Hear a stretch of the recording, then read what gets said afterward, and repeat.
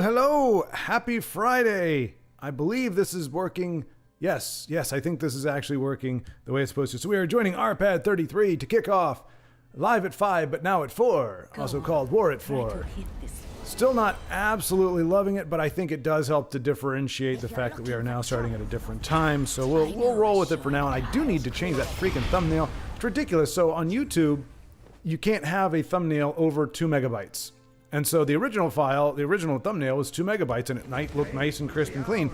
And then they're like, oh, it's too big. So I shrunk it to like 75%, and it went down to 1.18 megabytes, and still looked good. But then as soon as I look at the thumbnail, it looks like garbage on there. So I'm a little miffed. I go to great pains to make a great visual presentation, and it tweaks me a little bit when that gets degraded and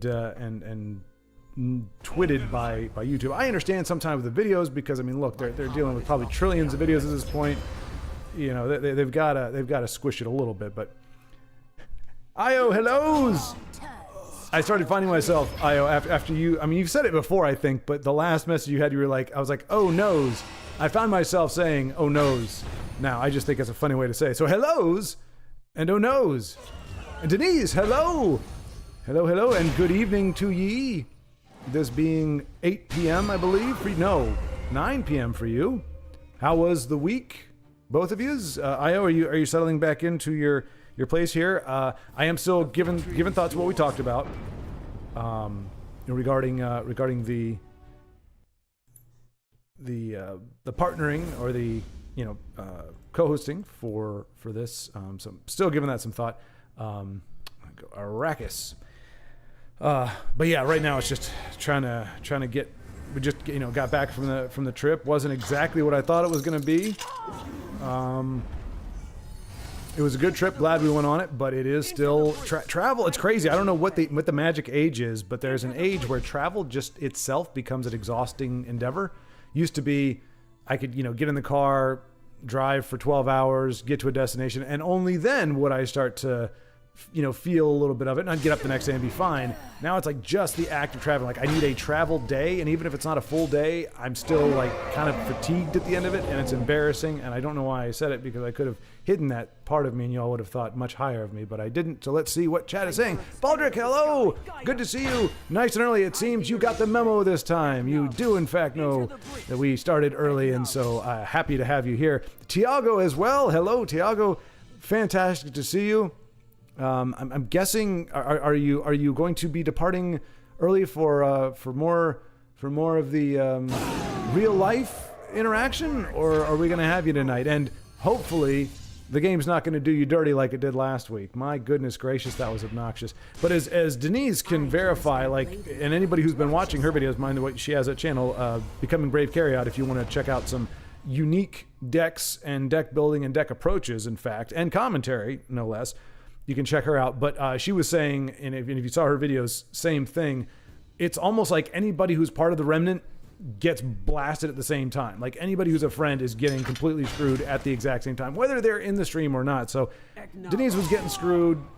All of our friends were getting screwed. Just crappy RNG. The most ridiculous of answers coming to the opponents. It was just a fiasco. So hopefully today will be a different day. Although it doesn't bode well. The very first game I got into was a defeat within 3 seconds. So we're hoping, and as we see here, it looks very favorable that Arrakis will give us our first win of the day. It says, settling in now, new dog, Emmett. Oh, that's right, Emmett/Emmy. Have you decided which one you're going to go with? Is it Emmett or Emmy? I mean, it looks like you're going with Emmett. Settling into, got more D&D tomorrow, so I'm excited. Oh, so you have, even on the off days, in terms of, I guess, the legendary D&D gaming, you're running other games at the same time, which, not gonna lie, kind of feels a little dirty. Feels like you're kind of cheating on us a little bit. I don't know that we're getting your best now. Before I was like, oh, no doubt, Io's giving us his full attention. We're getting all the love. And now it's like, oh no, I'm totally gaming with other people too. And it's like, I thought that last campaign was a little skimpy on the details. Maybe it's because you're two-timing with some other D&D folks. But you know what? You do you. That's fine. I never agreed to a poly DM experience. That sounds really naughty. Oh, speaking of which, there we go. Let us see how Io is faring on the ladder. So we got we want to give Arrakis a GG because that we want to celebrate those times. Arrakis has vanished like a fart in the wind, but when next time we see him, he pops in and out. Next time we see him, we'll give him a GG in post celebration. But so I guess Io, the other question is, are you feeling any like, you know how you can have your sea legs, you know, where if you're on a boat for a long time, you go on land. Chickens? What are you talking about? Chickens. Is that the theme of this deck? Chickens? Of the living. Denise says, nope, travel is indeed tiring. Okay, so I'm glad I'm not the only one.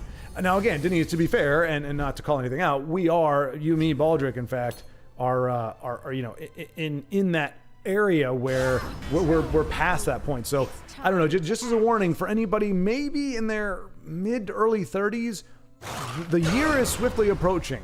Within the next 10 years, I guarantee you, travel itself will become a burden to you. Doesn't mean you're not going to do it or want to do it. It just means you're going to want to travel day. Come on, Alex Fox 75. Be better, man.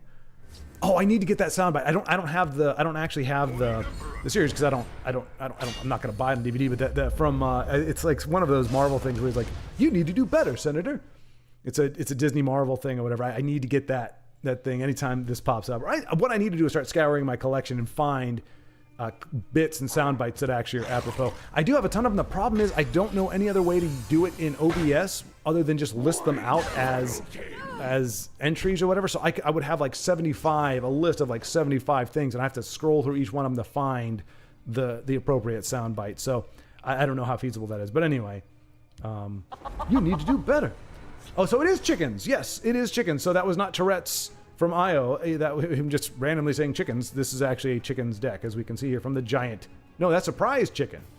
There's a difference between a prize chicken and a giant chicken.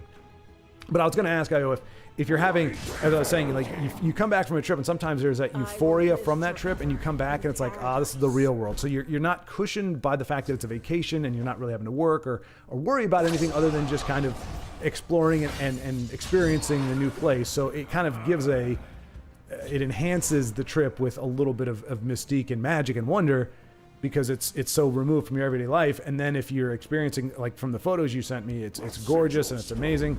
Are you having kind of withdrawal symptoms now where you're like pining for that fantasy that you were briefly able to caress? Or are you just like, yep, nope, feet are on the ground, moving forward, got my dog, doing my things, DMing like a champ. Obviously you're playing right now, so I don't expect it. There's Arrakis.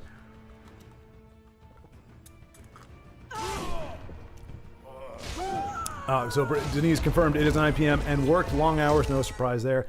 No, but I do like those rare exceptions that you tell me about. You're like, hey, I got out at 7 p.m.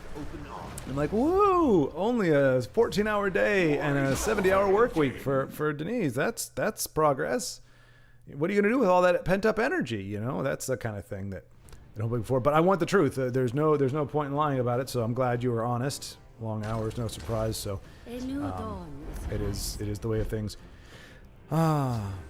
Baldric, I'm in the right class this time. Oh man, yeah. That reminded me, we talked about that before. I think the nightmare of like where you're, it's in your nightmare, but you realize that you missed an entire semester of classes, and you're just now getting your course load, and you're like, oh my gosh, like I'm gonna fail, and you're trying to find your class or find your locker and remember your combo, but then you realize somehow in your dream you're aware like this never happened, so I actually don't know anything, but why am I being expected to know? So hopefully, Baldric, that you do not get any PTSD or residual school day trauma from showing up late, showing up tardy. I hope my scathing words of rebuke were not damaging. There's the giant chicken. To be fair, it looks like it's just actually small people and a small building. I believe that more so. I like the guy, like he's got the hammer out. Like seriously, what are you gonna do with a hammer against a giant chicken? You might as well just come out with your fists, man. Because if the chicken sees you with the hammer, it might get the wrong idea and might think you're trying to mess with it a little bit. Whereas if you just come out with your fists, it's gonna just and just run off. I mean, it's not even a big hammer. Like if you had like Stendar's hammer, or you know, one of those like the Crucible hammer from what was it? Diablo 2, the Tormentor or whatever his name is, you get that giant hammer. Like, if you're going to come out with a hammer, it better not be attack hammer.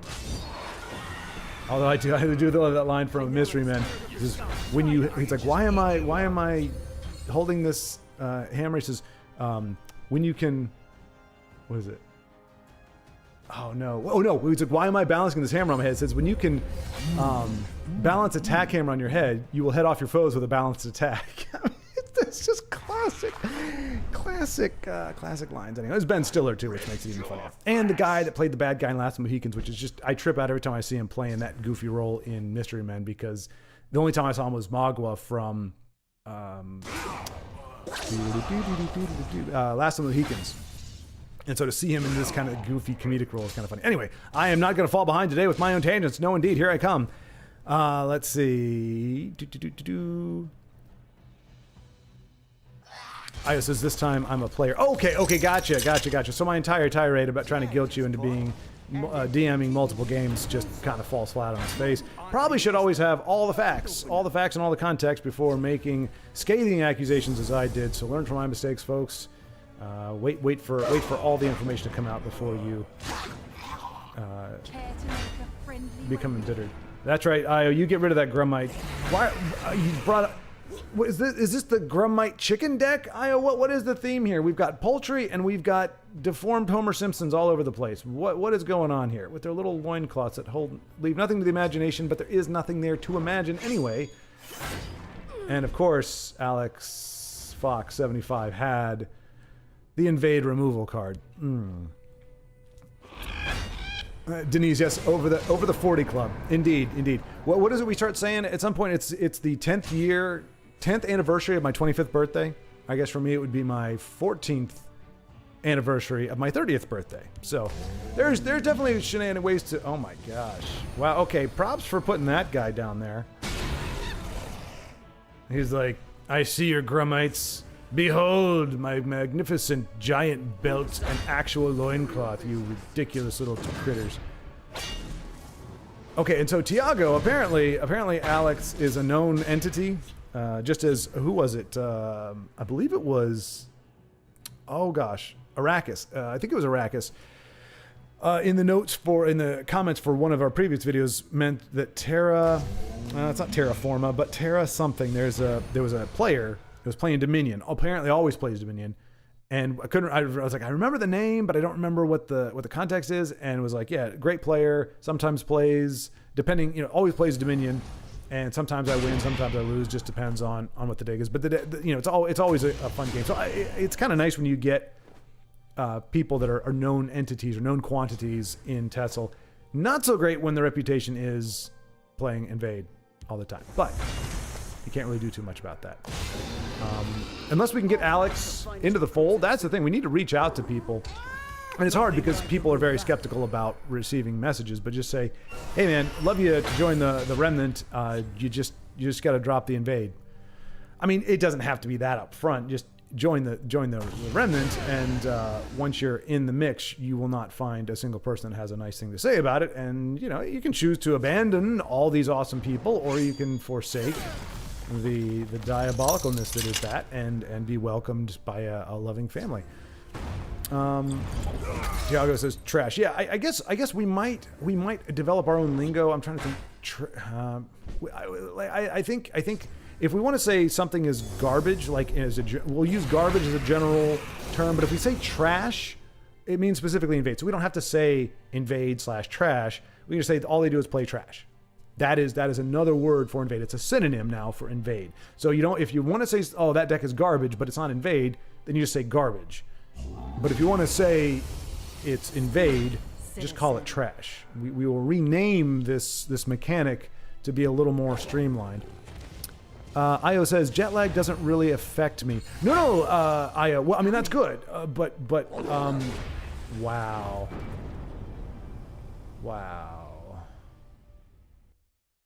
I just feel like I got defecated upon.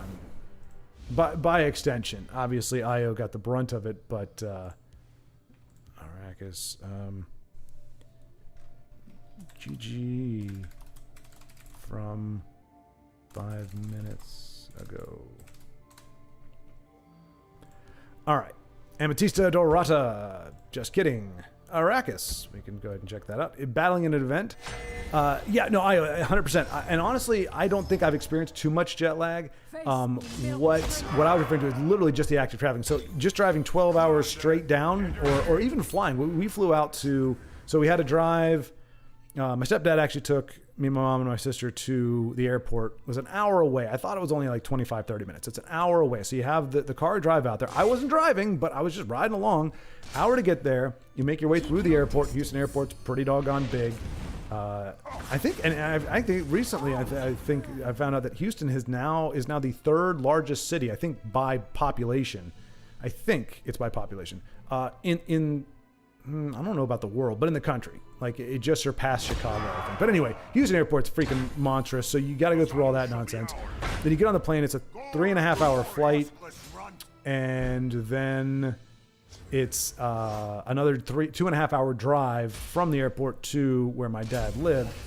And we didn't do that all in one day. We did actually stop in Richmond where we landed. Anyway, bottom line is it's not even all that much travel, and it's not like I'm having to actually pilot the airplane or drive the car, but just being on my butt and going through the rigors of the travel and TSA and all that nonsense is enough to just pack it on. So by the time we got to the hotel, even though I had done nothing all day but sit on my posterior and let other people shuttle me around, I was exhausted.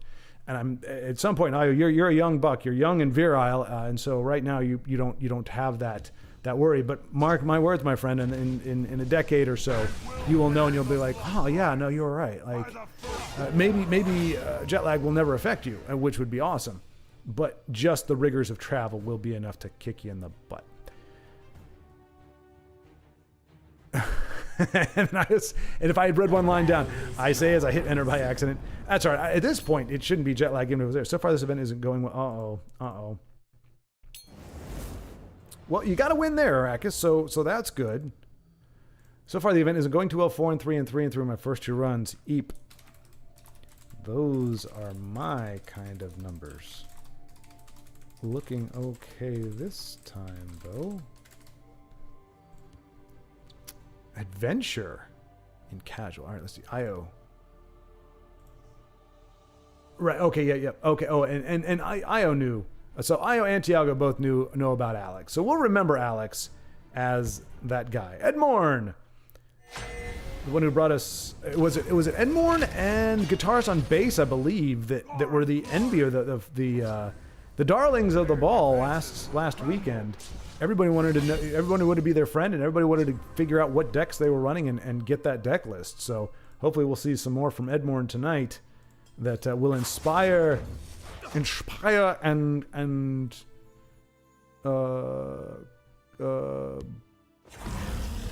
chat. What else is on chat here? Let's see. Okay, 2-1 so far for Arrakis. So he's doing well this time. I think he's on track. But I mean, once it starts out hard, if it starts off ugly, typically it ends ugly. It can get ugly. It rarely starts out ugly and then gets better. That's just not a thing. And it's looking pretty ugly here. Edmore is definitely going to have his work cut out for him. Holy crap. And by that I mean holy invade. Crap is another synonym for invade, by the way. Baldrick, yep, dreams about high school and college years after. Yeah. Which, I mean, that just tells me, I mean, obviously you don't want to condemn a system just on something frivolous like that. So I'm saying this with slightly tongue-in-cheek. It does make you wonder if maybe it's not the school itself, but the pressure of school. If there isn't an unhealthy bent to it for this many people, for it to almost be a universal thing. Maybe it's just because we're all in school for a long period in our life. Maybe that's all it is. But it seems like enough of us have something of a scarring. That's a huge prophecy for Edmond. Let's see if it's going to be enough. No drain on the board, and no guard on the board either. And Kakita Nishi, the usurper, has plenty of cards left. You don't want to see that if you're up against aggro on turn 8. That's impressive. For an aggro deck on turn 8 to have 5 cards, 6 cards. Oh, well then again, Edmorn's about to close this thing out. What am I talking about? Just close it out with the douche, man. Close it out with the douche. Oh, please, please, please. No! Edmorn! Boo! Boo! Boo! Nah, I'm kidding. GG. I just want to see the douche do the one ping. I like arrows to the face. It's just like a little poke. It's kind of like the little crab, but I'm good, happy to see the win. And that's why his opponent had as many cards. I wasn't paying attention because he'd been breaking those runes. GG.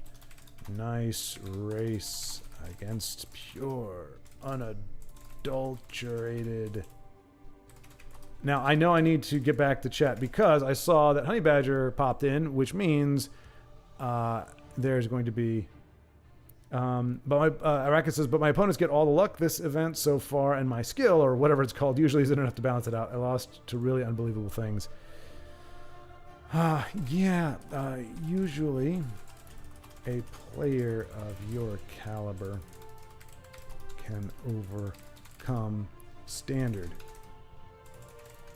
RNG.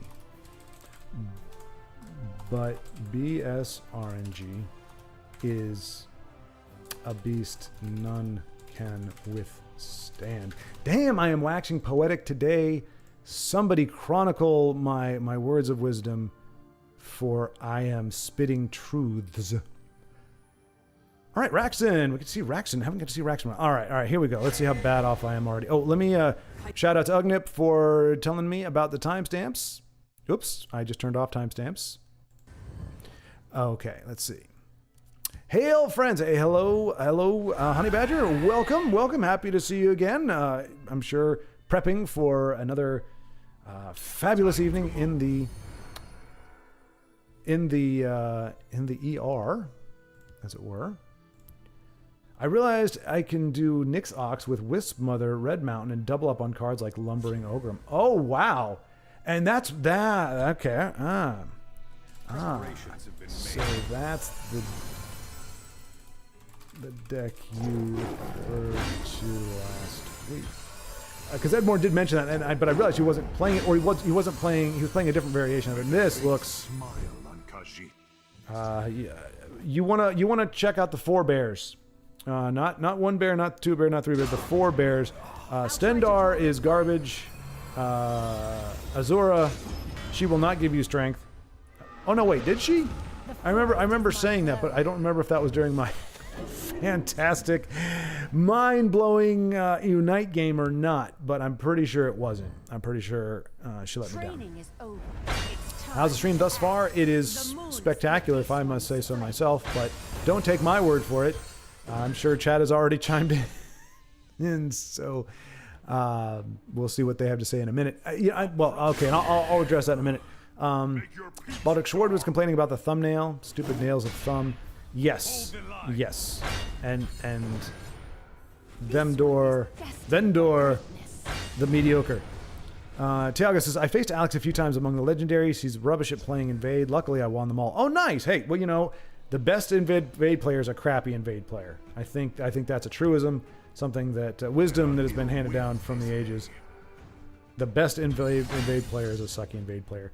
I can't remember though. Did he have a top 10 card back? I thought, or was he in the top legendary? I know we have. Unfortunately, there within the top 100 there are probably a dozen or so Invade players, and if they got there, if they're legendary without it, I got too much beef. I was just like, why would you choose to play the training wheel deck when you can actually play a real player's deck and have more fun with it?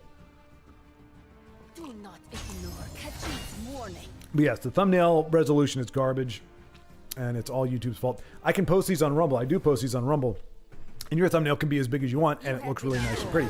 Rumble has its own downside on the technology side of things, but at least your thumbnail can be high res. Tiago says, "Oh, shit would be the best word." Yeah, I concur.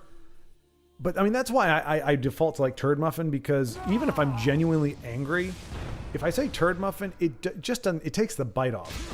Shit is a word that I just like. I feel comfortable personally. My comfort level with profanity or words skewed towards vulgarity. I like to use them. I enjoy using them when I think it's like for comedic effect. Like what's his face? Richard Pryor. Richard Pryor was. I mean, I watched Live on Bourbon Street was a set of his, and I remember watching it, and he said a phrase. And it got a few chuckles. and he repeated it, but he accented it with a strategically placed bit of profanity. I'm not saying Richard Pryor can't be funny without profanity. That's not at all. But in this particular case, for this particular line, he said it the first time, and when he said it the second time, for emphasis, he added a strategically placed word, and it made it, I don't know how to explain it, but it made it far funnier. And one of it was he was actually imitating, he was pretending like he was, somebody gave him a hermit crab in the middle of the show, and he puts it on the stool. He's like, why are you f***ing with me? He's like, what? Why are you f***ing with me? And just something about the idea of this little hermit crab, not saying, why are you messing with me, but why are you f***ing with me, that made it funny. So I think it can be great. It can be dynamite in when it's placed and done well in comedy. Ooh, look at that. Raxon. Yoicks. A nice shiny Charis Reaper, and it just lays low. And another prize chicken. This must be Poultry Friday. What was I saying? Blah, blah, blah, blah, blah, blah, blah. Oh yeah. Or when I'm angry. Here's the cool thing. If you only use profanity, either again for comedic effect or if you're truly angry, you don't really need to say anything else. For people to know that you're angry. Like if you use it all the time, and I'm not saying to you, I'm not calling you out at all. I'm just saying, like for me personally, unless I'm super pissed or unless I think it actually makes something funnier, I try to avoid it just because it doesn't roll off my tongue for whatever reason. It really never has. But I'm just as a bonus, growing up, kids in the neighborhood, people that use profanity all the time. If they were angry, you had to wait for them to actually do something or give you a look or get in your face or whatever to know that they were upset. All I had to do was yell out an expletive, and people were like, oh. And again, it wasn't watch out. He's J Money is this badass guy. Like that's not. I'm not trying to say it, but they just knew he's angry for whatever that would entail, for whatever that meant. It was he's upset, and that's all you need to do because I used it sparingly. So nice, Raxon gets a win in the event, which I have not actually looked at. I saw that it is the Shrieking Harpy. Brave, I'm hoping one day to see that alternate art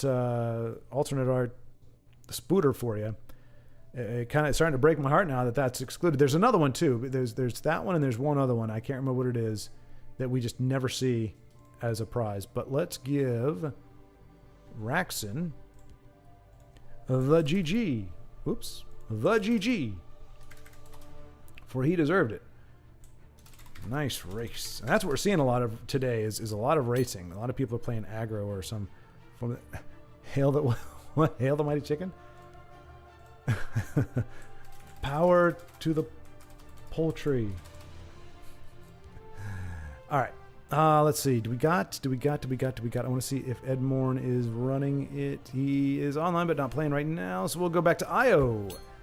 Take a look at the Chicken Master with his Grummite army. Gotta give him props. He is the only person willing to play these diabolical turds. Now there's a demonic one. It's got freaking red eyes. That's the last thing the goofy Grummites needed was a demonic look. All right, but Tiago, to your point, yes, for the amount of contempt I hold for that deck, you're right. The 4-letter word, well, crap is a 4-letter word too, but the enhanced 4-letter word would be more apropos. So you broke in 250. I don't invade anymore. Oh, it's Zen Sky, right? Oh no, crap. But is it right? Am I right? Broken for 250? Zen Sky? I'm pretty sure. I said I wouldn't forget it, and I'm pretty sure I didn't, but let me see. I mean, you don't necessarily have to be playing right now, so that doesn't help me a ton. All right, so maybe no, crapola. I think I blew it. I'll find out in an hour. Which I was both pleased and vexed to when I read over the comments that I missed from last week, and I see it's mostly pleasant dialogue between everybody, but most of the comments were all commenting about how slow I was and how wondering how long it was going to be before I got to see stuff and measuring it in years. The hyperbole was amusing, but I was not amused.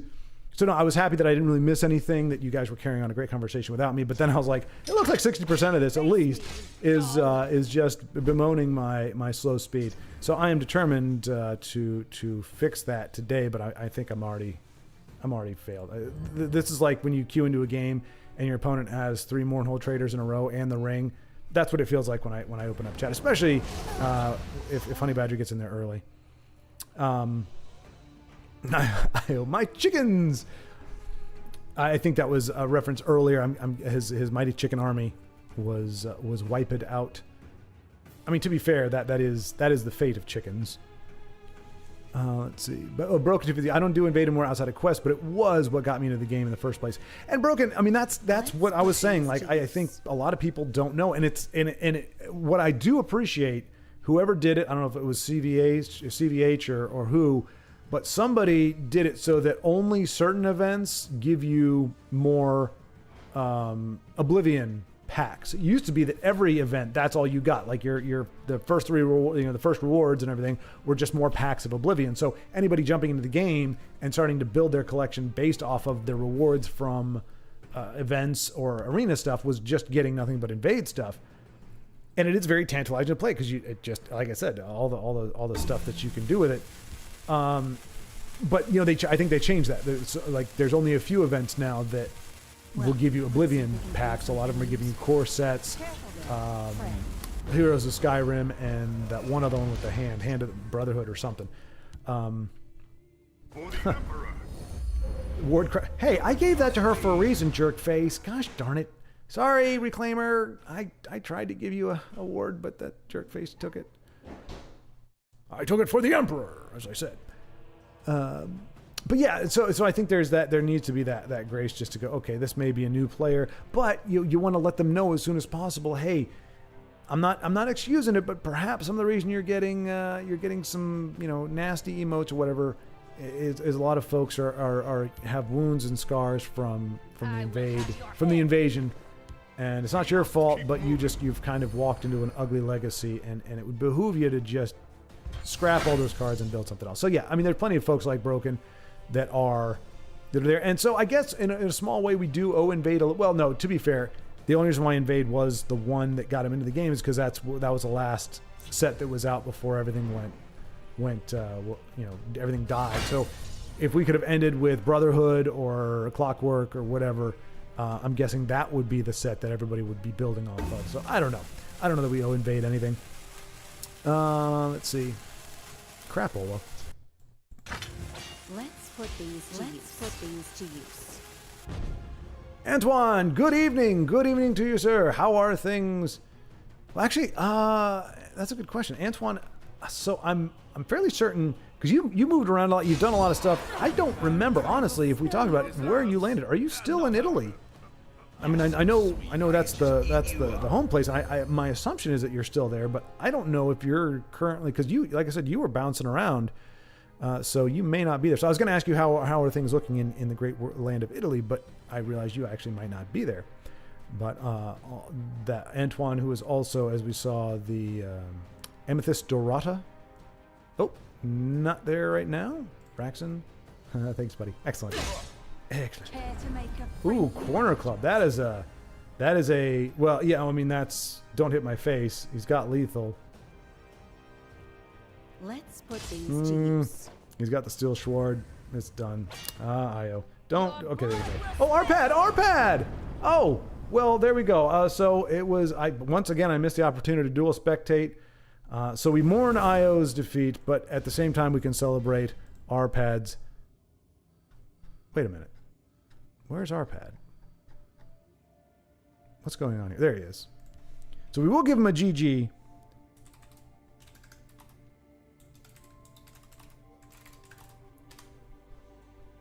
But we do mourn for Io. Always an interesting dynamic there to have two friends going at it, because especially if they don't really know each other, if it's somebody who you know and you're mixing it up with, then there's really no hurt feeling. If it's Body Bag versus Sea City, like, everybody's cool with whoever wins that, right? Because they know each other and it's kind of a friendly competition. But if it's one of somebody that I have been able to spectate but is not necessarily on friendly terms or doesn't know another friend, losing could be, oh, here we go, we're going to dual spectate somebody. Edmorn versus Io. All right. So here we go. Once again, this is, as they said, brother against brother, friend against friend, father against son. This is what we're looking at here, folks. Loyalty's torn. I think you just have to pull for the deck that you like. So Io, it looks like, might have shifted away from the Grummite. So he's got a kitty, so I think he's got Denise's vote. But that's a support. So Denise, you got to weigh in. It is a kitty on the support, but it is a support. What say you? Is that a net positive or net negative? But Edmorn running the nifty. Care to make a friendly wager?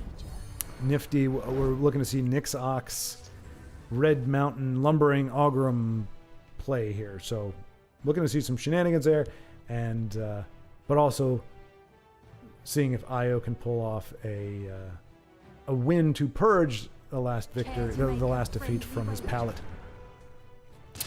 Bobdrick says, evening, hello. We got the greetings going on here. Excellent. Love to see that. Love to see the greetings when people pop in. It's just, and when it's natural, like, again, there's no obligation. It's not like, hey folks, I'd really like to see you greet people when they come in. It's not your obligation. It's not your responsibility, but it's just nice to see that happen naturally. Honey Badger says, I'll be more active once I lose. So we should be seeing Honey Badger, I'm guessing, if I scroll down. There we go. Now he's getting more active. It took about five seconds. I'm kidding, of course.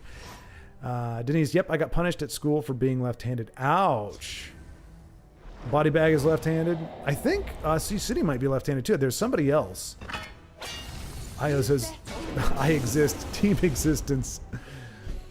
You know, they don't really have enough left-handed representation in movies. You need to see lefties, otherwise it's like you don't exist. I don't understand the logic of that. Like, maybe don't base your existence on the fact that you're. I'm not saying anybody here is, but that's what I think of when people say that. They're like, well, if I don't see myself, then it's like people are pretending I don't exist, or the world doesn't acknowledge that. It's like, well, for one thing, it's entertainment, and it's not entertainment's job to validate your existence. And second of all, if you've chosen to hinge your entire identity and who you are on something that isn't mainstream or isn't something that is a common experience for everybody, that's on you. I mean, I could choose many different things to decide I want to see myself in on a screen, and it's just not going to be there. And it's like, well, maybe, like, just, hey, there's an artist. You're an artist, so there you are on screen. There's somebody representing you. I mean, that's the easiest way to do it, but... Oh, no! Edmorn being cruel to Io's chickens. Oh, did you see that? It just appeared in a flurry of feathers. I didn't know that card did that. Did I miss that? Did that happen before? That's hilarious. It literally went poof, and there was a bunch of feathers. That's hilarious. But anyway, so all that to say, it is funny. I just chuckle when I see that. I exist. And it's like, but there aren't, there are actors that are left-handed. Link is left-handed, for those of you who don't know. From Legend of Zelda, Link is left-handed, so you got some representation there. If that is what you need to see, to identify or to relate to a character, is that they are left-handed, you've got that there.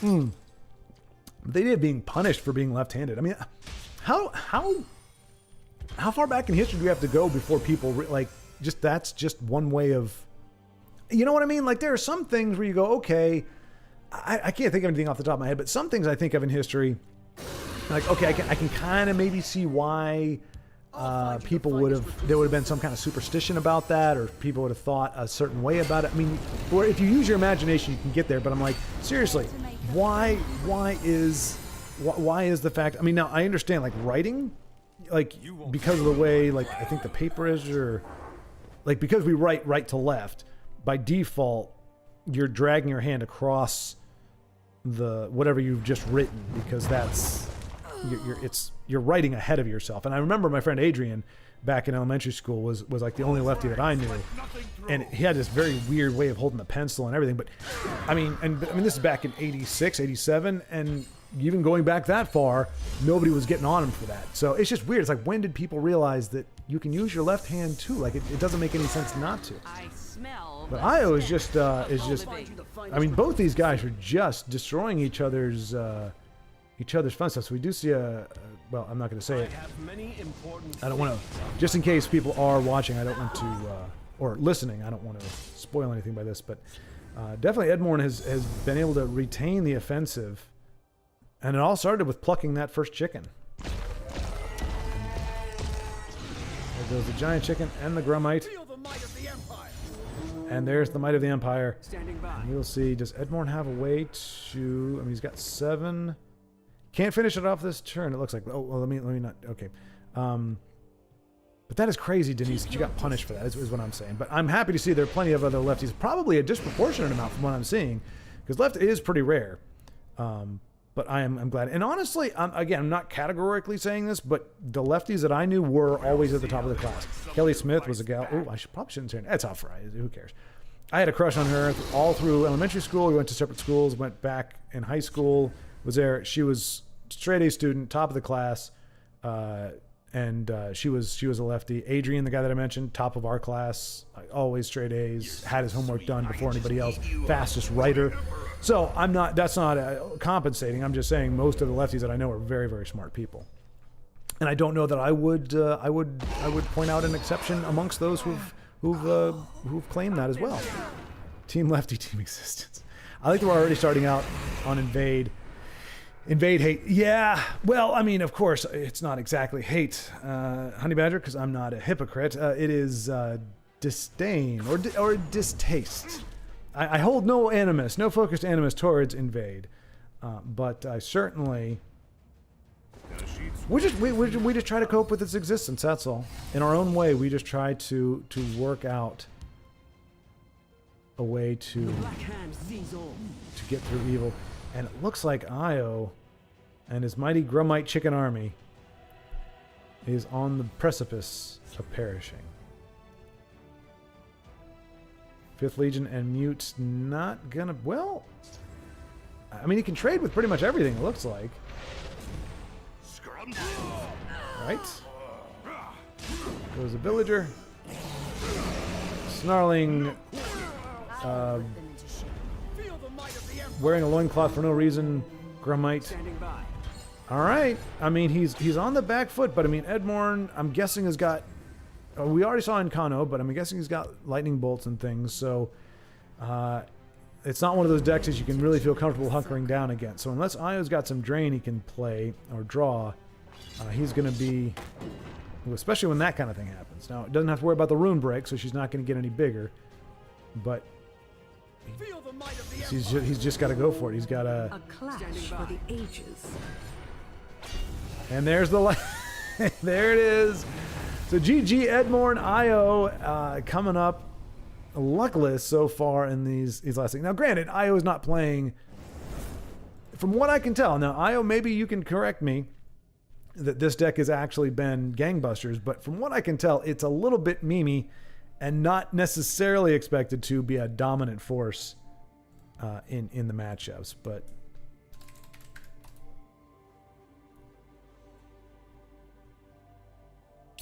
Lightning Bolto. It looks like Bolto, but Lightning Bolto. I don't know. It's an interesting thing. I haven't figured out why, but like if you watch, oh, well. This was a poopy gauntlet anyway. All right, so Io says, meme deck trying to make it competitive. Okay, so he is trying to make the meme competitive. So he's using this to kind of refine the deck list. Oh, Ahmed's actually here. Okay, great. Ugnip. Good evening, Ugnip. Hello. Oh, wow. Okay, so Iraq has just had his worst run in the history of the game. That is an abysmal feeling, because obviously whatever his worst was before felt bad enough. That's not the kind of record you want to set. That stings, to be like, oh, wow. It's like it can get worse. But Iraq is an excellent player. I know he's going to rebound. He had a rough go of it, but that, I mean, it just goes to show. And Ahmed, Soul Shred deck. Tusk, where are you, my friend? Where are you? Here's somebody actually running a Soul Shred deck.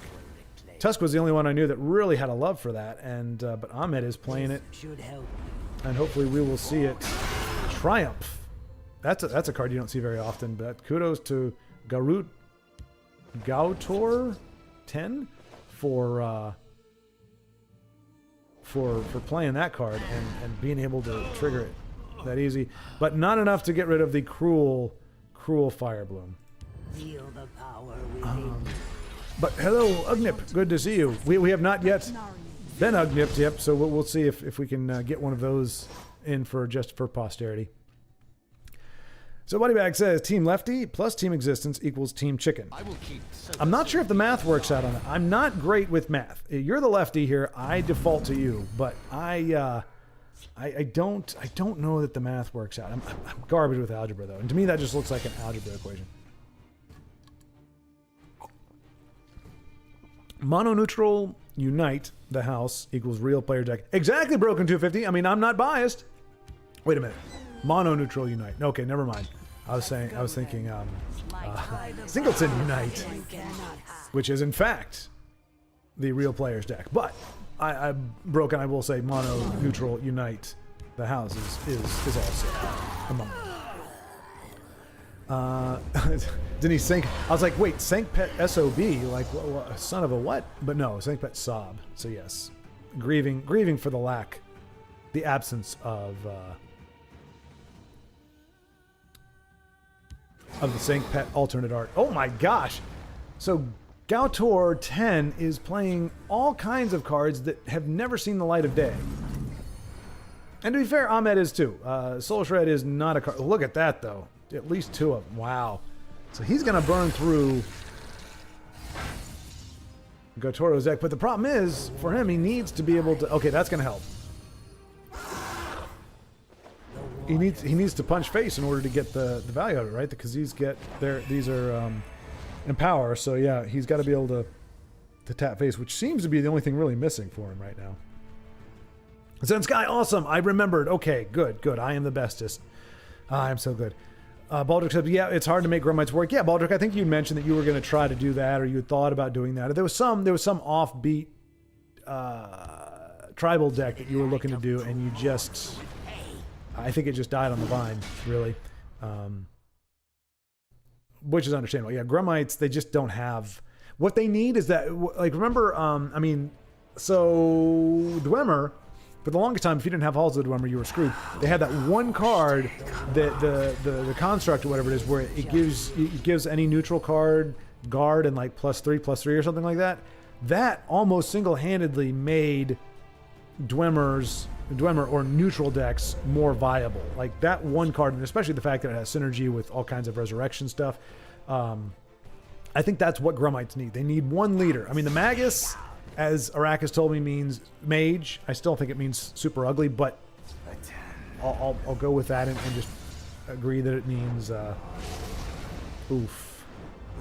Ahmed just getting battered and torn. His Soul Shred not going to be able to get more than 2 banishes, which isn't going to do a lot against Gruto. Is just looking to end this game here, right here and now. Let's see. The double Grummites cost too much. Yeah, that doesn't help either. There's not really any value cards amongst that tribe. I think they really don't want you to play it, is the whole thing. Like, they're like, we put them in here, but they're fodder. They're the bottom of the barrel. They're there to be at the bottom of the barrel, so that there is a bottom to this barrel. You're not supposed to play them. But Io says, I don't care. I'm far too skilled to be limited by those such things. Yep, 2 costs would be all right. Oh, for the double Grummites, right? I agree. Denise, I doubt I would be any better keeping up with chat, Sir Schward, or I would end up reading the chat and lose the game of playing. Well, and that's why I try to avoid playing on Live at 5 or War at 4, just because I would be absolutely worthless if I was playing right now. Or I would be focused on that and just chat would just go away. You guys wouldn't be there. Because I said it before, I have laser focus, which is good in certain situations and is absolutely crap in some others. And this would be one of those crappy times where I can't focus on more than one thing, and so I will.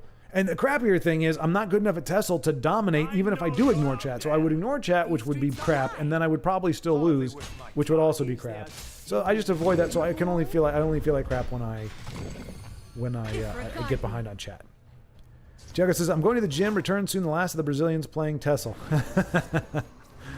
What is that? What does that remind? The last? Oh, last of the Mohicans. It's like we are the last of the Mohicans. Victory is yours. I am the last of Mohicans. I'm the last of my kind, I think is what he ends up saying. That's like the last line of the movie. Very, very sobering. But at least Tiago is not leaving us for good. He is simply going to the gym. What's wrong with you, man? How dare you? I thought about going for a walk before I started here today, but when I was starting at 3 o'clock in the afternoon my time, it really does truncate the day, especially if I don't drag my lazy butt out of bed until like 10 o'clock. Most of my favorite 3-color decks run 18 prophecies. The ones that are good just always feel like an auto pick. Exactly. Yeah, absolutely. Same way. Some are just too darn good to leave out. Yeah, I mean, really, yeah. It's like I've found that like some of my decks when it's let's wish you could have seen it go off.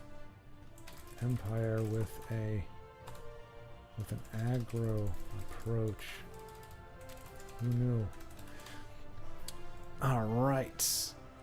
We got Rags, we got Broda. Okay, so we're gonna get our taste of Azora. Azora, give me strength. No, they're all gonna laugh at you. Let's see. All right, but anyway, Jago, have a good time at the gym. Hope you get big and strong, and yeah, I'm hoping to have your kind of discipline at some point. I don't know that I'll ever go to the gym. I don't much. The environment isn't there, but I would like to be more diligent in my working out. Nicely done, Broda. Not much to look at, but we didn't get Ugnip, so I'm okay with it. I just like that. Whether anybody else uses it or not, I like using names as synonyms for other things, and it's not even inherently bad. Like winning a game is always a good thing. If anything, it's my fault for joining the game too late. So let's see where. Forgot who that was. How did I forget? I know it was Azora. Broda, that's who it was. Oh, because he's not there. That's why. All right. Well, anyway. All right. So let us see here. We got Io. Oh, Ugnip is battling an event. Let's see if it's going to happen here. Is he going to do it? No, look at that. See? Mockery maketh man, or mockery maketh things change. So ever since dubbing the act of queuing into a game and having your spectee win almost instantaneously, ever since that time, Ugnip has every time we've joined in the game, it's been towards the beginning. And even though this one looks like it's going to conclude rather quickly, at least we've got to see something of it. The battle is yours. Is an RPAD on your friends list? Potential do spectate. Yes, Denise. See, you would be better at this. You're already noticing that. Yes, but yep, our pad is on my friends list, and this is why I really want to be, because there were a few times with chat where I was like, man, if I could have been up to date, the interaction is much better. Because chatting is how you interact with me. I interact just by flapping my gums. The only way you can interact with me is if you log into the game, or unless I keep up here. So we are missing some of what would be considered a healthy discourse because I am so far behind. So it is not without casualty. As we joke about it, but it actually does hamstring a little bit of the interaction because I'm only able to interact with you in a completely different time and a different context. So let's see if I can make up for that here. And hopefully we'll see Io with his dual kitty supports and see if he can make Grummites great, period, ever. Must be cleansed. In Italy, there's a wonderful summer. There's a wonderful summertime right now. So you are in Italy then, Antoine. Either that, or you're just saying that from experience, past experience. But hopefully, if it is a wonderful summer there. Oh, you said there is a wonderful summer time right now. So it makes it sound like maybe you're not there right now, Antoine. You're not currently in Italy, but that in Italy there is a nice summertime thing going on here. Can you make Grummites 2 cross with Skooma Cat? Io says yes, but it's more set up. Yeah, that seems like a lot of work. Let's see. Bodybag says no, I better win that matchup. And dang it, I'm missing the context of that. I forgot what I said. Oh, against C City, right. Yes, Bodybag, yes, and I certainly C City's not here, right? Okay, he's not here. Yeah, Bodybag, you totally would win that. You totally would dominate. No doubt, man. Arrakis, but at least almost all the games were close. Which, I mean, that is good, and I've said that before, like, as long as you feel like you're in the mix, yeah. You can't defeat me. Yeah, that is better than being skunked and not really having a fighting chance. But at the same time, you also go, okay, how, you know, what do I need to do to turn the tide?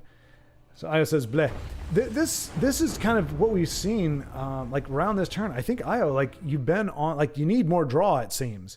I know you got Corner Club. Look, and I'm not telling Io how to construct a deck because I know he knows much better than I do. But like in the few games we've seen it, like I've just seen it where it's like you only got 1 or 2 cards by like turn 10.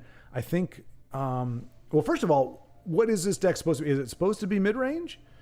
Because that would be my expectation. But like Corner Club is a great draw, but I've seen her get muted or knocked out or whatever a lot of times. So maybe a 1 or 2 of the what's the one, the Spoils of War or something, just to give you a little more late game options. But you don't really have any heavy hitters in there, do you? Like, I mean, you got Grummites, they're not really heavy hitters, but like you don't have like an end game like coup de grace, you know. Or it doesn't seem to be. We haven't seen it, I guess. Maybe, is it the giant chicken? Is that what everything is building up to? Wow. Is this an event? I didn't even see it. I think it is. Because it's a ranged corpus. Maybe not. Ed Morn is known for doing cool and nifty things. Different deck kind of mean. Okay. All right. I don't suppose it's a Grummite meme, is it? Okay, so Io says token chickens. That's his token chickens a la Grummite.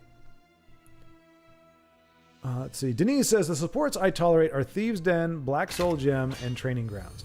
So no, Skooma Cat gets no love from Denise, even though it is a kitten. It is a baby Khajiit. It gets no love. Does not get a pass from Denise. She loathes it entirely. Oh, what movie is that from? That's a soundbite I want. Loathe entirely. Nobody bad. Nobody. And he followed it on LOL. Poopstone is not one of the exceptions. Absolutely not. Absolutely not. Teachers used to think, Denise begins, but they also believed with twins, one had to be stupid, so the fact that my sister and I were both clever meant I had to be cheating. Wow. I hope that makes you feel better about school nightmares. That is horrible. I mean, seriously, that's what I'm talking about, folks. Like, where does that idea come from? Like, why would you think just because 2 people look identical or even, close identical that one has to be smart and one is dumb? Like, that somehow the resources are divvied up? I mean, because obviously you can't say, well, this one got the looks, this one got the brains, because they look the same. So if they can be equal there, they can be equally brainy too. So like I said, some superstitions or some beliefs, I can understand where it comes from, or if it's certainly how it's presented. It doesn't mean I agree with it or I think it's right. I can just understand. I'm like, okay, if you go back 200 years and you didn't know any better, but Denise is not anywhere near 200 years old. Like, and even then, I would think it would be preposterous. Like, human beings, twins have been around forever. For the longest of times, as far as I know. It's not a recent development. It's not something we didn't know about until 25 years ago or 70 years ago or whatever. Twins have been around forever. Where do they get the idea? Like, I don't know. I don't know. Maybe it's just a lot of anecdotal stuff where it's like, well, I had twin sons and one of them was dumb, one of them was smart, so that must be all twins. Like, I just don't understand. I can't get there. But that would make for a nightmarish school experience to just not be able to win. It's like, well, if I do get good grades, then, well, wait a minute. Okay. So did they assume that because obviously you're twins, you're the same age, right? Or is she a little bit older? I don't know how that works. That sounds like a dumb question, but like, did they assume that she was cheating? Why do they automatically assume that you were cheating? If you both were getting good grades and one of you has to be dumb, why would they assume that you were the one that was cheating? Like, but either way, that's a misery. I can't imagine. It's hard enough getting through school just normally, let alone with that kind of bias and ridiculous thinking. And it can't help either. Like, if you're like, I'm supposed to be learning from you, you Cro-Magnon, for crying out loud. Like, this is why I'm in school, so I can become as smart as you. Like, seriously. I mean, I know it's a lot of pressure on teachers, and you know, I'm not, you know, like, it is not an easy thing. Let's see if poor Io can get a win with his scrum deck. But it's like, you do understand. I mean, granted, I don't think any of us as kids thought this. Maybe some of you did. Edmore says it's Ash Creature Training Grounds. Oh, hang on a second. Ash Creatures. Wow, that's even more random, I think, than Training Grounds. It's a nightmare to play, but it can work. Okay, so Ash Creature. So Ash Berserker, Ash... Well, you know, the Ash. You call it the Ash Kicking deck. But it can work. So we got a lot of nightmares going on. We got so we go from an Ash deck to a Gromite deck. Man, we have all the offbeat decks here today.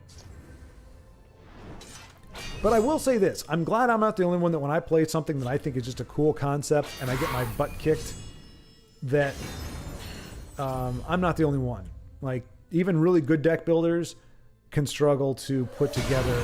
Now, granted, I don't think I ever did anything like an Ash deck or a Chicken deck, you know, / Gromite deck. Like, I never went that far off the beaten path. But I still have had abysmal luck with decks that are not optimal. And so it's good to know that just it's not that easy to develop. Hey, there we go, Io. Oh my gosh, Swictor. And unfortunately, he saw the chicken and I mean, that's a morale devastator right there. You're like, I just lost to a chicken Grumite deck, a Chumite deck, or a Grumican deck. Neither one of them really roll off the tongue. You're going to have to work on that, but there it is. The elusive W4 chickens and Grumites. So that did me good there. And as soon as Body Bag jumped in the fray, we are there. Just a reminder, as we saw the other day, this right here, toggle do not disturb status if you are not in the mood to be spectated. Obviously, you can boot me. That's fine. But, and this, I'm saying this for anyone. This is a PSA for everyone. If you just don't want to be spectated or want to have that interaction, but you don't necessarily want it to make it seem like you don't want me there or whatever else, that do not disturb just means, hey, for whatever reason, you just want to lay low. You don't want people in on your stuff or whatever. And so that's a way to do it without even really having to boot somebody out. So that is an option. I didn't know that existed, so that's why I'm putting it out there. I don't know if anybody else did as well or not. But we are seeing Body Bag here against the Dub Machine. And my body don't work for nobody but you. Steward of the Guildhorn. I've never seen that title before. Also, I've also never seen the name The Dub Machine before. But I do like it. It's fun. It's clever. But unfortunately, he is aligned against my friend. And I think he knows he has met his match. He said, buy the egg of fine battle. I can't imagine he has anything that will... I mean, he could have the Headhunter. And he'd be able to trade favorably with everything. Well, with the one dude. Nope. That is him saying, you got me. See, and that's what... I mean, do you ever see control players do that? No, sir. No, that is pure aggro saying, okay, I'm in for a fight. Not what I'm interested in. Delicious Grumican. There you go. Okay, that's probably the most serviceable name there. So, Grumican. Yeah. Grumican. Yeah, it sounds legit. It sounds like an Elder Scrolls thing. Grumican. So yeah, there we go. Io with his mighty Grumican deck. And Body Bag, we'll just give him a GG. Didn't want none of that. What is his name?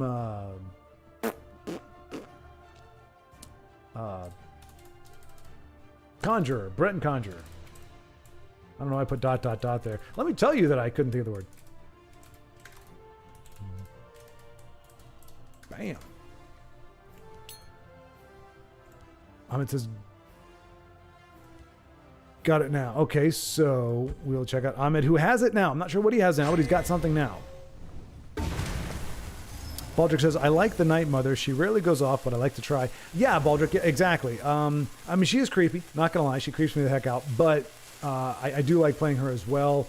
And it puts a little pressure on the opponent I mean, no, I was going to say it's kind of like invading, that you have to stop that and do whatever, but it's not anywhere close. I like it. It's good. It's kind of like that underlying thing, back then. And if you can play something else that really requires your opponent to use what they were hoping, because a lot of times your opponent will just hold on to support removal until like they're within 1 or 2 turns of Night Mother going off, and then they'll get rid of it. But if you can play something that demands their silence or demands their removal. Ooh, Ahmed, you almost did it. You almost gave us the treatment there, but you didn't. So, I guess that's what he meant by I got it, which is the win. Locked it down. GG. Edmorn. Oh, Casual. What are you doing, Edmorn? What is it? Oh, maybe he's refining the deck? You duped me. I did not expect to see you in Casual, but we're not gonna back out now. Just sometimes. Oh, that would be a good line, from Empire Strikes Back. I don't know, or Return of the Jedi. I don't know. Fly casual. There you go. That's what we're doing. We're flying casual right now. Let's see. Honey Badger said, there was a lady in my church that was left-handed but was punished in school so that she's now right-handed. Same thing. My stepdad actually is left-handed, and his... Oh, no. Yeah. And his... Wait. Is it left-handed or right-handed? It was one of those hands. I think he was left-handed. But, again, same exact thing. They told him it needed to be, so they forced him to use his right hand. They forced him to be right-handed. And I don't know if he's gone back to it. I think he still uses his right hand for some things. But yeah, like just this bizarre, like there's nothing, like there are some things, like, let's just say that if you found out, let's just say that the left-handed people develop something akin to carpal tunnel because of the way they have to hold things, or the way that the peculiarities of the left-handed grip or the left-handed usage or whatever. I'm just making crap up. Let's say there was something where you say, medically speaking, after 20, 25 years, left-handed people will develop a certain issue or something 95% of the time if they use their left hand too much. And so you say, okay, well then at least, even if you're forcing something, you're doing it because you don't want that person to have this condition later on in life where they really can't use their left hand at all, or they want them to be able to use both. Like that I can understand, but there's nothing medical for it. There's no science for it. It's just literally, it's different, so screw you. It's like, come on, guys. To the point where you're actually screwing somebody over. So I don't know. Yeah, so the lady in his church now, she's right-handed because she was forced to be. And that's just mean, man. Oh, that's a line. Oh, that's a good one too. I need to write that one down. That's from Maverick. That's just mean, man. That is a good one. Oh, I need to write. Why can't I write that? Screw it. Dang it. I need to have a pen and paper with me. Arrgh. Folks, remind me. Yeah, because I want to play that every time something bad happens. That's just mean, man. Let's see. Oops. Where are we at here time-wise? Okay, so I'm 20 minutes behind now. Let's see. But at least, Denise, your tale of woe and the nightmare experience you had in school did assuage Baldric's fears a little bit and kind of balance it out. So it did help him. So I'm glad there was a redemption to be found in your pain and suffering. Bodybag says, I'm the lefty that only exists to make the other lefties look bad. Okay, fair enough. Denise, Bodybag, surely not. I'm here to lower the property value in left-handed neighborhoods. I mean, there has to be somebody, right? Somebody has to be the weak change. So if the stereotype is that all lefties are smart, you need to have somebody there to balance it out so that you know, okay, that's not the case all the time. Maybe most of the time, but not all the time. I'm kidding, Bodybag. I think you're... I would venture to say you're a smarter man than I. I would not be surprised. To be honest, I'm not. That's not flattering. I generally just, when you see how people talk and you see how they like, especially when it comes to this kind of stuff, you see, the lines that they see, the way they see, at least in certain ways, I would imagine your brain functions at a higher level than mine does. Io says, I've run mono-neutral singleton unite before. Only Chads play it. that's a bit of that's like the Oscars. You know, that's like Hollywood giving themselves awards for doing their thing. It's like, I've decided that this deck is the best one, and only Chad's run this deck. By the way, this is the only deck that I run. You know, it's self-congratulatory. But we've also seen you play If I can't steal it, it Grummite can't be or stolen. Grummican. So it's all good there. But that is funny. That's kind of, I mean, I do the same thing. We all do that. It's like, hey, what makes me awesome? Or no, what makes an awesome person? Well, let me think of all the things that I do, and I'll name those off and consider it. So yeah, so this is Ash. That's an Ash? It is. Ash Oppressor. Okay, not a big... Okay, thank you. Gosh. The whole elephant trunk coming out of the eyeball thing, that's just kind of grotesque. Like, I don't mind this Ash guy. I mean, he's going away, unfortunately. And unfortunately, that's the... Oof. Alright, so this is a GG for Edmorn. I mean, if he can come back from this, massive kudos, but those are some big old bodies, and Ash Servant is not going to get it done. So this might be a... That is unfortunate. That's a heck of a board to be against. And hey, kudos. You very rarely see... What's her name? It's just the Dragonborn, right? Is that what it's called? Why is... Oh, there we go. Young Dragonborn. I knew it was something different. And of course, Sails Through the Storms is just drawing nothing but giant bodies. Covenant Plate. Probably, yeah. It's not going to stop Blood Dragon, but let's see. Okay, so Honey Badger lost, so here he is. So that's why I'm getting buried in comments, I'm sure. I'm sorry you lost, Honey Badger. Sorry you lost. Denise, everyone wait for Schward to catch up before chittering anymore. Let's make this stream he catches up on. I'll write an essay on Grummite Society. Denise, I appreciate you trying to help me out and allow me to be part of the conversation. But the forces that are aligned against me do not desire to see that. And honestly, I mean, I've got no beef with that. I mean, folks have things on their mind. They want to say it. They got to say it. I'm cool with that. All right, let's see how the black sheep of the lefties, left-handed folks, is doing. Well, both him and Boris Bear, or Bayer.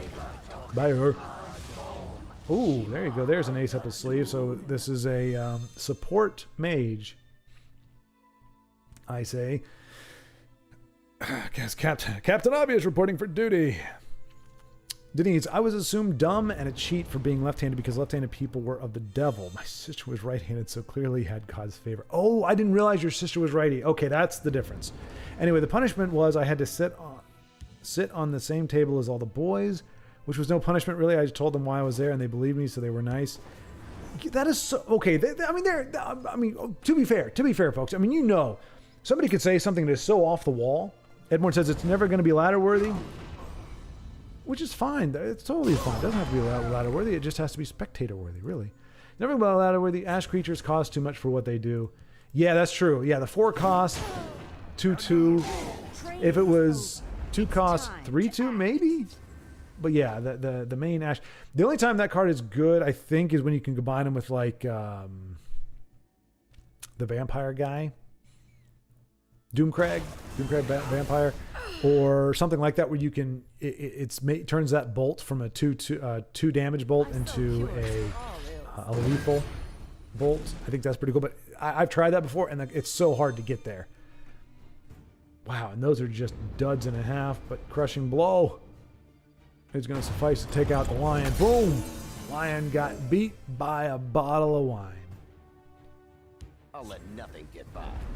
But yeah, so somebody says something like crackpot. You go, okay, I'm not going to judge you 6 ways from Sunday based on that comment, but here's a big old grain of salt that I'm going to mix with whatever you tell me next. So I'm like, okay, it kind of holds up that people who would think lefties are of the devil, and right people have God's favor, and that thinking that punishing a gal is to put her with a table of boys. Now, maybe you were young enough that, it's like, oh, girls have cooties, boys have cooties. Maybe. If that was the case, I can kind of understand it. But after, 3rd grade, if that, it's not a punishment. Even if you want to pretend it is, like, no, don't put me with the girls. Oh, this totally sucks. Hey there. So it would make sense that the level of stupidity that thinks that, left-handed people are the devil is also the same person that thinks, hey, let's put a girl with the boy, she'll hate that. I mean, what kind of...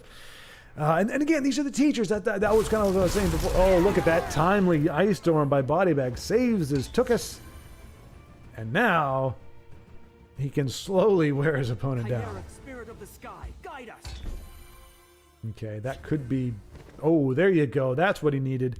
And a night to remember. I think we're going to see that come into play here. A few drinks. Yeah. So he went from 0 to Atro in like 2.2 seconds. All right, men, on me. Okay, not a bad pull for his opponent either, unfortunately. Awaiting your command. Got Cloud Rest to enable a good trade there. Oh, and Goldbrand. There's you go. There you go. Hey, where'd you go? But yeah, it's one of those things. But yeah, the teachers is like you are the, other than parents, you're like the first person that students are going to look at and go, this is what I can become. Like this is why I'm in school, so I can be like this person. And it's like when teachers do and say absolutely stupid and inane things, especially if the kids can kind of catch on or just realize, hey, this is really crappy. It's like, is this what I have to look forward to, for Denise? So I'm going to expect that the world is going to treat me the same way you do because that kind of sucks. It's like, no, I'm a teacher. I'm not supposed to be smart. It's like, come on, guys, come on, get it together. Like and imagine, how many kids maybe get disillusioned in school because they're like, if this is the way I get treated here and this is supposed to be educated people, what chance do I have when I get out of school? Like, people already think I'm horrible because of this thing. Like, why should I expect other people to treat me any differently? It's a sour thing. But Denise, all that to say, thank God you turned out fantastic despite all of that. And I know you had other adversarial circumstances to overcome as well. So that is a try. No wonder you can put up with the Tesla BS. Well, let's see. Denise says, I only spoke of it to help Baldric feel better, and you succeeded, so that is good. Michael Bailey, Ed Morin, I feel less bad. I thought Io might have been on something serious. No. You both are entertaining us with the off-meta construction. Way off meta. Way off. Honey Badger says, I don't know why Schwartz is so upset about the thumbnail. I think it looks great. I appreciate that, Honey Badger. It's the resolution. At least on my screen, it's pixelated. It looks very artifacty and pixelated. And my beef is YouTube doesn't allow thumbnails over 2 megabytes. And so I had to shrink it down, and even at 75%, it did get it down to 1.18 megabytes, which maybe I didn't need to go that small. But then it has to upscale it, and it looks like crap. At least it did on my screen. Maybe it doesn't, because honestly, the stream kind of looks like crap on my screen too. So maybe it didn't.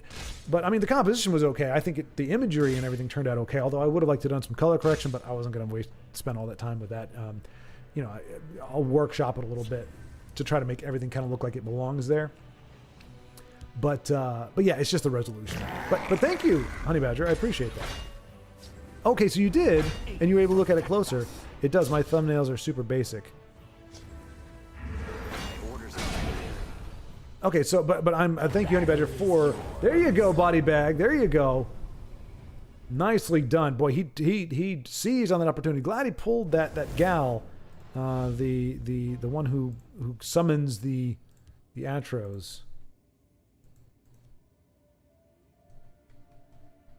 That's like the lone mage support with the win. The wine? Yeah, sure. With the win. You just don't see mage support. Now, granted, I would never want to play against it, but it is not a wonky deck. It's just, it can be a tough one just for exactly what we saw there. But GG for Body Bag. And we'll see Io if the Grimikin deck has more. He's made a good foray. Let's see, is it 5, 7, 10? He's going to heal for 3, and he's got a gavel. Don't give a Grumite a gavel. Look at that, bad enough. They're like naked Ewoks. Okay, maybe not that bad. So maybe Spawn Mother first? You got a nice board there. I'm not giving him... He can't hear me. I'm not giving him any ideas, but...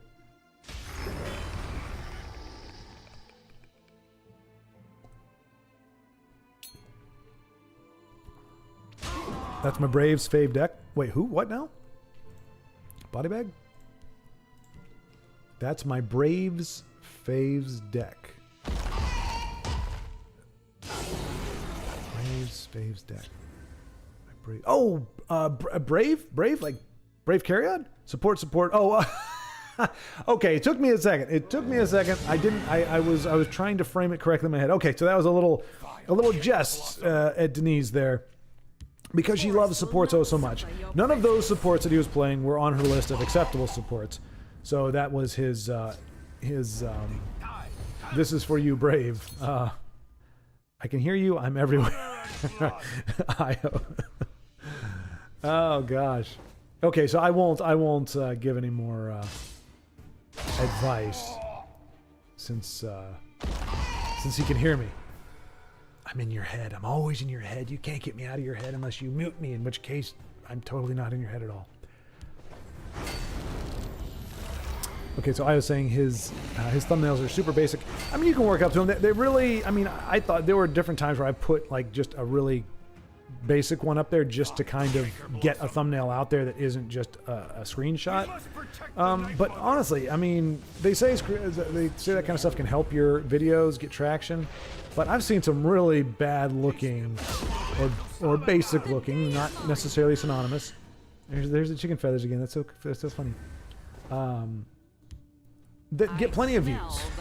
So you don't have to spend time. If it's not your thing, like there's a part of me at different points I get a little whimsical. I'm like, oh, let me try a little something snazzy here. But for the most part, you don't need to do it. I smell the stench of the living. Yeah, Baldric, it looked low res. I mean, if it makes you ambidextrous, that's cool. Honey Badger, I guess that is the upside if you want to think about it that way. And it's true. I do envy ambidextrous people. Well, I did back in the day when like I was trying to do the athletic thing. I'm like basketball players, football players who can use both hands. That's pretty freaking awesome.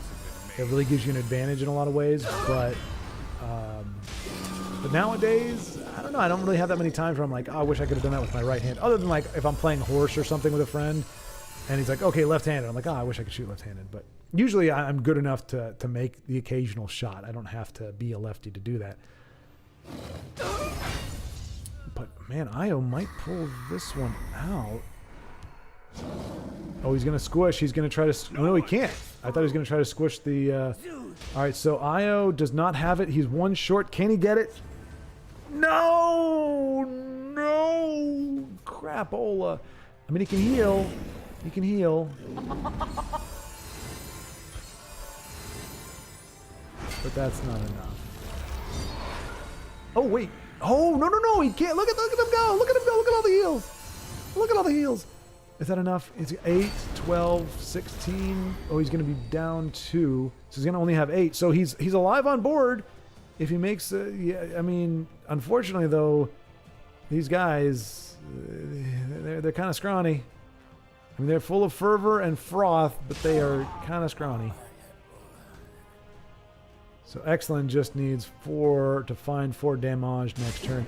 And, I mean, Spawn Mother would be nice if he could have played her this turn. That would have given him a good... Another Jarl! That's the second one! Man! And only 1 point of damage. Oh, okay, that's spiteful. That is spiteful. Excellent, you live a charmed life. Yep.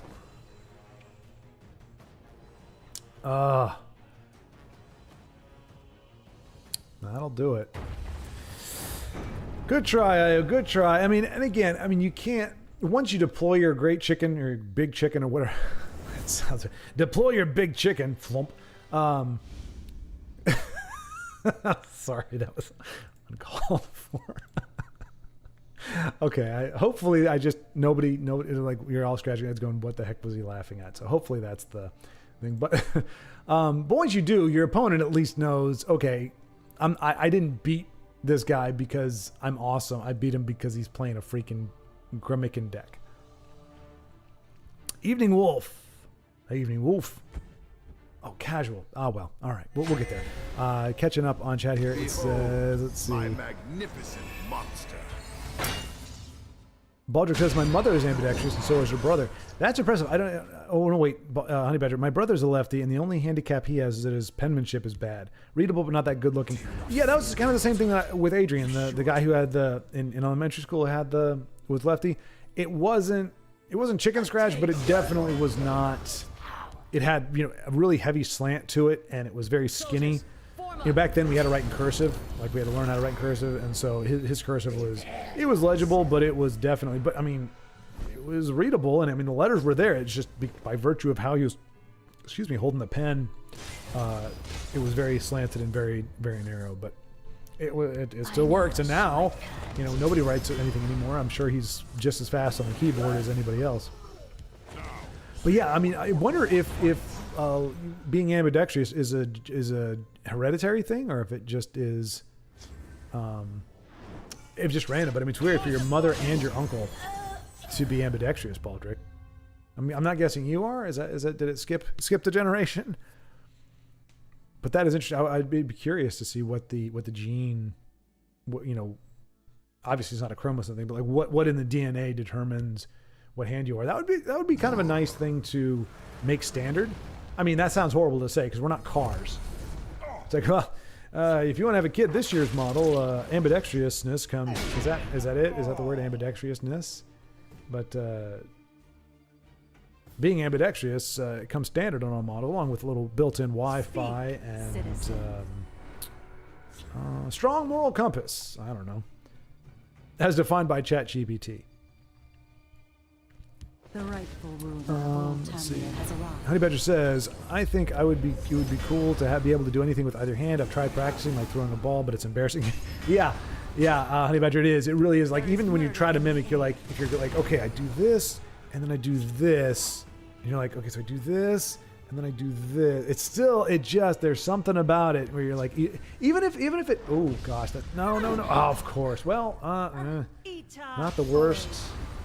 But not what Evening Wolf wanted to see. But Supreme Atromancer is online and is going to be able to close this game out against Doom CS, the God Slayer. He felled the gods, but he could not topple Evening Wolf friends, the heretic. Albeit in casual. Rise, my servant. No, I don't want to rise. Leave me alone. Let me be dead for a while, you turd muffin.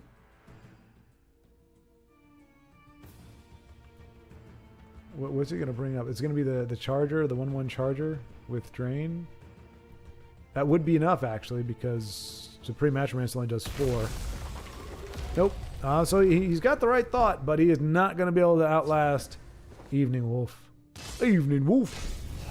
Not going to be enough. Not going to be enough. It has been an engaging hunt.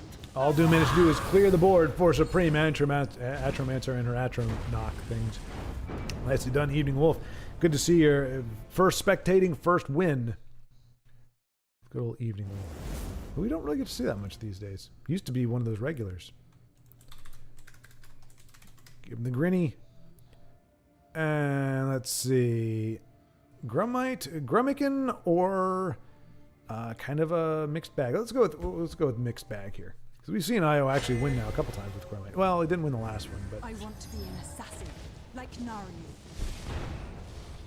Never meet your heroes, Morag Tong Aspirant. I feel like she should have a name. Obviously, you can't do that if you're going to have 3 copies of them, but...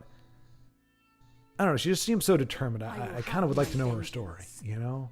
I want to be an assassin, Okay. like Naryu. You're welcome, kind sir. You're welcome.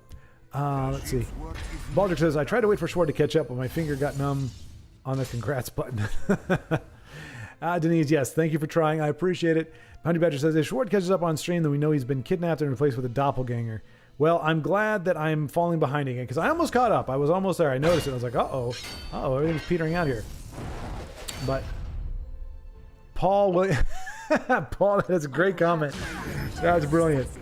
That is brilliant. I give my right arm to be ambidextrous. That is very. I don't think I've heard that before. As that is something. Remember, I said you have to be smart to write stupid. Like that would be a line from Dumb and Dumber.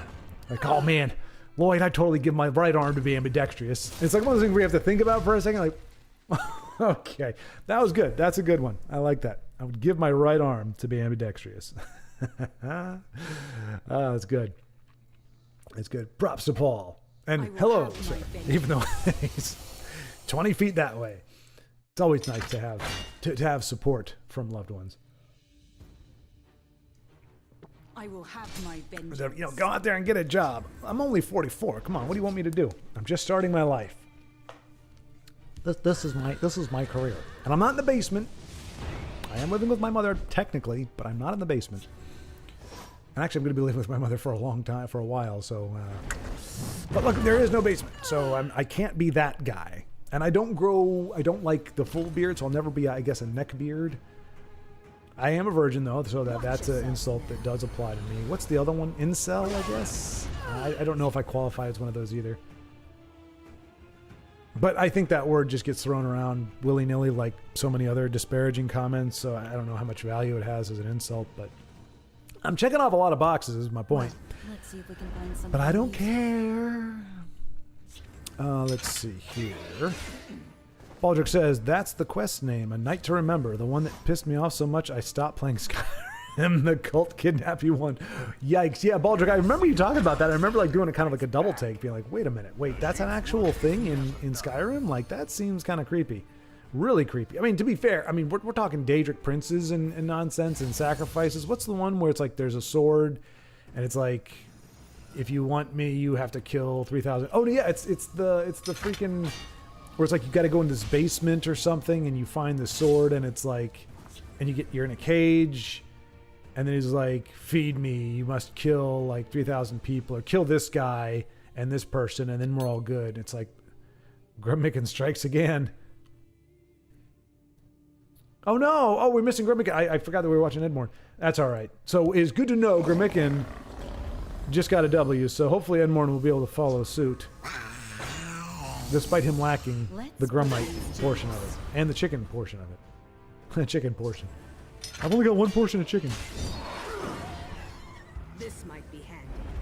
I've never seen anybody get like lucky enough to just like draw into a string, like even if it's every other turn of ever-growing shadow mares. That'd be pretty cool. The biggest I've seen it get, I think, is like a, what is it? Does it go 1-4? Does it jump automatically to 4? Or does it go 1-2-4? Does it double? I can't remember. Let's see. Does it tell you on here? +3/+3. Okay, no. So yeah, it goes 1, 4, and then 7. I think 7's the biggest shadow mare I've ever seen. But shouldn't you be able to do something with resurrection or something? Like if you couldn't you get it out enough times that when you resurrect it, if you drop a 9, reanimate, you could in theory have like a 16 or however the math works out. Like I'd like to see a Shadow Mirror OTK. Is that possible? Is that a thing? I'll be able to read your comments in a minute. I'm getting close. I know I am. Honey Badger says, Baldric, why did you hate that quest so much? It's one of the more unique ones in Skyrim. Honey Badger, do you hear it? The cult kidnapping one? I'm pretty sure that sums it up for me. Let's see. Oh, Denise, naughty body bag. That's a very Denise comment. Naughty body bag. And not wrong. Playing the anti-Denise deck of support, and nothing but supports. Baldric says, it is, referring to the kidnappy one. It is, but it transported me and my companion all over the map with bags full of stuff while I was almost done with clearing a nearby tomb. And I like to discover Matt on foot bit by bit. Okay, yeah, so he did not like being force-fed the exploration, which makes sense. So he didn't even oppose it for the reasons that I thought he would. But, oh no. Okay, hang on a second. Okay, man, I'm going to be glad when I could probably do this. Well, I see, just the acoustics are so bad. If I move the mic where it needs to be, I'm thinking about, I don't want to do it, but I'm thinking about maybe getting the Shure mic. I think it's the MX whatever that you see all the other folks using, because it does have, it cancels out echo, it cancels out ambient noise, and it has it's not even a pop filter, it's a windscreen, but it does filter out plosives better. But those are pretty darn expensive, and there's nothing wrong with this one. But if I do start doing live podcasts, like if Vincenzo comes over and we do those, I mean, I do have to have a secondary mic. So I don't know. I'm trying to both talk myself into and out of it. I think maybe once I get a job and I'm actually making money again, I can actually take that seriously. But it's not because that's what everybody else does. I just see how much easier it is if you just have it down here, because it's a directional thing. Where this one, I mean, it's directional, but it's like, it's kind of weird. It's like you need to talk to this part of it, whereas the Shure, you talk to the top. It's not, you don't talk to the side, you talk to the top. So you can have it down here, and as long as you're talking this way, it's picking it up, but you don't have to worry about plosives. Here, if I put it down here, it gets really hollow and tinny. Like down there, it's like you want it up here, but then and then you get the P's. So anyway, I don't know why I bothered wasting time on that one. I need to come up with chat here. So Honey Badger said, you didn't enjoy having to go from Markarth to Riften to Windhelm to Fall Creek all on foot. So a little sarcastic there. Edmorn with a W. Which one is this, Edmorn? Which one was this? I will ask in chat.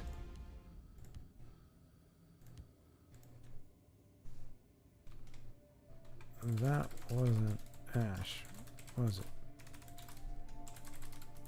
Because it looked good. Not to say that Ash didn't look good, but that just looked really good. Grimmicken Strikes Again. Yeah, I think that's going to be a movie. Grimmicken, and then Grimmicken Strikes Again. We're gonna take a look and see. Nope. Okay, so it was not kicking Ash and taking names. Oh, it's a Wisp Mother one. Okay, which I mean, Wisp Mother is off the beaten path too. At least the version that he's running. Oh no. Oh no. Oh, does Io have any way to drain, any way to heal, any way to do anything? He does not, but can he win on this turn? Not yet. Yeah, he can. Oh no, no. Let it be a not guard, let it be a not guard. Let it be a not guard. And he has Gavel that can help push. He just, let's see, can he do it from the left? He can do 10. Okay, he can do it from either lane. Is it a lightning bolt? I just realized that could have been an option. I saw orcs and I wasn't thinking lightning bolt because usually it's not in battle mage.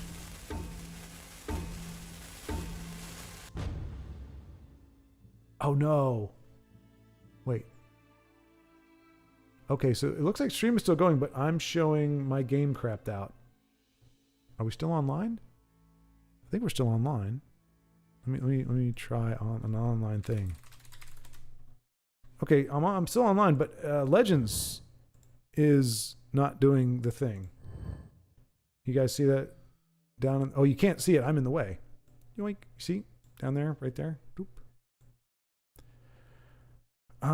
Yeah, but the stream is still going, and I can still see chat. Connection timed out.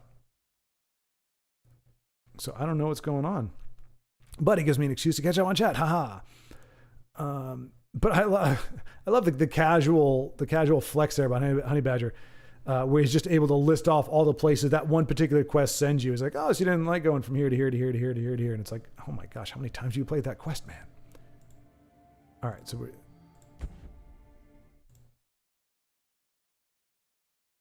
okay, so we just timed out, and it looks like Io is now in. Okay, so it was not a bolt to face. So yeah, Io, we didn't get to see, buddy. Unfortunately, our screen locked up on that prophecy, and I thought the guy was just roping, but the turn expired and the screen was locked. So we didn't get to see how it turned out, but apparently it wasn't a bolt, so I guess you got the win. So huzzah. And now you're up against Lion Elm NPO. Never heard of that name before, but obviously with NPO, so he's in the ranks with Dano and A-Ross, and he's a top 10. So we got top 10 against top 10. Who will prevail? Grimmicken or Movement Archer? My guess. Oh, kitty. So Baldrick clarifying, I don't mind traipsing around Tamriel, but not when I'm over encumbered. Yeah, which I 100% understand. I hate that. I hate that. I left most of my gear at the hideout so I could carry more. And Honey Badger says, okay, Baldric, are you the one of those players that picks up everything in a dungeon? My oldest brother's that way. And I'm like, dude, what do you need 13 rolls of linen for? They do nada. That's not true. If you have certain mods, linen is used to make clothes and nifty outfits and everything. So there is a use for it when you do it with that. But I don't use those kind of mods. I'm not that guy. But you're all right. But I mean, I'll grab every weapon I can, like just because, especially in the early game, I want to buy the house. I need a place where I can dump all my gear and do my workshopping and stuff like that. I don't like to do that out in the open. I want to do it in my own little house. So, and you're really short on funds at the beginning of the game. So I will hold on to anything that I think I can get 50 gold or more for. Admittedly, that does not include linen. And I stopped getting the books because I actually bought an actual set. And of course, they're packed away. It's like, as soon as I get the urge to read this stuff or to do something, it's all in a freaking box somewhere. But I do have the Skyrim books. So, because I always said, the only reason I'm collecting these books is so that one day, while I'm playing Skyrim, I'm going to take time out and I'm going to read all these books as if they were real books. I never did that, of course, because I'm not a nerd. But I every playthrough I'd always convince myself that I would, so I'd always have a book collection, which the downside of that too is that increases the load time and the stress on the system because all those books have to be populated every time you enter your house or whatever it is. So it's actually very detrimental to have 100 books on your bookshelf because, I mean, there are people I know who the game crashes perpetually anytime they go in their house because it has to render out or create all these different objects. I was waiting for somebody to say that. I baited you, Io. I knew you were going to say it. I was like, yeah, I knew. When I threw that down and said, I'm not a nerd, I was like, I'm sure somebody will take umbrage and declare themselves to be the nerd. And I figured it would be Io. Io or Honey Badger. Those were the front runners. Although I don't know, Body Bag is on the sly, and even Sea City have let loose some things that makes me think they are definitely hyper closet nerds. But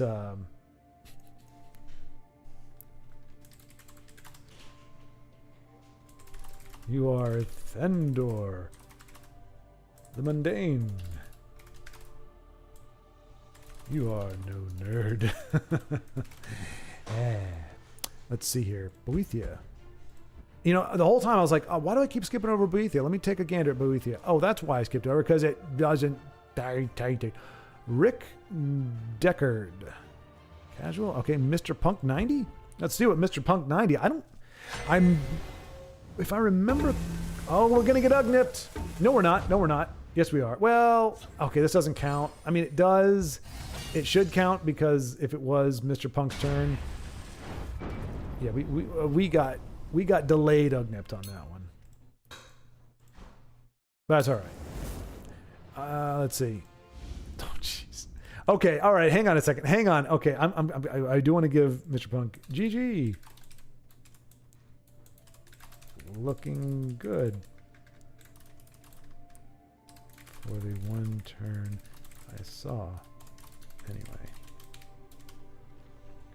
All right, here we go. So Io's going to out himself here. Watch this. Watch this. To me, nerd stands for not even remotely dorky, so it's a compliment.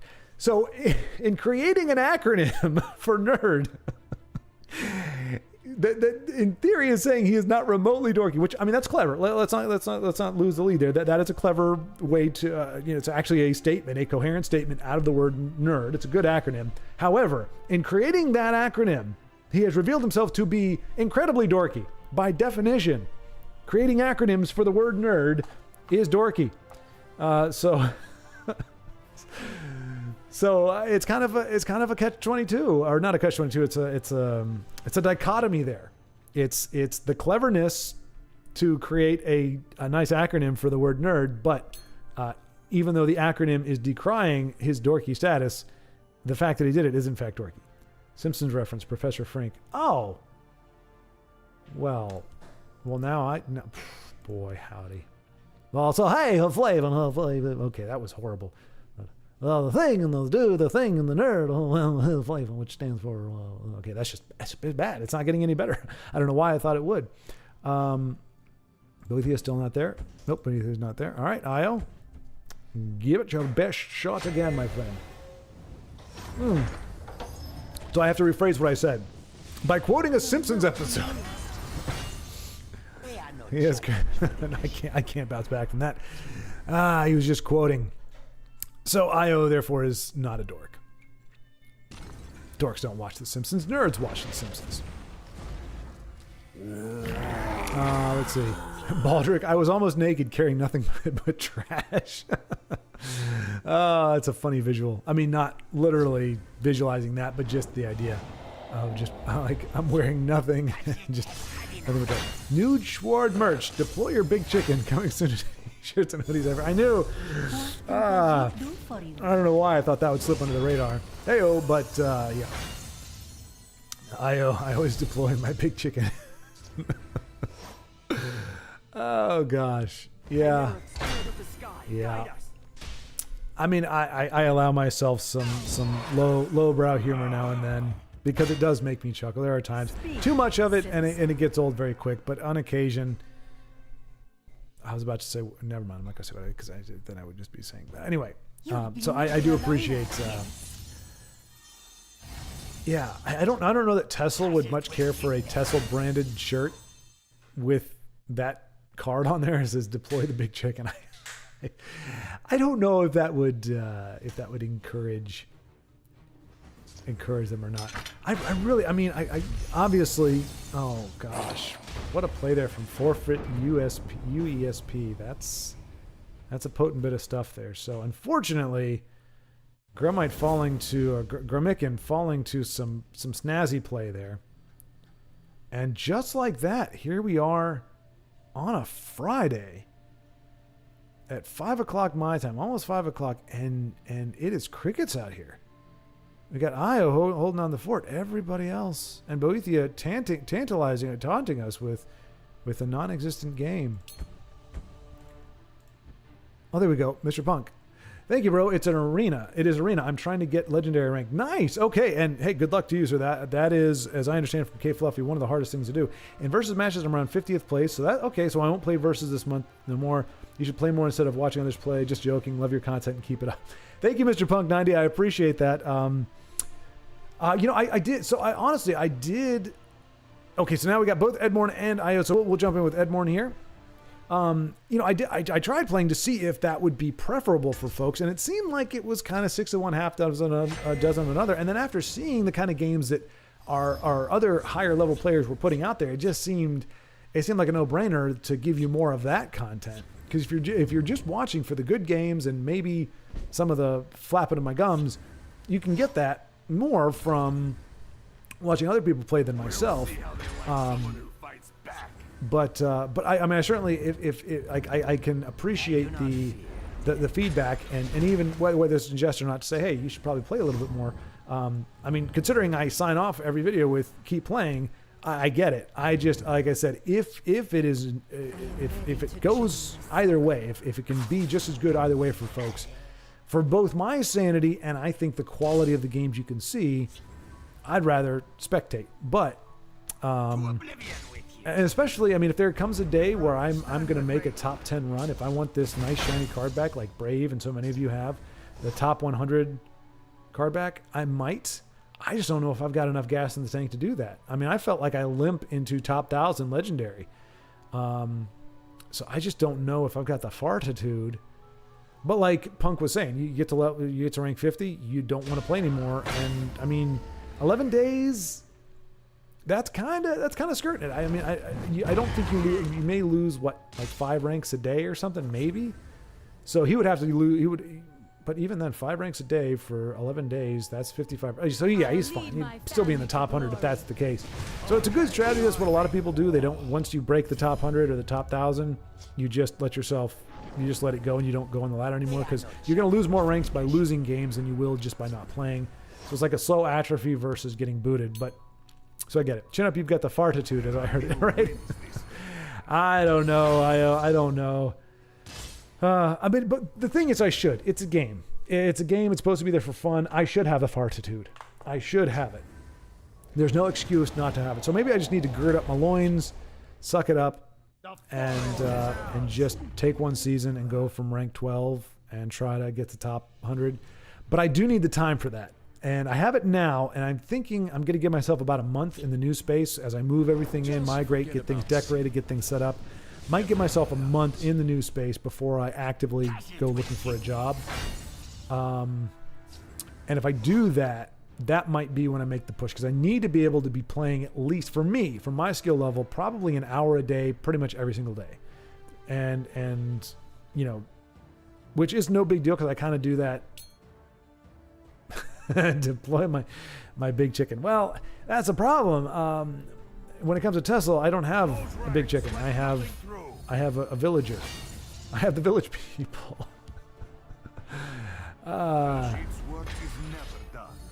So yeah, I'm in a bit of a quandary there. I have this snake has no bite, which makes it even worse. Now I'm talking about snakes, but I just don't have it in Tesla. I've got a wee chicken. Yeah, there's no way to come back from that. Let's just back and jump into chat. I always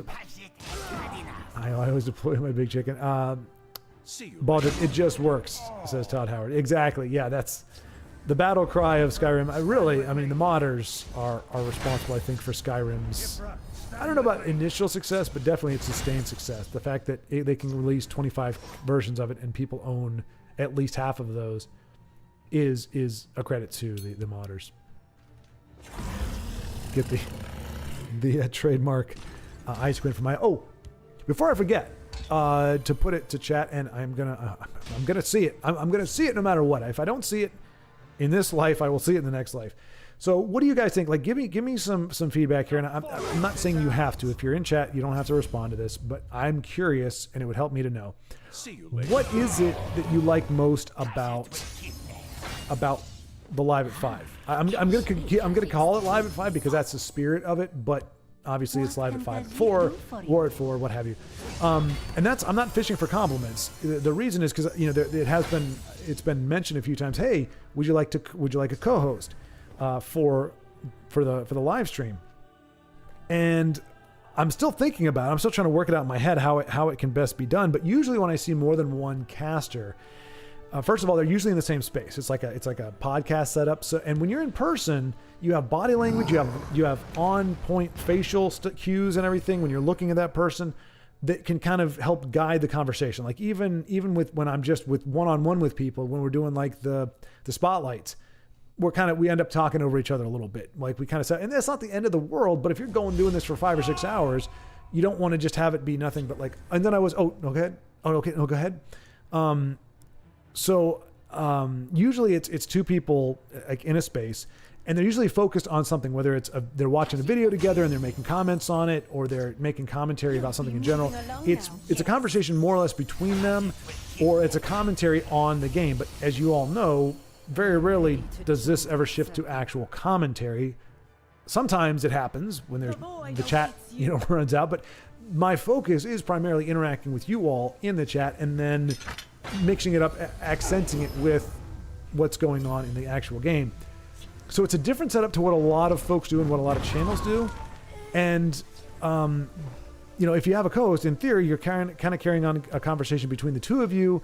You're commenting on the game, and in theory, you're picking up chat. But usually, when you have two people talking, you have a producer or one of the people that is in the conversation is kind of monitoring chat, and they use chat to introduce an idea or a topic of conversation or perspective to the discussion that they go off of. It's not so much of an interactive dialogue with the folks that are there watching. And so if that's kind of the appeal, now this is the second time we've seen, it's Forfeit again. Okay, that's why. So Forfeit is running a crazy effective, seemingly, Pilfer Assassin, and we saw it twice win on the spiky ice thing or whatever. So kudos to that. We don't see that very often. Let's see. I do love that logo. It's very... The funny thing is, I can't picture, like, you've never done that, like when we do our D&D stuff? I did. Yes. And it was an interesting game all around. Oops. IO back into the fray. Excellent. Oh, IO, you tease. How dare you? Boo. Oh, Wilhelm. There we go. Wilhelm taking up the call. So y'all can just let me know, because I don't want to screw with the format. If you're like, hey, it's more about the interaction or whatever, because then I think it just gets. Now, if we had, like I said, if we were kind of in the same room and like we're both looking at chat and we're both kind of interacting with it and whatever, but even then, as much as I flap my gums, I got to come up with another word for that. It's fine to use that once in a while, but using it all the time, it gets tiresome. Anyway, but just imagine a conversation. We're going to get through like 50% of the chat, because then you've got two people responding to chat and then probably developing a conversation after it. Otherwise, why would you co-host? Why would there be two of you if you're not really going to interact with each other? So it would mean less of a chat presence, but then you're getting somebody else. You're hearing somebody else's voice, getting somebody else's perspective. We could switch it to, maybe we do. Would you be up for like every other Friday or maybe half of it is chat and kind of what the format is now, and half of it is gameplay commentary? Because I think if it shifts to a focus on the games that we're watching, and we just kind of look and see, and just monitoring what you all are saying, and you all have your conversation, and then we intersperse those things in there, I think that can work. But in for what it looks like now, and the only feedback I've ever gotten so far is from my neighbor Tim. Shout out to Tim if you're watching. And he just said, I love the fact that you actively engage with it. You don't just skim over the chat. You actually are trying to interact with most of what's being said. He said, I know that's hard. He said, but I think that's unique, and I think that's great. So I'm not patting myself on the back for that. That's just how I am. And if that's part of the appeal, then I don't want to stray away from that. But if you're going, if you just talk about the game, we're most of us are just watching the game. We're mostly tuning you out. I'm not going to be offended by that. That's totally fine. I would like to tailor the experience more towards to give people more of what they want. And so if you're just like, well, I put up with this so that I can have this, I'm like, well, let's not put up with it. I have no ego here. That's the great thing if you work on film projects. Flap your gums, jiggle your jowls. There we go. That's what I'm going to use. Thank you. Jiggle my jowls. Come on. If flopping my chicken is not okay. I don't know if jopping my jowls. What was it again? Jiggling my jowls. Come on. That doesn't sound any better, IO. I'm losing my viability here. Jiggling my jowls. I know what jowls are, but how many other people do? They'd be like, oh, that's disgusting. Keep your jowls to yourself. But I appreciate that, IO. But yeah, so it's but yeah, when you work on a film project, you learn very quickly. You make decisions for the good of the project. It's very, very hard to leave stuff on the cutting room floor. And sometimes it helps to have another person saying, hey, look, I know you love this part. I know you love this line, but it's requiring us to add another 20 seconds of runtime onto this, and it weighs the scene down. It's better for us to have faster tempo than it is to get that one line in there. Like, to you, it's awesome, and you don't want to lose that, but the project overall is taking a hit because of it.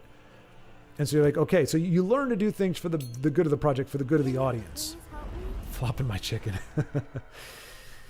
Yeah, it's your fault, IO. You're the one who started flopping your chicken, your giant chicken, or was it giant? What's the other chicken? It's giant and, what is it? It's giant and not marked.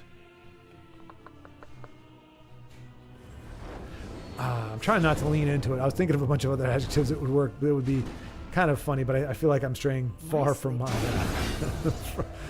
my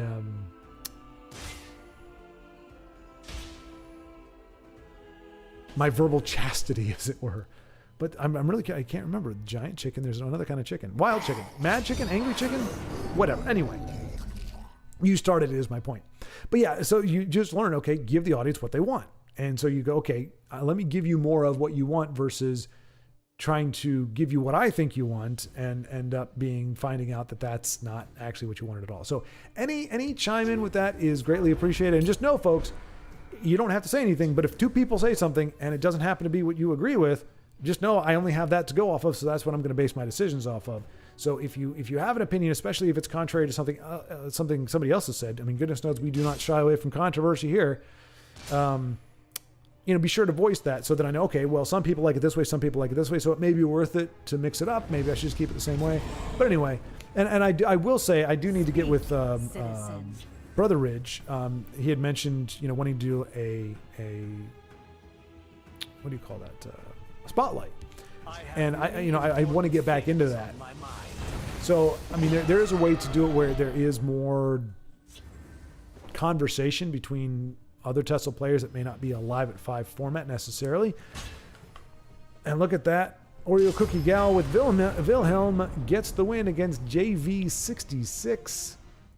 I don't know if that was a gateway game for Wilhelm, but it's a win. And a win should be celebrated. Nicely done. Where are you? Where are you? Mr. Frodo! That's not, there he is. That's not, what's his name's?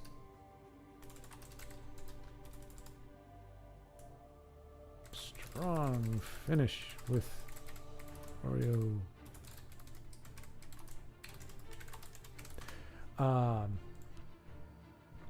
In Rankin Bass's version of Return of the King. Don't mock chicken.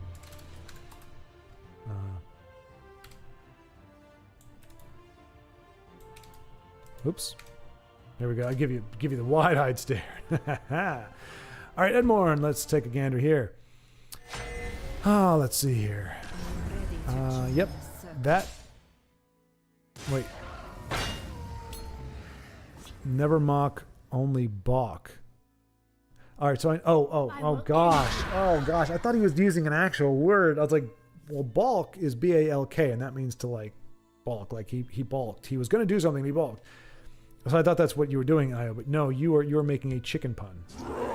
Never balk, only no, never mock, only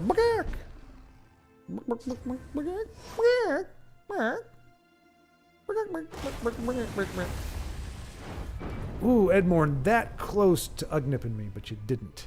You didn't. A nice flourish, though. A nice way to end it. Giving us just enough time to behold the majesty. And that's really the only egregious part of that whole process is just we don't get to really get the effect of you finishing somebody off if it happens as we're logging into the game. That's why it's bad. Nasty.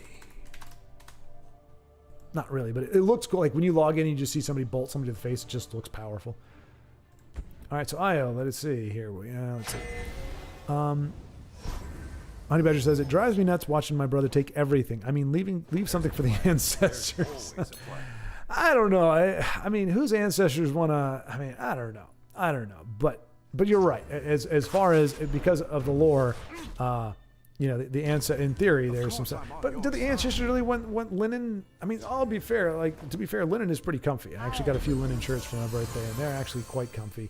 So I can understand if the ancestral dead were like, hey, we like our linen, and it's transparent, so it kind of flaps in the wind and makes us look more intimidating and stuff. Could you just leave us with a little bit of that linen, please? Please and thank you. I can understand that. So yeah, I do agree. I never thought of that, Honey Badger, but yeah, for the sake of the ancestors, probably should leave some stuff behind. Baldric brings up a good point. They don't need it. They're dead. But what is that? What is logic? What is reason in the face of spectral analysis? Ooh, you like what I did there, huh? Okay, what do you all do with this random loot? We sell it. I need every little bit I can get my greedy hands on. Honey Badger says, coins and gems are basically all you need, but I don't even sell my gems anymore. I hoard them like the little hoarder I am. My precious. Well, that's one, my precious. Oh, so what is this? Prize chicken. That's what it was. We have giant chickens. We have prize chickens. And see, this is where the opponent goes, what am I up against here? Like, what am I really doing? Lion.elm, this is, I think, our second time seeing him here. And he's like, what am I up against? So wait. So, Io, do you have a way to crush your chickens? Because, I mean, I guess you could execute them, right?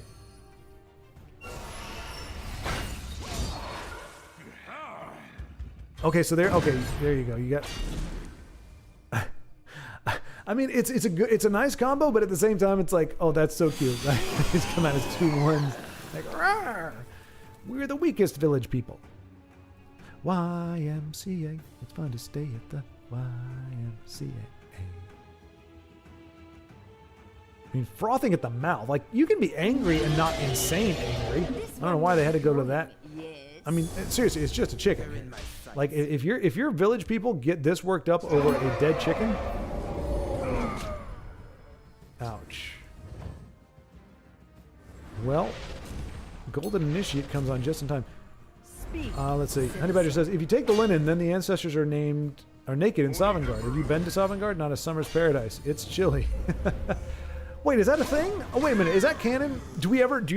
I don't think you see it in Skyrim. Do you? Do you ever go to Sovngarde? Do we ever actually see Sovngarde? Is it canon that it is cold in Sovngarde?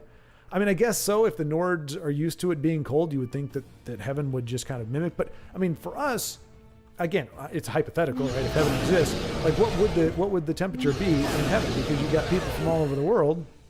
You know, it's not just as simple as it is in Skyrim, or localized. Like, is it like Hawaii? What's the humidity like? I'm guessing it's probably like San Diego.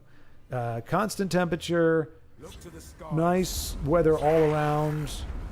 Just a place you just walk outside and it's like, the weather's there. But at the same time, those of us, Sovngarde is where you defeat Alduin. And there's the rub, because I've never defeated Alduin. I've never got that far in the game, so I've never gone to Sovngarde. But that does answer my question. Thank you, Honey Badger. That does mean that we do get a glimpse of Sovngarde, and it is apparently very frigid. And apparently real-life linens help but that's the thing. Do you feel cold in Sovngarde? Or is it just the atmosphere? Is it just the ambiance? Or are you actually chilly if you don't gird up? I'm guessing it's the latter. It sounds like it's the latter. So it would in fact behoove you to have linens? Noob. I'm not a noob. I'm a do the exact same part of the game 3,000 times. I'm an expert in the first quarter of the game. I've played the first quarter of that game so many times and that I just got it down to its science. But once you get, I don't even know where it's at. Marak. Like, I've defeated Marak. That's pretty far in though, isn't it? Gracious' betrayal, something like. Oh yeah, there you go. Yes. I know what you're talking about. The one, yeah, it's like sacrifice the card. Yeah, I know. Yeah, okay, gotcha. Tracking with you. But it's not the how can Uncle Crassius help? It's actually Uncle Crassius, or just Crassius. But I know, yeah, it's a consumer, not consumer. Yeah, I know what you're talking about. Okay, cool, good, got it. But yeah, so my Precious was based off of Rankin Bass, and as was my Sam. Oh my gosh! And Taz, was that a top deck? Did we see anybody see the anybody get the license plate on that truck? Was that a top deck, or was that just waiting in his hand for because it came down on curve? So I don't know. Either way, yes, I know that one. Taz, good old stinky Taz. I mean, no offense. I'm sure Taz smells fantastic, but. So let's take another gander at Wilhelm. Well, let's see. We got Jefe de Antes. We had Jefe de Antes. So now we got Wilhelm. Thank you, Wilhelm, for mixing it up with the others. Rackets looks like he's come back online, so we might get to see him next. Precious, my precious. Okay, that's horrible. I don't know. Sometimes I can hit him, and sometimes I can't. And today I'm just not hitting him, so we'll just move it on. His cologne is Ode to Swamp, right? Well, wait, no, is it you the toilets? You the toilets? Well, that's a type of perfume, I guess. Right. Yeah. Wait, who was oh, Taz. Yeah. Oh, this one. Yeah, I guess that's where they live. It's not enough to watch. I'm trying to think of a very like Calvin Klein sounding name, or very like, yeah, they try to make these profound. It's like the way they name razors these days. It's like the Mach 7.2. It's like, does my razor have a spoiler? Is it that fast? Like, it's not even about speed when it comes to razors, it's about sharpness. But they're like the Eviscerator 4.0. Your face will never feel this good. It's like, why are you giving really cool, crazy names to a razor blade or to a bar of soap? It's like the Cleansinator. Okay, they don't do that because that wouldn't be cool. But you know what I'm saying? So I'm just trying to think of like, when they come up with these names, it's like, bliss by overpriced marketing company, you know. So I was trying to think of like, they just call it Goblin. Oh, Gobbo by Calvin Klein. It smells as bad as you'd expect. Ooh. Test the love of your life with Gobbo. To be fair, toilet comes from washing up. Does it really? Is that the French? Because I know it's French, right? You the toilets. I'm probably not even pronouncing that correct. We don't actually have anybody from France in here. We got our first person I knew anyway that from Russia the other day. I don't know if he's in chat or not. Where I was Comrade Schwab. But I don't know that we've ever had anybody from France. Although Jay Shades, was he France? I thought he was France. He might be UK. I don't think we actually have any like actively speaking French folk here. But I know we borrow a lot of words from them. I'm pretty sure you the toilet is, however you pronounce that, is French. Let's see. But yeah, Honey Badger, I mean,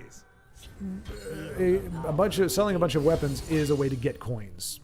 Because I don't know how you get that many early in the game. Like, you're not really getting a whole lot from looting and whatever else. So if you can't sell stuff, you're not making bank all that fast. But I've got a very good picture of Honey Badger like crouched over his gems. Precious.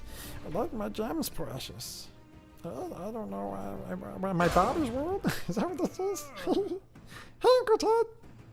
That's definitely Bobby from Bobby's World. Anybody watch Bobby's World? Anybody at all? Huh? Oh boy. Oh, he doesn't laugh like that. That's me. That's oh boy. God. Oh shucks. Hey there, Minnie. What property should we drive into the ground today?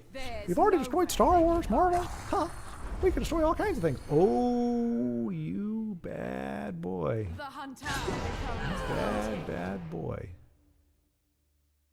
Hallowed Death Priest. Gollum the Chipmunk. Exactly. Yeah, it's definitely not the best. My precious.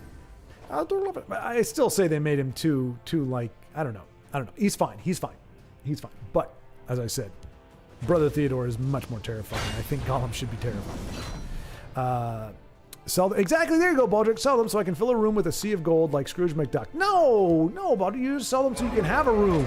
You got to have money to get the house, unless you use a cheat or a mod of some kind. You need 5,000 gold to get the freaking house. Never mind decorating it. And that's the only way you can really store stuff on the regular, and you know, and like when you kill a dragon, those dragon scales, you can't be carrying those around. You need to have a place to put them. You need 5,000 gold just to get in the front door, literally. Which is stupid, because if you're the thing that saved the world, you know, or saved them from the dragon, it's like, oh, we want to thank you for doing this. So here, we're going to let you buy a house from me, and we'll let you pay taxes on it too. Aren't I the nicest Jarl ever?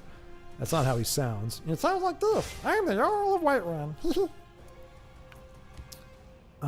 Jewel is, I guess, not soul gems.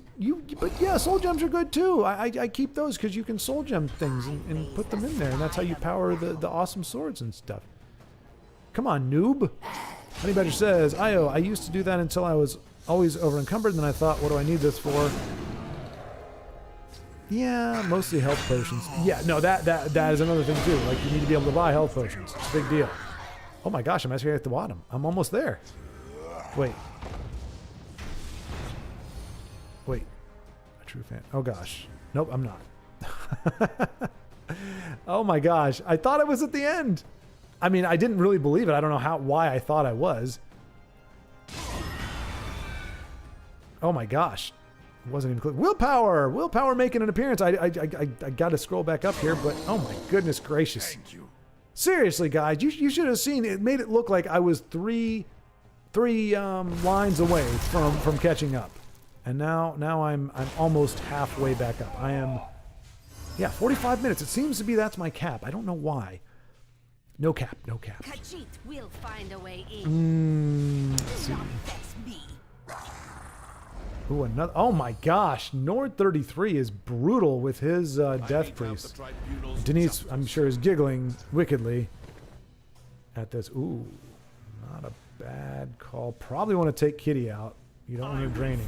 And that's a nice dragon with breakthrough, and that's a nice combo there from Wilhelm. And And there we go. No drain for you, he seems to say.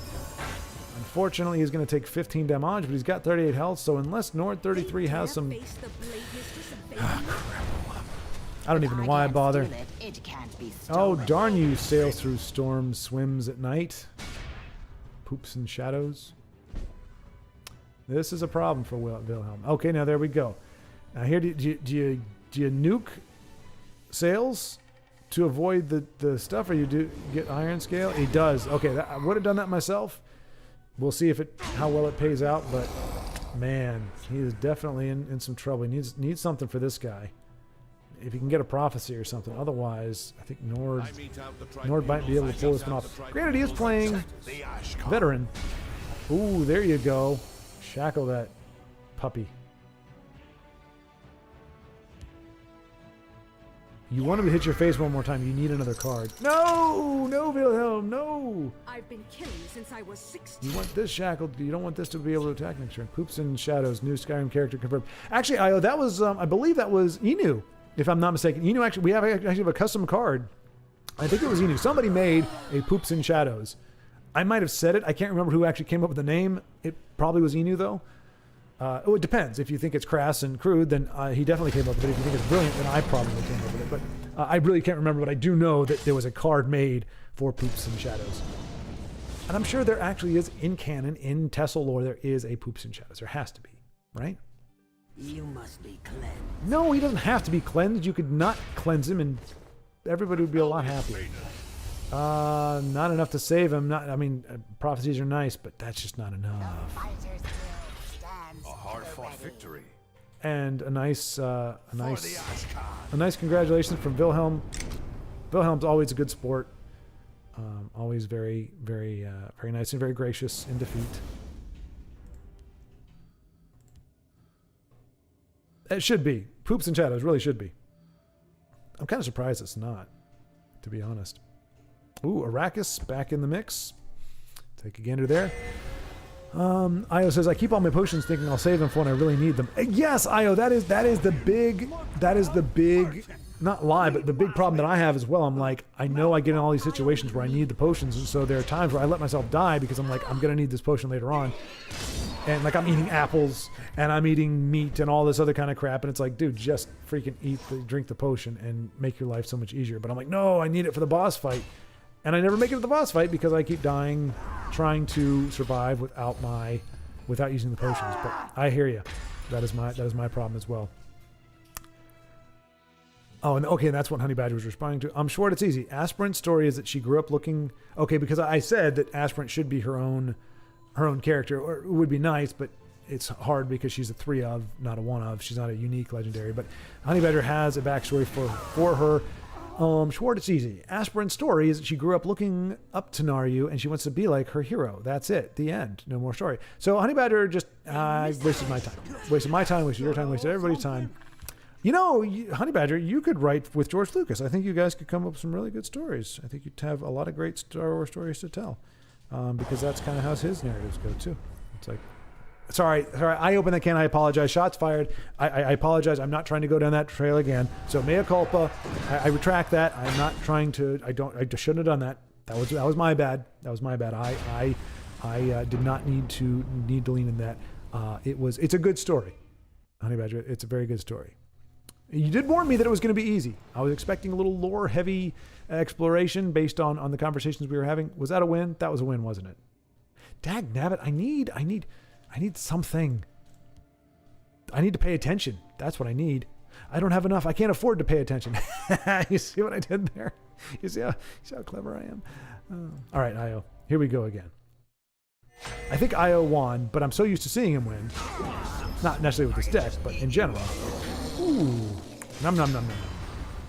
And he's going to take out Platinum Bandicoot, who I do recognize that name as well. Top 20 right now. Don't think I have a negative recollection of top Platinum Bandicoot. I hope I don't. Health potions are always useful, says Baldric.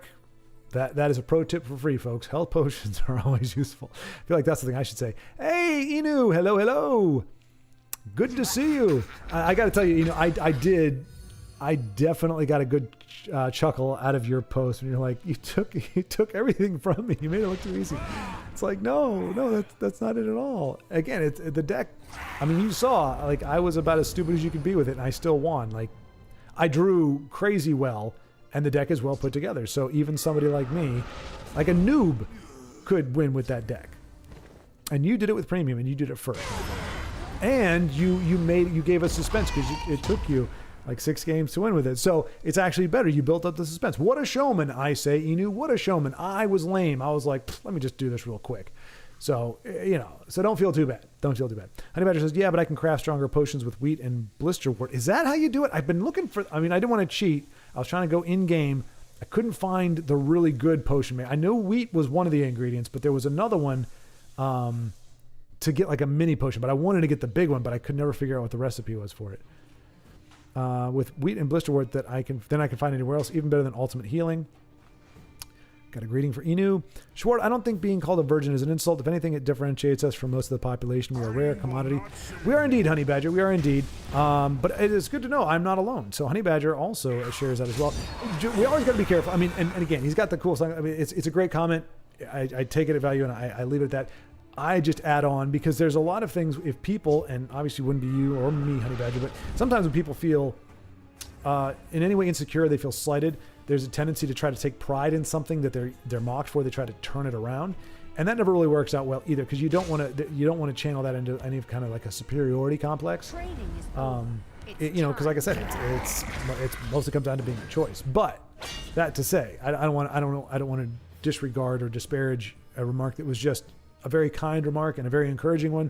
So yeah, it's good to know, Honey Badger. I'm glad we're in the same ship, and hopefully it's going to work out well for us, and we'll see how it goes. But I smell the stench.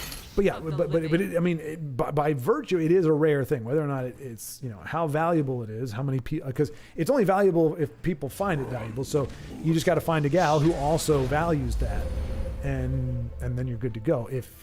But a lot of, in fact, there are folks, as I understand it, that see it as a detriment. So, but whoever you are, you don't live your life based on what other people think is a detriment. You have to have that understanding of yourself or be comfortable with that in yourself. Otherwise, you're faking it, and that's very draining. So, whichever one it is, do what you do and commit to the bit, as they say.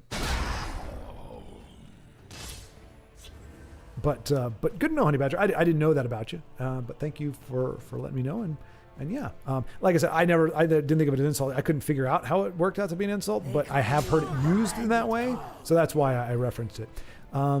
Stigma ruins things. Yes. I don't know if that's a typo. If you're saying Sigma, as in the bad guy from Mega Man X, or if you mean like stigma, like social stigmas and stuff. But yes, stigma, and I think in general, there's a stigma about stigmas. Put it that way. Or at least there is now. Honey Badger asks, has anyone heard from our international spy of absolute mystery, a.k.a. Vincenzo? I have not. I don't think I've even seen him here. Clavicus Vile. There you go. So Baldric, once again, coming up with the lore dig. Clavicus Vile has a quest where he orders you to kill his dog Barbas. You get a reward depending on what you choose. I could never make myself do it. Yeah, I don't think I could either. But yes, that is who you're talking about. You get the mask, right? Oh, I just outed myself. I killed the dog. I don't remember killing the dog, but I do know you get his mask. Or his helmet or something. It's this really ugly looking thing with giant horns on it. So I don't think I did kill Barbas, but if that's the only way to get the clavicle maskifus, then that's what I did. So I'm that guy. But I figured, I thought it was going to make me a god. What an intoxicating naivety, or whatever he says.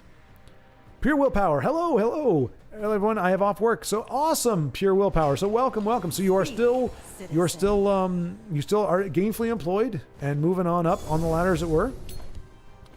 But excellent to see you here, Pure Willpower. And welcome. There we go. We got the hellos and the greetings.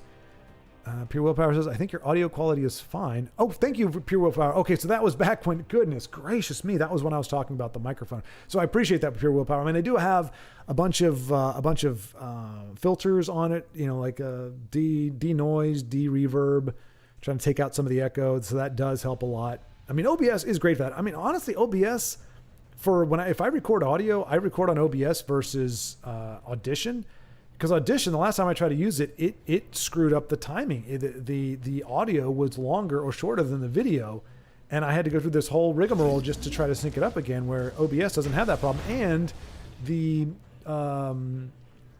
limiter that you can use so that when I go like this, well, okay, it didn't work that time. But typically, if it's going to go up into the red, the limiter keeps it from spiking, so you don't get that nasty crackle, and where the audio gets clipped.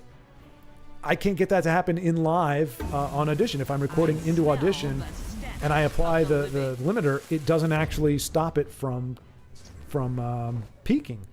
And I don't know. So I mean, I'm like, okay, you know, I'm probably missing something, but I'll take OBS's audio any day. But I do appreciate that Pure Willpower, the affirmation that the audio isn't that bad. And so maybe I should just move it further away, I guess. But like I can hear it in the headphones. I can hear the echo and everything. So I'm a little self-conscious about it, but it's good to know that it is not detracting. I think it helps to have the game audio behind it. If it was just me, you'd probably hear a lot more buzzes and a much hollower experience. So Io is really trying to push through with his buffed up Gremites.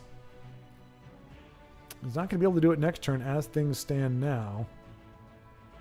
And luckily for him, there's an Oreo cookie gal with poo. Repel the Outlanders. You repel the Outlanders, you... Ooh, that would have been lethal! No! Wait. No, can't. I was going to say, if he nukes the Gatekeeper, he can trade into the Allied Guardian and still do 3 to face. Sorry, I forgot Io can hear me. He's got the strategy, folks. He doesn't... Oh, bam! Called it! Bam! Who is the master? Oh, one master, one apprentice. Killing Barbus is never worth it. The axe you get is the slowest weapon in the game. Mask of Clavicus Vial is so much cooler. Wait, okay, so that's good then. That's good. So you actually get the mask for sparing Barbus. Huzzah, then that's me. Yes. Okay. Very happy that, yes, I never got the axe. So I'm glad to know that past me, oh, son of a gun. And there's no lightning bolts in this deck. Io, why don't you run lightning bolts in your spell sword deck? I don't understand. Oof. Oh, a Bollywog. Darn these guardians. Yeah, darn is a light word for it. The only thing good about this is there's no Devaith experiments to make it worse, but there's plenty of Night to Remembers and everything else, which doesn't work on the spawning ground thing where you you spit out the little fishies, but it certainly works with the other guardians. For fark's sake, what is going on? Oh, please tell me you got some kind of reach. This is not cool. So Honey Badger says, yeah, exactly, Io. Yeah, this is ridiculous. This you draw, this is your end game. Like, that is a charmed life. The day is yours. Yeah, just screw that noise. Yeah. Game, you don't respect... Okay, so anyway, I'm very glad that I did not kill Barbus. Darn these guardians, bruh. Exactly. Yep. Exactly. Honey Badger says, let's see. If you go to Sleeping Giant in Riverwood and talk to Orgnar, I think that's the innkeeper's name, and you ask him if you can use his alchemy lab, he'll say, sure, go ahead, if you have the knowledge. Then he'll make a comment about if you combine wheat and blisterwort, you create a health potion, just for your information. Okay, good to know. So Orgnar, if I can use his alchemy lab, if I have the knowledge. Okay, in Riverwood. I know, I'm familiar with the Sleeping Giant. Okay. And yeah, if you tell Clavicus Vial that you don't want to kill Barbus, he'll say, fine, you're no fun anyway. They don't give you the mask. Even if you leave conversation with Vial and talk to Barbus, Barbus will tell you that if you don't do it, the mask will be yours. Okay, good. Okay. So I don't remember any of that, but I'm glad that is, I mean, that was a very thorough explanation. And that's just crazy that you remember all that, Honey Badger. Like, you are immersed, quite immersed, and savvy in Skyrim lore. Beyond all reason, my friend. I feel a storm coming. There are few things in life that I'm as well versed in as you are in Skyrim. That is fantastic. Like I said, I remember the mask. I don't remember how I got it. I don't remember what anything was. Yeah, you are truly a player. And I don't hate the player. I don't even hate the game. I like the game. I just never finished it. Hey-oh. Let's see. Same, I don't hear anything bad. Okay, so getting affirmation. If anything, it's my computer. We do have confirmed, Honey Badger. You are in need of a new machine, but it sounds like, no pun intended, the audio is doing all right. Stream's good. Okay, I'm still online. So okay, this is back when we lost Tesla for a minute there, and I thought that meant we lost our connection, but we didn't. So I'm good to know that we maintained our connection. Just as a heads up for folks, we have, I think the past 2 times, we have had the stream dip down where it's lost connection for a brief time. We dropped a lot of frames and everything stuttered, and then it came right back up. So if there is a time where everything cuts out, more than likely it's going to come right back up within a minute or so. Just so you know, Grummikin is too strong. A nice bit of gravitas, drama there. Grummikin, too strong. Can't fight off these ugly bastards any longer. Bodrick says, Io had broken the interwebs with his awesome tech. I don't know if we're at that point yet. Grummikin OP. Okay, yes. Yes, it is. Lion Elm might be Archer Dragons. Okay, and I think you were correct, Michael Bailey. So you're very savvy. Michael knows. Yep, called it. Good call. And hey, I do like dragons, but especially better than Allied Guardian anything. As we just saw. Pure Willpower says, hey guys, have you ever been to the pawn shop lately and seen the streamer graveyard? Every pawn shop now has a pile of high-end mics and recording equipment. No kidding. That is awesome. Okay, and that's very topical. At least was when I was talking about it moments ago. Well, not too long ago. So thank you. I will have to check that out. I would be surprised if there's a Shure there, because they are kind of the hotness. And I mean, you'd have to. I mean, there's stuff that I'm more than happy. I think for me, it's more trouble to try to sell it, post it on eBay, or do whatever to get rid of it. But those mics, probably even secondhand, could go for $250 or $300. I would imagine. Well, no, I think they're about $350 new, so maybe not. I don't know. But it is good to know that there are pawn shops that actually have that. It also is a bit. I mean, it's sad, but it is also predictable that people think, oh, I can stream and it's going to be great, and then they realize it can be kind of rough. And I'm very lucky, very fortunate that there was already people watching Tesla. So when I did my first streams, there were people watching. But I mean, I've done this on Rumble before. When I did Tears of the Kingdom, the videos ended up with 250, 300 views, but like the live, I had 1 to 4 people, sometimes up to 7, but usually 1 to 4 people. And it can be a little discouraging if you're there to stream. I mean, obviously you're still having fun playing the game, but you're like, I'm talking to myself. Like there is nobody here. GG there, Edmorn. Wait, no, that wasn't Edmorn. But GG anyway, Edmorn, for future posterity. Who did we just watch?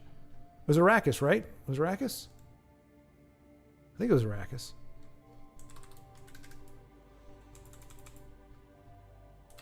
Good stuffs. I was pretty sure it was Arrakis. Arrakis, I love you. You know that. I just, as I jobber my jowls, I sometimes lose track of who it is exactly that we're spectating at the moment. Okay, and I think we've got an actually moment here coming up from Honey Badger. Yep.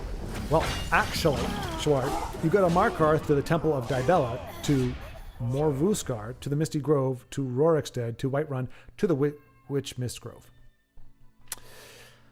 Then you get the Sanguine Rose. What? Oh, good. Okay. Oh, and Arrakis is watching. Oh, wait, Arrakis, are you? No. Okay. Broken 250 is Sky Zen Sky. Arrakis, am I seeing you in chat? Have I seen you in chat? It's not a big deal. You don't have to out yourself there. And if I don't, that's okay. I just want to make sure that I haven't missed you somehow. But clearly you're listening in. So thank you so much, and thank you for confirming that my guess, my hypothesis was correct. Honey Badger, again, I do mock, but I am still impressed with that, because I'm sure that's not, you're not just rambling off terms. That you actually know that for a fact, and I have no clue any of it. It's like you're speaking a foreign language. That's why I love. I watched a video recently. It was from a sound channel. I can't remember the name of it now. But the guy literally talked for 10 minutes, and I didn't understand a single word of it. He's talking about this crazy sound, but it's not just like sound like, oh, hey, you know, operate at 50 decibels or whatever. We're talking like some kind of weird, I don't know what it is. I could probably put the video up there at some point, but literally you listen to the guy and he's breaking something down and defending his position that, wow, look at that, Io. There's somebody else running your shenanigans there a little bit. Not that it will avail him. You muster your giant chicken. But so I do appreciate that. I mock, but it is not with derision. It is in jest, I guess. A jesty mock. A mock jest. Jest. Jock. It's a jock. Just so we're clear. But that is impressive. And Honey Badger also collects the books and reads them. So, yeah, okay, I do half of that. I collect the books. But maybe if I read them, I would be as well versed as you are. That's why you put the books into a chest. As opposed to the bookshelf? I mean, that's kind of a tease, right? Oh, dude stole that card from my deck. Oh, man.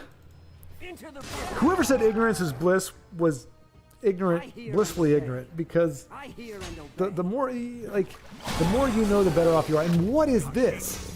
Who runs this card? I run it in my Crusader deck, but honestly, who runs this card? It's keeping Amazohors in it, but just a random. For the Emperor. Stealing breakthrough. I mean, he's got guard removal here, so hopefully. What? Oh, you crazy man! What are you doing? Save that for his. Well, he's not gonna have guardians, I guess, but that's crazy. That's crazy.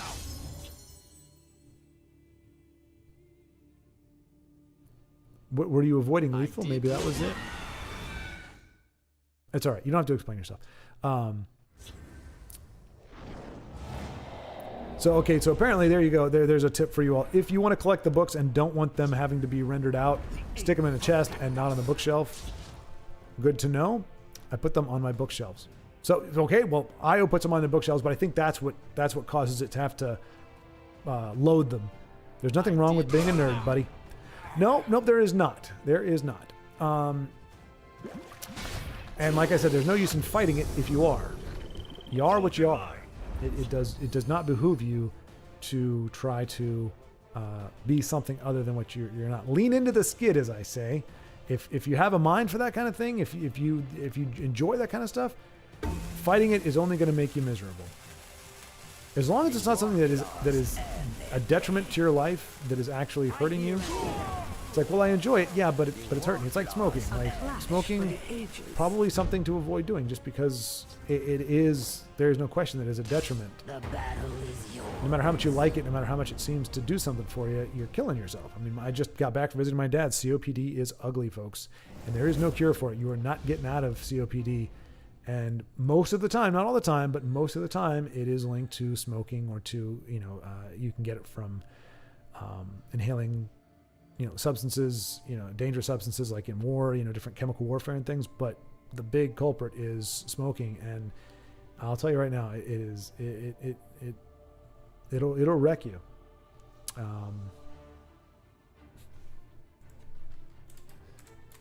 So just a public service announcement, I guess. I do a lot of those lately for some reason. Well, he didn't use. He did. All right, let's see. Oh, Jefe de Antes is actually playing, so there we go. Let's see if we get the. Okay, all right. Not looking particularly good against Wood Elf deck, but we will see what he can do. He's got a Odoving on the board. Nice big body. Big old body. Serpentine Stalker. Gonna be able to take out. Alright, so he's on the defensive here. He's trying to hold on. Destruction is at hand.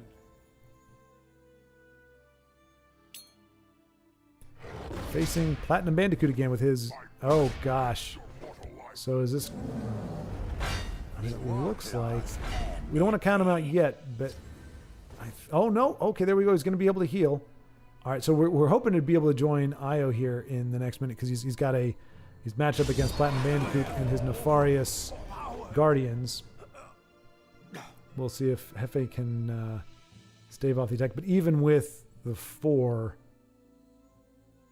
he still falls. So he can woodland. Well, oh no, because he can still get attacked from here. I think Hefe is doomed here. Of course, I'm on your side. Although if he squishes him, that might. Another. So he's not going the healing route. Finished. And he doesn't want to kill that guy. And yep, he just lays down his arms. All right. So we are going to go check out Io against... It's not a rematch, I don't think, necessarily, but... Platinum Bandicoot. Hopefully, Io, knowing what's going down, is going to be able to avoid... Hopefully, Platinum Bandicoot does not draw all 3 Allied Guardians on the last 3 turns. Let's see. Michael Bailey says, best part of the books in Elder Scrolls is some are completely made up history in context of game. Oh yeah, absolutely, Michael. That's what I dig. Like there, and I'm not gonna say they're all bangers, but a lot of them are pretty good stories. Like they're interesting. I remember in particular was it the thief one where it's like it's a thief and she is trying to like they're all trying to screw each other and she ends up tricking them, but she ends up in a room and the door is gone. Like the guy pulls the door away, so she's pretty much just stuck in there forever. It was like kind of a haunting type thing. I completely butchered the story, but it was like it's one of those stories that sticks with you. And there's a lot of interesting ones. I mean, they really went all out on those. Instead of trying to make the people look like people, they chose to just write a freaking novel and put it in the game. So I can appreciate that. I wish they'd spent a little more time trying to make the people look less horribly ugly, so that you have to mod the crap out of them just so you're not like, oh gosh, why am I talking to this ugly person? It's like, oh no, it's another Argonian. Oh no, that's actually a Breton. Oh geez, my bad. But yeah, Michael, exactly. And I do enjoy this. In fact, like I said, when I get those books back, when I'm able to access those books, I might even break into my storage unit and see if I can find that box, because now I really kind of want to read them, and I got the time at the moment. Baldric says, I actually did read all of the books in Morrowind, also downloaded a mod with a castle with a museum where I exhibited everything I collected. Too bad I was only able to marvel at. Exactly, Baldric, that's the bummer. Like, I think that's when, like, I get all ramped up. Like, if I haven't played Skyrim in a while, I get all amped up to play it, because I'm like, oh, I can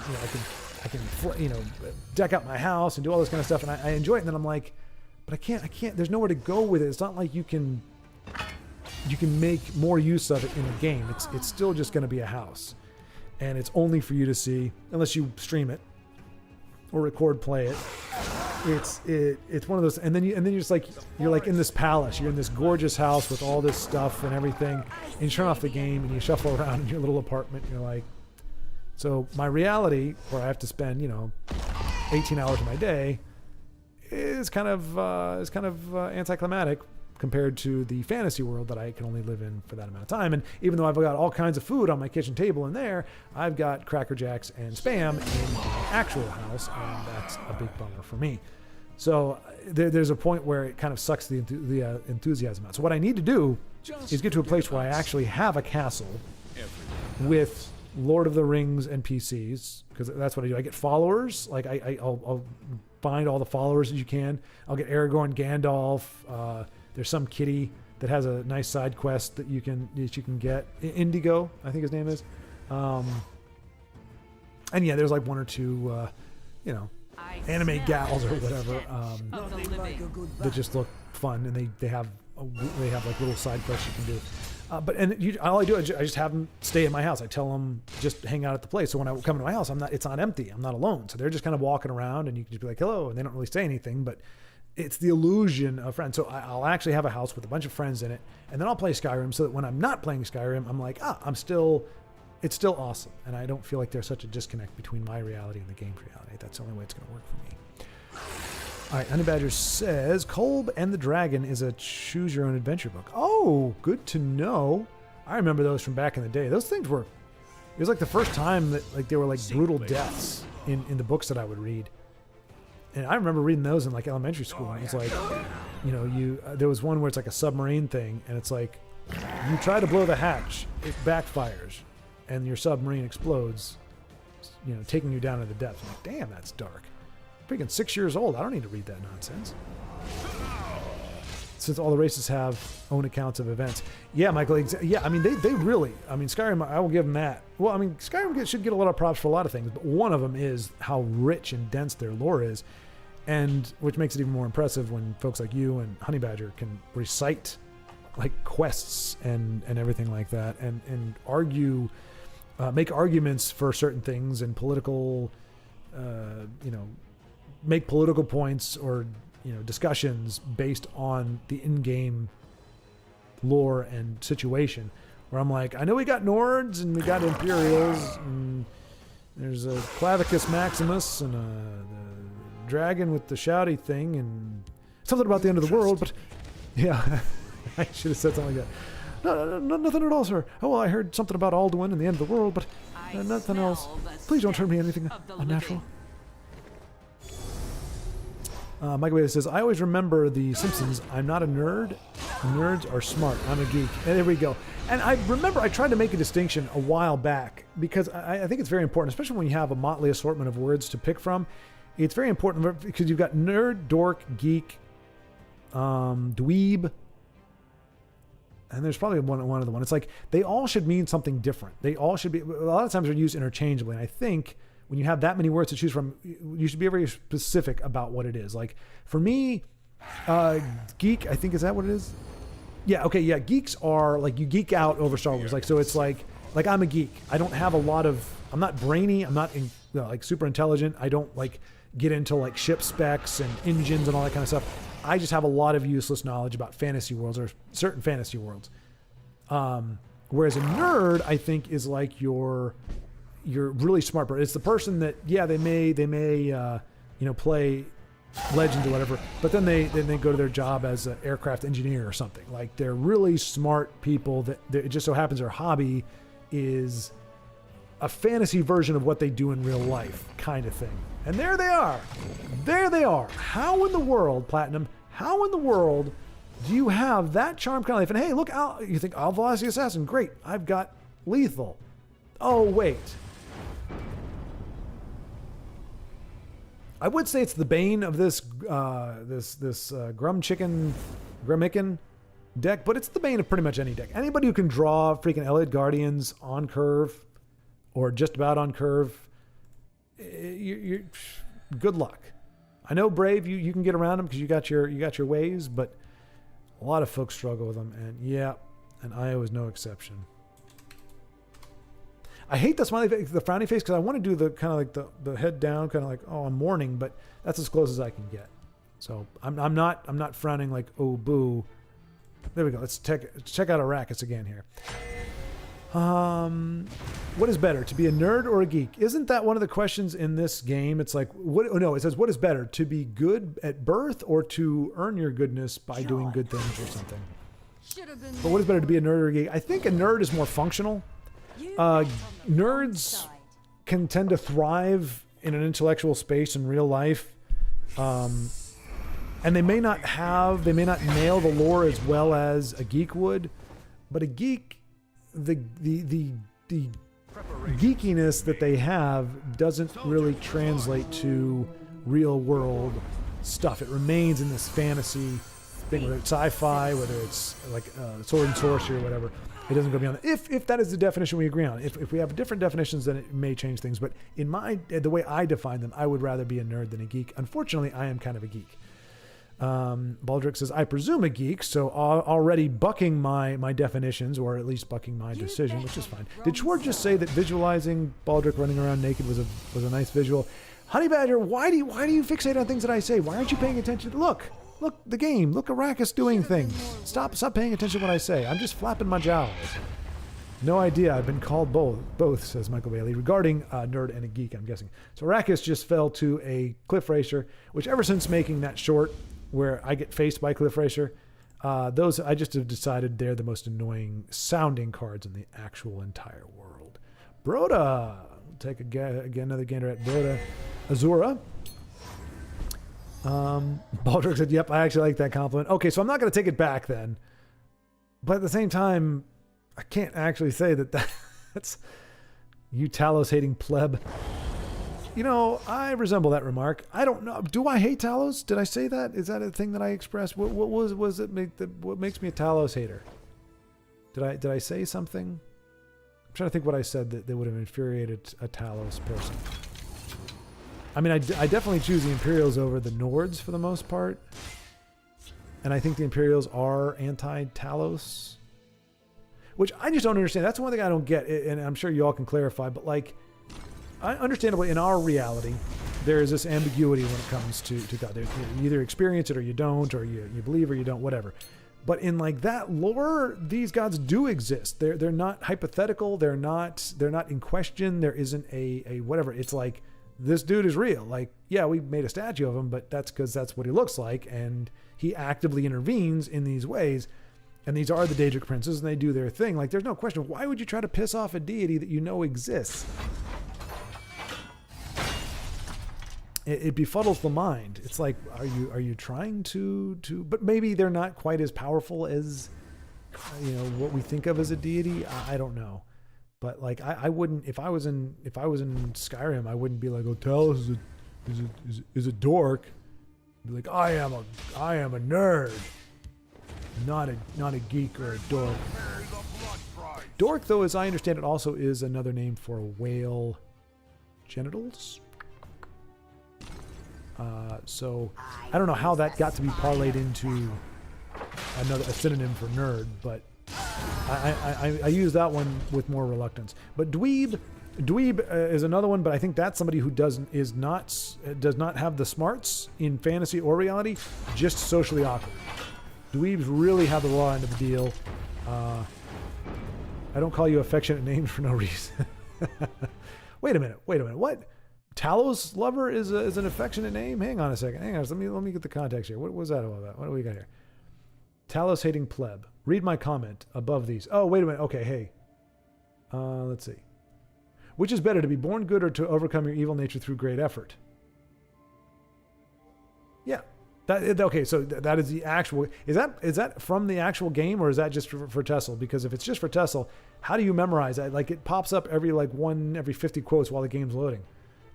But that is it, yeah. Which is better, to be born good or to overcome your evil nature through great effort? You Talos hitting pleb, read my comment above these. I don't call you affectionate names for no reason.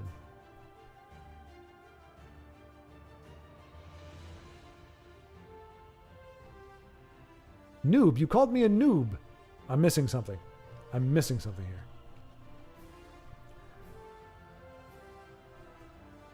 I don't call you affectionate names for no reason.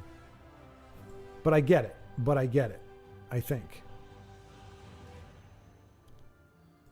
But for me, it's all in good fun. Yes, that's from Party Snacks on the Throat of the World in Skyrim. Oh, okay, that quote. I thought the noob part was like, you're not gonna trick me into thinking that friggin' one of the dragons calls you a noob. I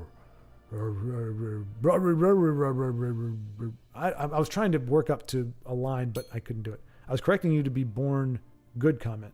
Oh, gotcha. Okay, I didn't... Yeah, okay, there we go. Born to be good comment. I appreciate you correcting me, Honey Badger. I mean, hey, to despise correction is a fool. A fool, or a scoffer rejects correction. A wise man embraces it. And I am a wise man.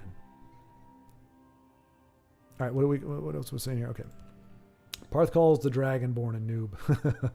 Dremulok. Greetings, noob. Or in Baldric's case, greetings, nude noob. Because, he doesn't have the clothes on. He's running around with a piece of linen. All right, what else we got here? Let's check out Io and see if he can rebound from his Platinum Bandicoot's devastation. Looking pretty good from what I'm seeing here. All right.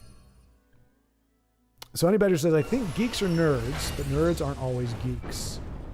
I think okay. We have the opposite definition, I believe. Because you're saying geeks are nerds, but nerds aren't always geeks. Geeks are nerds, which would mean the people with only fictional and fantasy intelligence also are nerds. Okay, yeah. So I think we just have them inverted. I think we have the exact opposite thing where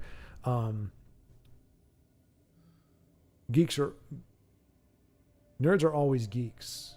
No, that's true. Nerds don't have to be geeks. No, maybe we're on the same page.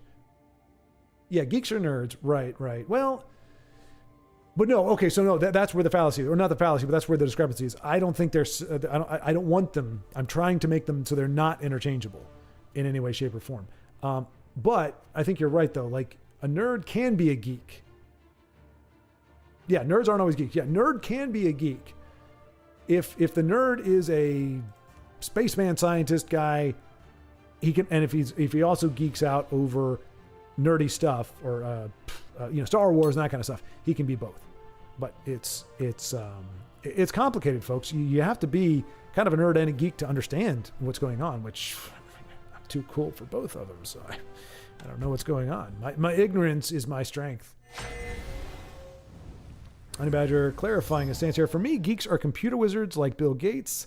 Nerds are people who have degrees in Lord of the Rings lore. Okay, so yeah, we do have that inverted. Okay, so we distinguish them both, but we have it we have it the other way around. Which I guess you could say by virtue of things like Geek Squad. So maybe I actually had that way as well, because that's what I always used to think of, Geek Squad. So geeks have the computer knowledge. Nerds are the one. Yeah, I concur with that, Honey Badger. We'll go with that because I think that's the way I thought. Embrace the ignorance, right? Ignorance is bliss, man. All the cool kids are doing it. Honestly, the way the world is going, sometimes I do think people champion ignorance. There's no way you can be this ignorant. Some people can be this ignorant without thinking that it's a virtue. There's just no way. You would go out of your way to try to find something out, to try to get some kind of understanding. But no, it's like, I don't know that. But okay, yeah. So Honey Badger, we're on the same page. Yeah, because originally that's what I thought too. And again, and pulled from Geek Squad. So yeah, geeks got the computer knowledge. They're the ones with the real world practical experience. The nerds are the ones that have fantasy knowledge exclusively. So a geek can have a day job that's functional and smart and whatever, but then they can also be nerds in their free time, I think is the deal. Let's see. Die Bear says hi and she's going to bed. Oh, Honey Badger, you know Die Bear. Hey. Hello, Die Bear.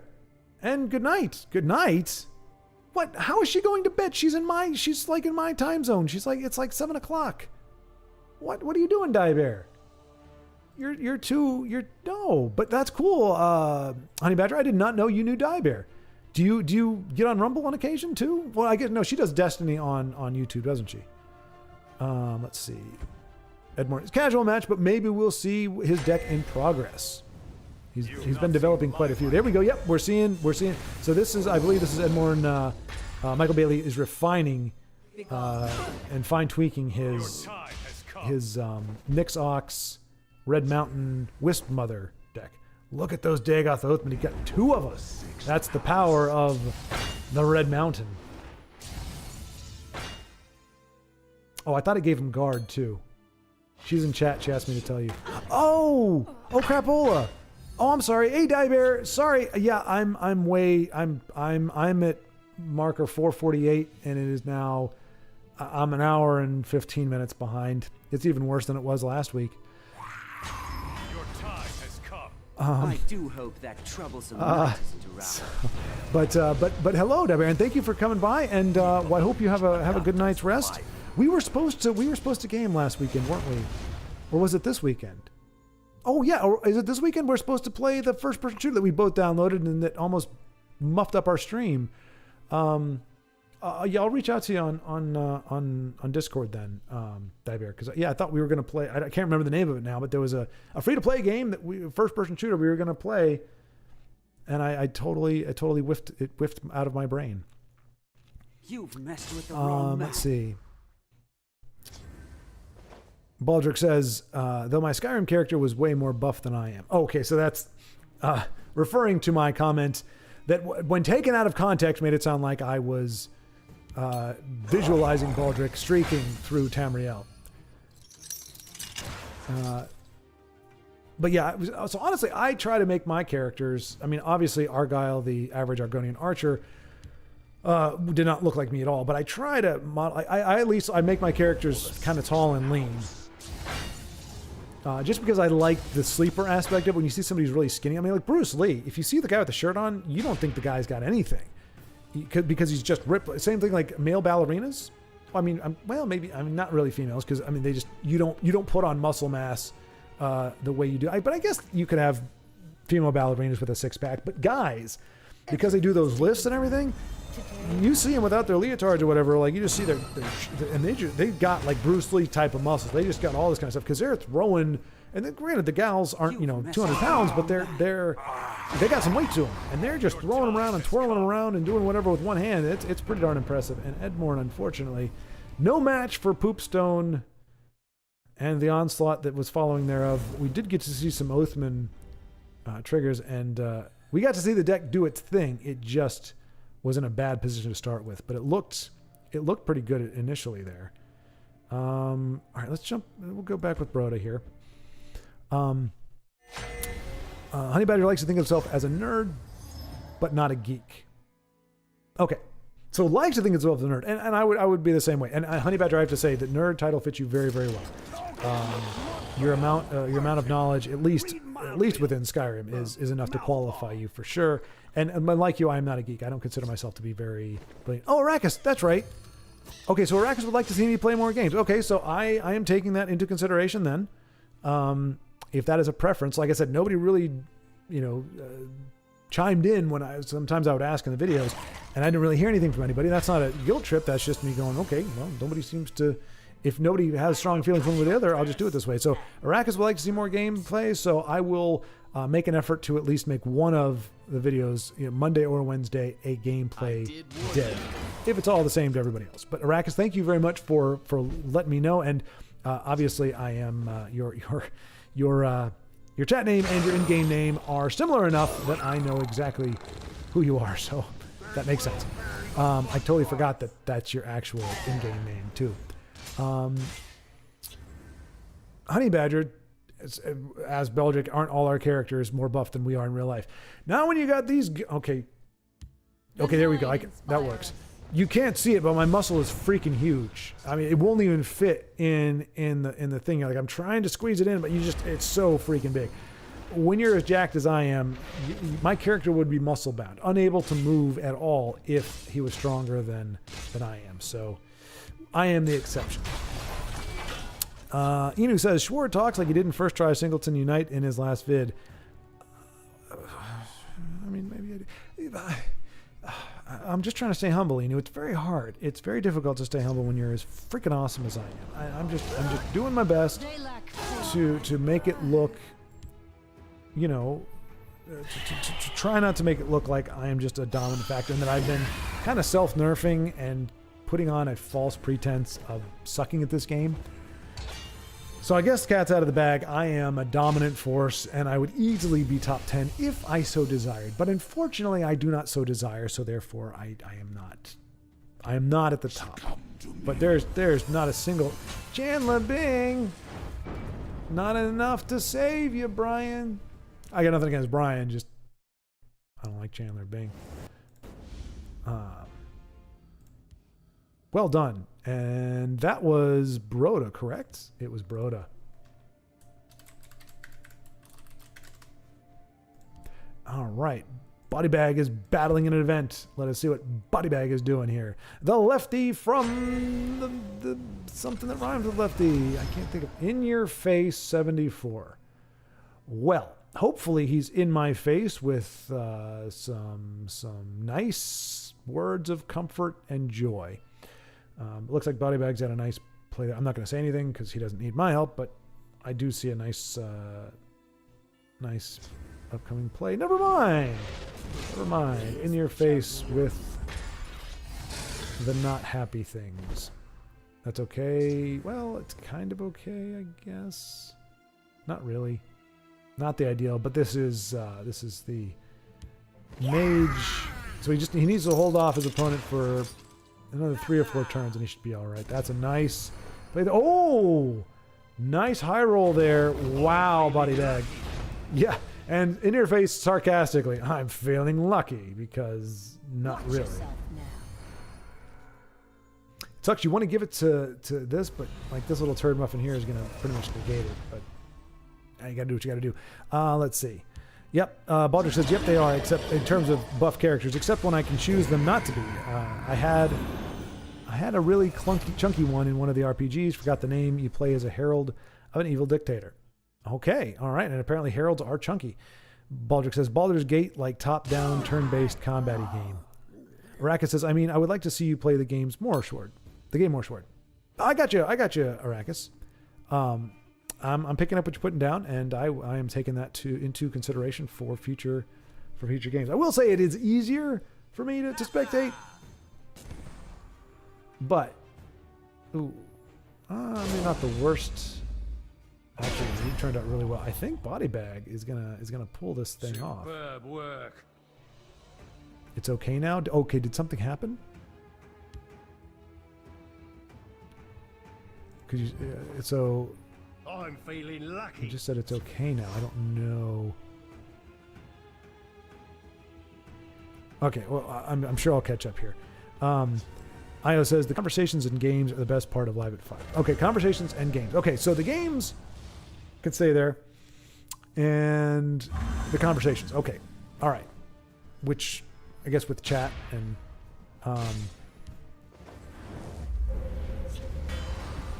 Oh, Pure Willpower, that's fantastic. Pure Willpower says, I like supporting a small streamer. Also, I see you as an old friend. I was one of your first subscribers and have watched for years. I mainly just watch to keep the community alive and support you. Thank you, Pure Willpower. Yeah, you were one of the OGs along with, I can't remember his name now, dagnabbit, because after I think it was the first 3 or 4 months, like he was there all the time and then just kind of fade away. But Pure Willpower, you've been around. You are an ancient. You are a legend among legends, and I greatly appreciate the support and you being around and the comments. Definitely bring in a very different perspective on a lot of things, and it's good. It keeps the brain from getting lax. It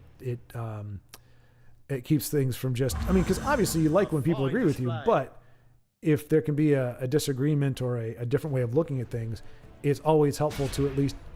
Like to consider them and to factor them in and to have to process them. So you do that a lot, and then just anybody who's, I mean, you've been with me for this long. I mean, back in the days when I literally was just starting in the closet, before I even set it up as kind of like the nostalgia nook, and it was there in the iPad. I had pulled out my sock drawer, and that's what I put the mouse pad on. I tried to pile the socks in a way that I could put the mouse pad on there and had my, controlled it over there, had an iPad sitting in front of me, and I think I was using a shotgun mic at the time because that's the only microphone I had. So yeah, that goes way, way back. It's like you said, several years. So greatly appreciate your Pure Willpower. So so it sounds like good to go with pretty much whatever we're putting down. But Arrakis is saying a little bit more of my plan, so I can do that. Oh, stream stuttering out. Okay, and it's okay now. Okay, once again, I got to read the entire thing. So, all right, so we did stutter, but we seem to have recovered before I could take note and wet myself. So that is very good. And let's just see how Grimmicken is doing against Invade. Alex Fox. We are familiar with Alex's work. Unfortunately, for him, he does not get Drain and Io. I mean, Alex Fox seems to be a good sport about it, but Io now, and that was a close one too. That was 117 against number 118, and Io, you did proud. You did Skyrim proud. You did humanity proud. Can't say enough about defeating, and it was a close one. If he had gotten Drain and Charge on the big boy there, it would have been a very much different thing, and that's all it would have taken. Oh look, I played a card and got Charge and Drain. Yay, I win the game. Don Luigi 11 against Bodybag BZ at the top of the hour here. So let's see. Baldric says, a true fan, referring to pure willpower. Absolutely. Denise says, live at 5 works due to the sense of community and banter, but also I think a lot of us here to support you, which, I mean, that is greatly appreciated. And that is, it's a humbling thing, but that's why I want to make sure that you're getting as much as you can out of it, that it's not just, you know, hey, like, I'm here to make sure you're doing all right, or, you know, like, look, again, greatly appreciate that, but that's what I'm saying. I think it's a symbiotic relationship. And I was talking to actually a friend of mine that I just recently got back in contact with, and she's like, I can't do the streaming thing. Like, it's just not my thing. Like, I don't want to just be, like, it's weird for me to be talking and not talking to anybody. Like, talking to a camera is very weird. And she said, so I just watch stuff. And I'm like, that's fine, because it takes both sides. You've got people who enjoy doing this part of it, the streaming part, but doing it in a vacuum is a lackluster experience. And then there are people who enjoy interacting and watching it, and obviously having nobody that's actually doing anything is a lackluster experience because nothing is actually happening. So you need both. Like, there's not one that can do it without the other one. It's for both. It's either a non-existent experience or it's a very hollow experience if you don't have both working in tandem. So, you know, no need to force anything, but that's what I mean. So it's like, I appreciate the support, but it's like, what can I do to give you to make the experience better for you, so that it's not, you know, it's I'm here to support you, but hey, if I can have a lot more fun, you know, what does that need to be? And you could say, like, hey, why don't you, like, you have the spot, you've got the audiences gathered, how about letting there be guests where they actually just kind of handle where they do the live at 5, like kind of like what Vincenzo was doing before he moved to, you know, he had to step away as well. And I'm totally down with that as well. I'm not trying to hoard the love. I'm grateful for it, and I just want to make sure that it's tracking in the right direction. Especially, it's easier now. I mean, does it say? Okay, 11 watching now. So again, a relatively small audience. Small is not bad. As they say, there are no small parts, just small actors. There are no small streams, just small streamers. I just made that up just now, but I think it's apropos. So whether it's one person or 11, still need to be doing the stream thing. Like, and that was another principle of the theater. When we did dinner theater, we did like 125 performances, 140 performances. But on the, you know, the 70th performance, it was like, yeah, this is your 70th performance, but the crowd here to see it is seeing it for the first time. So they need to get your best because they've never seen it before. And so while it's old hat for you, dig deep, get that energy, because you need to give them the show they paid for, just like you gave to the first week you were doing it. And it can be a little hard to do that. It can be a little hard to say, but that's the professionalism. And it's the same thing here, whether you're doing it for one person who just is chilling and not saying anything, or you're doing it for a crowd of people. The energy needs to be there, and the discussion or the interaction needs to be there. So, but while I'm at the 11 streamers, and who knows, it may not get bigger than this, which is fine. I don't have an ambition for that necessarily, but you know, you got 11 to 20 people probably is the high end. It's like, I have the luxury of being able to tailor content to you all, because, you know, it's not like I'm having to put out a poll and I've got 3,000 people saying we want this, and another 1,000 saying this, and another one just calling me an idiot because I asked the question. So I'm trying to take advantage of the community aspect and the tight-knit aspect of this in order to provide the best viewing experience, because you give me your time, which is a precious commodity, you should be getting something in return, is my idea. So, Honey Badger said, I said last week, but I do love the fact that we get together once a week to talk, debate, argue, and discuss anything and everything. It's a nice break from life, and I would have to agree. Yep, 100%, Honey Badger, and that is how I feel about it too. I do think, it's something that I enjoy as well, and I love the fact that, you know, the chat. You all are, it's a community. It's a remnant. I'm speaking with the remnant, but it is the chat that continues to go even when I fall behind. Like you all aren't waiting on ceremony. It's not like we need for him to catch up so that we can hear his great words of wisdom. Like, nope, just keep talking. He'll get there eventually, and that's great. And I enjoy the heck out of this as well. It's really the only way. Like, I couldn't do a video 6 hours. Like even like Tears of the Kingdom, when I streamed that, it's 4 hours, but I can't just sit there and play a video game for 4 hours on my own. I just can't do it. I don't have the stamina or the desire, but I could stream for 6 hours. Probably could do it longer if I had a little bit comfier chair. Maybe it should be comfortable enough. Maybe I just need to get my butt in shape. And I mean, if I did start earlier, it would help. That's part of the reason why I didn't mind going earlier, just because I'm at my best closer to the start of the day. Obviously, I'm not going to start in the morning, but maybe I'll do that one day. Maybe just for the heck of it, just for the fun of it. Maybe I'll do a move-in stream, and it'll start like at probably. Well, see, I would want to start it like in the evening on Thursday, so that because I figure there's more people watching on Thursday than in Friday morning. But I might do like a 24-hour stream and just. I mean, obviously, I'd have to go to the bathroom and stuff, but just see if I could go that long, and make it kind of a marathon thing. That way, I could say I did a 24-hour stream. I don't know though. It would get rough later on. I would definitely. That's not something I'm going to get through with like nobody watching. Like that would be very hard to do. And as I'm kind of feeling my voice fatigue, we're not going anywhere right now, but I'm wondering if I would be able to talk for that long. I'm a talker. I just don't know if I could talk that long. Maybe if I decrease the volume. Anyway, I need to catch up on Chinooks. I need to be avoid. I need to record that preemptively just so I can tap it every once in a while. Let's see. Do I have it here? I think I did create a. Oh no! Oh crap! Oh, that's not what I wanted to put up there. Ah, geez. Hang on a second. Let me get that off of the screen. Let me just. Yeah. Okay. There it is. It's gone. Okay. Sorry about that. I thought that was a sound bite that I'd put in here, but it's not. So, Honey Badger says 2 willpower. I like supporting you and seeing you as a friend, despite the fact that we haven't met in person. I feel like when we do, it'll be like meeting up with an old friend. I was just actually talking with my family about that. And I said, the only travesty of our group is I feel like we're almost divided down the middle in terms of we've got a European side or I guess a more Eastern side. And then we have the state side and like Canada as well.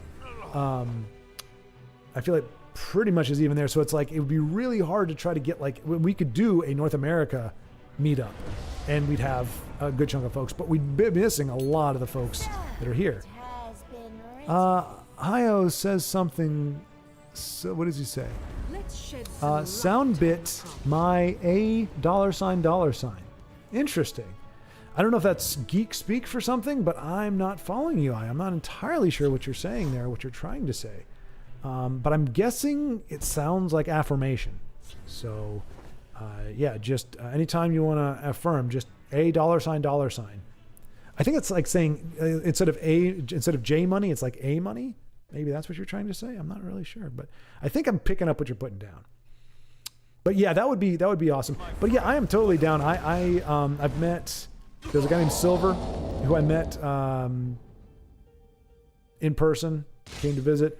I met a gal named Gabrielle, who, she's, I believe she was in her 50s, worked in trains, actually out in Wyoming, I believe. And, but she happened to be visiting family in Chicago, and we ended up meeting. It was like, hey, this is about as close as we're going to get. Why don't we go ahead and met up and had a steak dinner and just got to know each other as people and in person. I'm totally down with that. But understanding that people have jobs and travel can be expensive, but it would be nice. And I feel like the UK would probably be the most centralized for everybody because there's people that are even further east than that. And then there, obviously you've got the America and Canada, but it's like, man, if I ever got big enough, and I don't mean this as an incentive or anything. I'm a dreamer. I have dreamed in the past. I always had these dreams of like doing a live performance of Star Wars for the neighborhood. This is back when I was like 7 or 8 years old. And so I was trying to recruit people. It's like, hey, you could be a stormtrooper, you could be whatever, but I need you to make your own costume. And it fell apart there. And these are not kids that you would do that with. I just was dreaming big. But then I was like, I'll do my own football league. And Hutch made these like really, they're good for kids, but they're not protected. Like these, like they made uniforms, like actual like mini NFL uniforms. Again, very, very basic, didn't have knee pads or anything. It was basically a very flimsy shoulder pad and a very flimsy helmet, but they look kind of cool.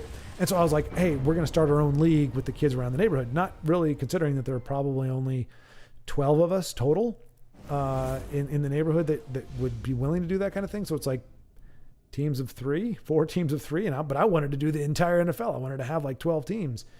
That's not the entire NFL, but you know what I mean? So I dream big. So anyway, I was like, you know what? If I could afford at some point to pay for people's travel, I would love to do like a Legendary Remnant meetup. And obviously not everybody would be able to make it even with that, but just where to say, hey, if you want to meet up here, I'll pay for the hotel, pay for your travel and whatever else. Like I said, that's a pretty big size to be able to do something like that, but that would be the dream. And we just saw Alex Fox bite the big one against Edmorn. We got the Ugnip treatment, but it's worth it. We will call that Fast and Furious. Fast and Furious. Edmorn style. I was trying to see if it'd be cooler if I go make Michael Bailey or Edmorn, but I think either one would work, but Edmorn was a little more concise. Body Bag, once again in the event, and we're just capitalizing on the fact that Body Bag is on its way. Io says, "Oh, no kidding, Io, really? Oh, that's right. I think I remember you saying that. My cousin and his wife lived down in Texas, so I could slink your way sometime if I visit them. That'd be great, Io. That would be fantastic, man. That would be awesome." Edmore banished invasion party. Oh, sweet. Yep, that's a card that needs to be would need to be nerfed, regardless of anything else. I think invasion party at 4 for what it does needs to be at least 5. I think personally, but nice. That is a crippling thing. I mean, there are as wicked as it is, it does require a decent draw at least up front. Hold the line. You know, to get your gate up to that 8 to 9 to 10, whatever, by turn 7. And that's one of the cards that gets it done, which is why it's crazy that there are some decks that don't even run willpower and are still able to do that. But yeah, and that's what I've said to C City and pretty much anybody. Vincenzo. But yeah, if you're anywhere within there, I mean, I'm willing to go outside of Texas if it's like, oh, we're in Missouri. Okay, well that's probably a 6-hour drive. Like if I can make the drive in a day, I'm down.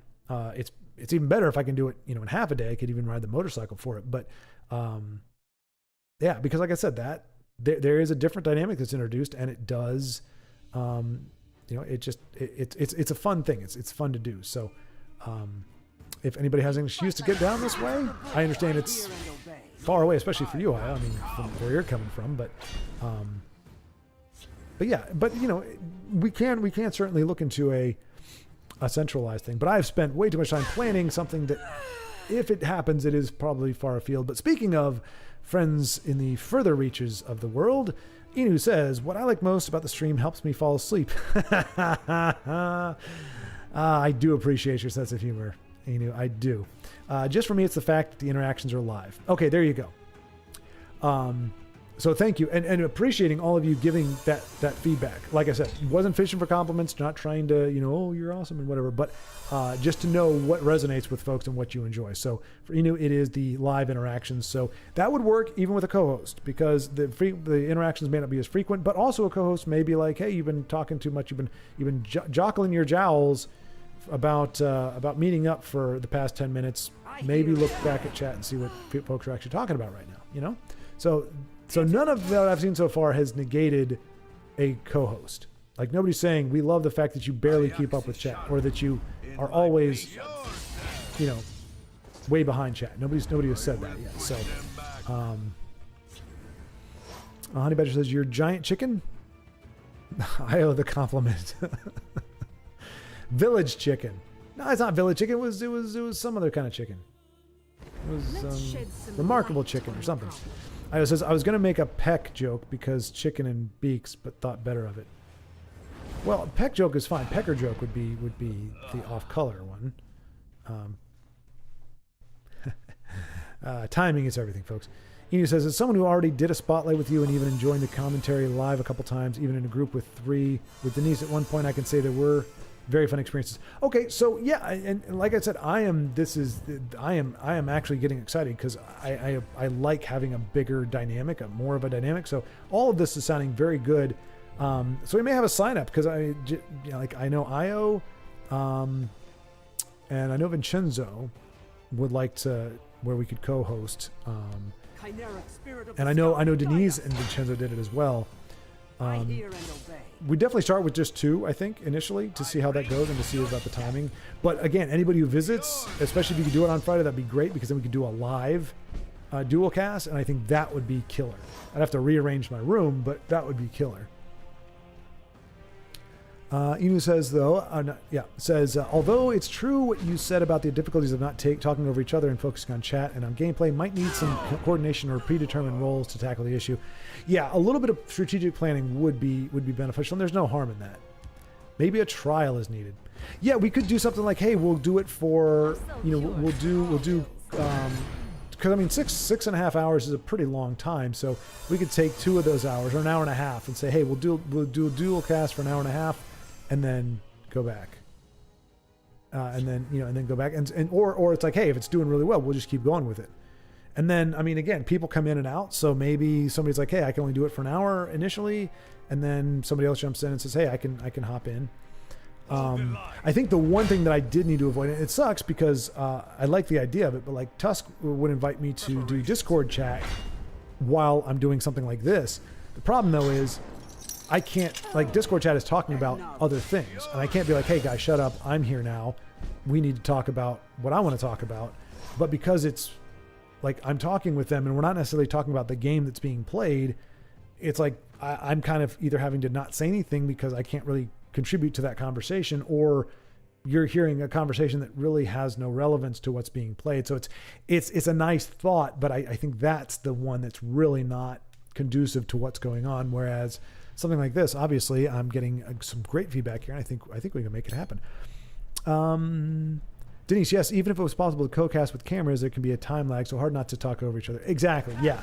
Even if it's a second or a half a second, it's enough where you see that person pause, and while they're pausing and about to say something, you're like, I'm going to jump in. And then they're like, and furthermore, and you're like, blah, blah, blah. Oh, okay, sorry. And then there's that awkward thing. I think Body Bag is going to lag and Panda. Hopefully you can just finish this off as a cool person. Looks like it, and does. Okay, so Body Bag falls, lag and Panda keeps it clean, gives him a clean kill, and it's the first loss I think we've seen for Body Bag today. So I think he's doing really well. Just we happen to see him in a not. No prophecies is wild. Wait. Oh, so wait. I think he has no. Is this? Were you doing a arena Body Bag? Must been. Oh no, you were doing the support, right? I don't know. I think he was doing support. At Morn, casual match. Oh, that invasion party, you're right? Oh, Raxon, in an event. All right. Heck yeah. Let's see. Yes, even possible to cast with... Okay, right, yep. I don't think... Honey Badger says, I don't think so, because Soon is only wearing a loincloth, basically. I don't know who Soon is. Or Sun. The T is silent, right? It wouldn't be Tsun. Tsun. And that ancient Nord armor doesn't cover much anyways. Okay, so I think we're still talking about the linen discussion here. And Io says, who needs coverage? Better for intimidation. Well, for some folks, Io. For others, it may be tip in the hand, you know? Oh, Body Bag says half his deck is prophecy. So it's wild that Body Bag went through got all those runes broken without a single one, considering half of his deck is prophecy. Yeah, that is... That's when RNG is really exposed for the fluke that it is, the ridiculousness that it is.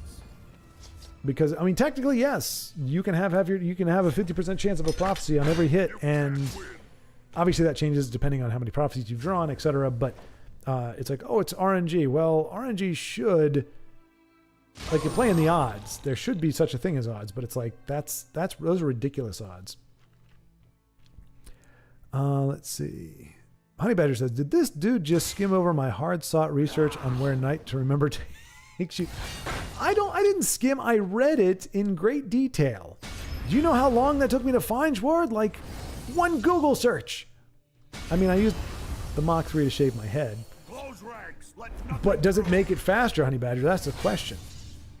Does the fact that it goes Mach 3... I mean, really, like, call it the Q baller. I don't know why I found it funny what I did. You can call it the Q baller, you know, because it balled your head for you. But Mach 3, why are we using names that invoke some kind of speed when speed's not the name of the game? I can tell you from experience. Fast shave is not necessarily what you want. But I am a little bummed now, Honey Badger. Now that you've exposed yourself here, I thought you had that path memorized. Because honestly, I believe that you do. I believe that you could. But it seems as if you just Googled it, which is far less impressive. That to say, I know you're from a younger generation, and I found out the hard way. It's crazy, folks. Despite the fact that information is right at a lot of folks' fingertips, I've found that younger folks can't do research worth a damn. If it ain't on Facebook or they can look it up on X or Twitter, however you want to think of it, they're lost. Like, actually being able to go through and do actual research and find sources, it's just not... Ooh, nicely done, Raxon.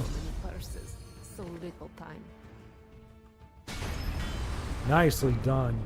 Just enough to squeak out a win against Lake Trade. Spiffy. Or, perhaps a better word for it, not spiffy as much as... That was splendid. Body bag. Oh, okay. Oh, there we go. So we're going to check out body bag. Oh, no, Io. It's Io's turn. Oh, yep. Yeah, we'll go and do Io here.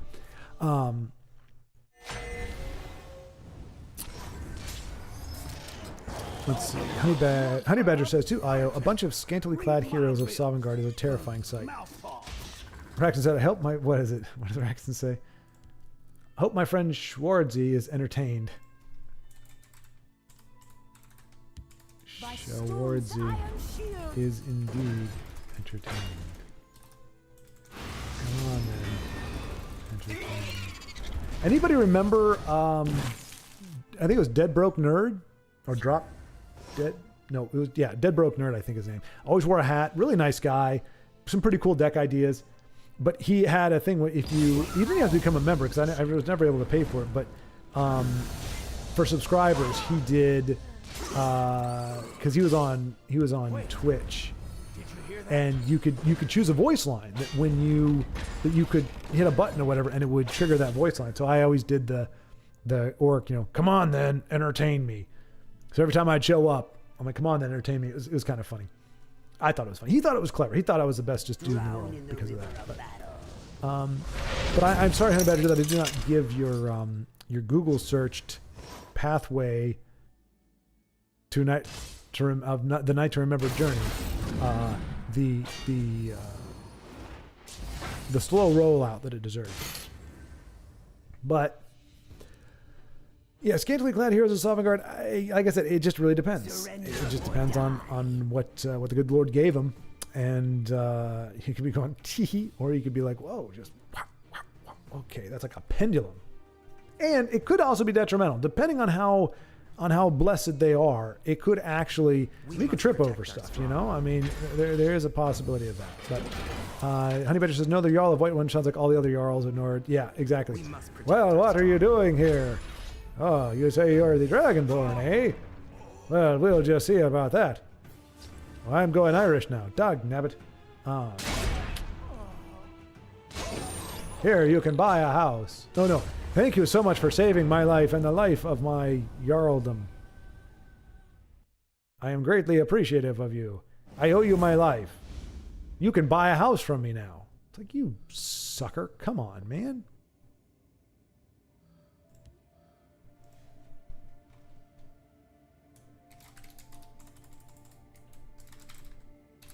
Southern Slink, go. And GG. Pendulum chicken? Pendulum chickens. Yes. I don't even know what we're talking about now. This sounds horrible. For anybody involved, this is horrible. I don't even know what's going on. But yeah, can you imagine, like, oh, you saved my life. I am eternally grateful. You can spend money and pay taxes. Yay, thank you so much, Jarl. Face. Io says, I'd still fight him. Big talk there, Io. I don't know. Unfortunately, there's no way to actually, verify that. So we'll just have to take your word for it. But I would not be. Those Nords look pretty wicked. Honey Badger says, I love when I hear Schwartz say, I'm almost at the bottom. I'm like, no, you're not. Not even close. I guess that's true. You guys actually can see how far down the chat is, and you know when the last thing said was, and you know for a fact that I'm not even close. Inu, yes. Okay, it says, I created Poops at Night. It's on the Discord and was featured for my Spotlight video, I think. Yes, indeed it was. Inu, it was indeed. And Body Bag fells his opponent.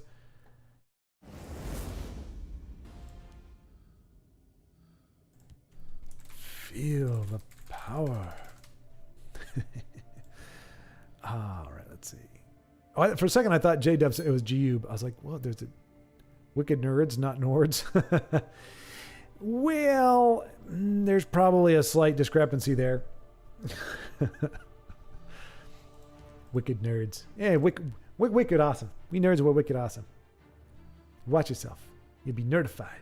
Revenge of the Nerds. Never. I think I might have seen that once. Wasn't a huge fan. I don't know that they didn't strike me as nice nerds. They struck me as mean nerds, to be honest. But everybody was kind of mean in those movies, from what I remember.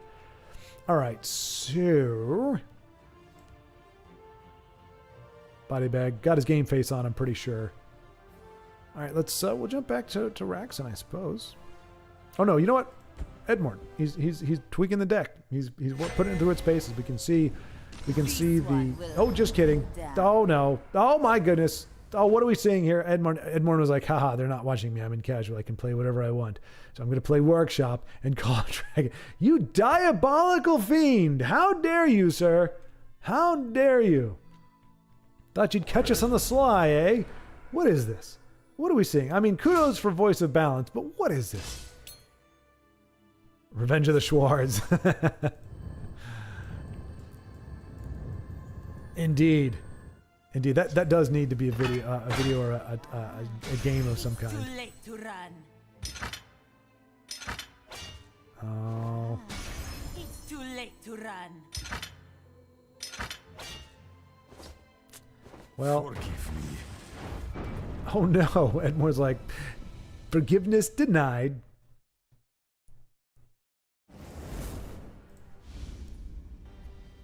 Let's see. But yeah, that's what I thought. You know, I thought I remember you creating it. I know he showed it.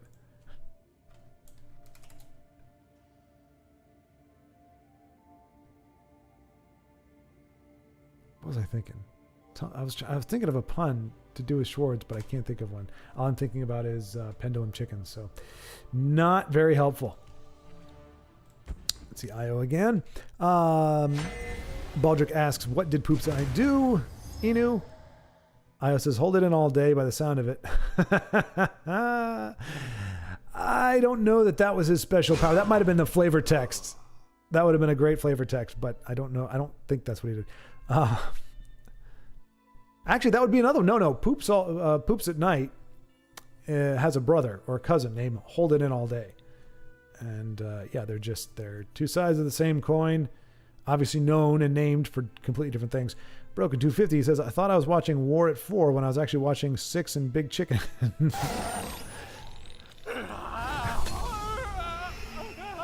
Yeah. I mean, I asked for that. I stepped in it. I went too deep with the Big Chicken. Okay. Recovery. Regroup. Poops at Night has been eating too many cheese chalupas at Taco Bell. You know, I have yet, and knock on wood here, I will admit, folks, I have yet to have a moment of digestive distress after Taco Bell. Poops at night and holds it in. Exactly, right, exactly. Poops at night and holds it in.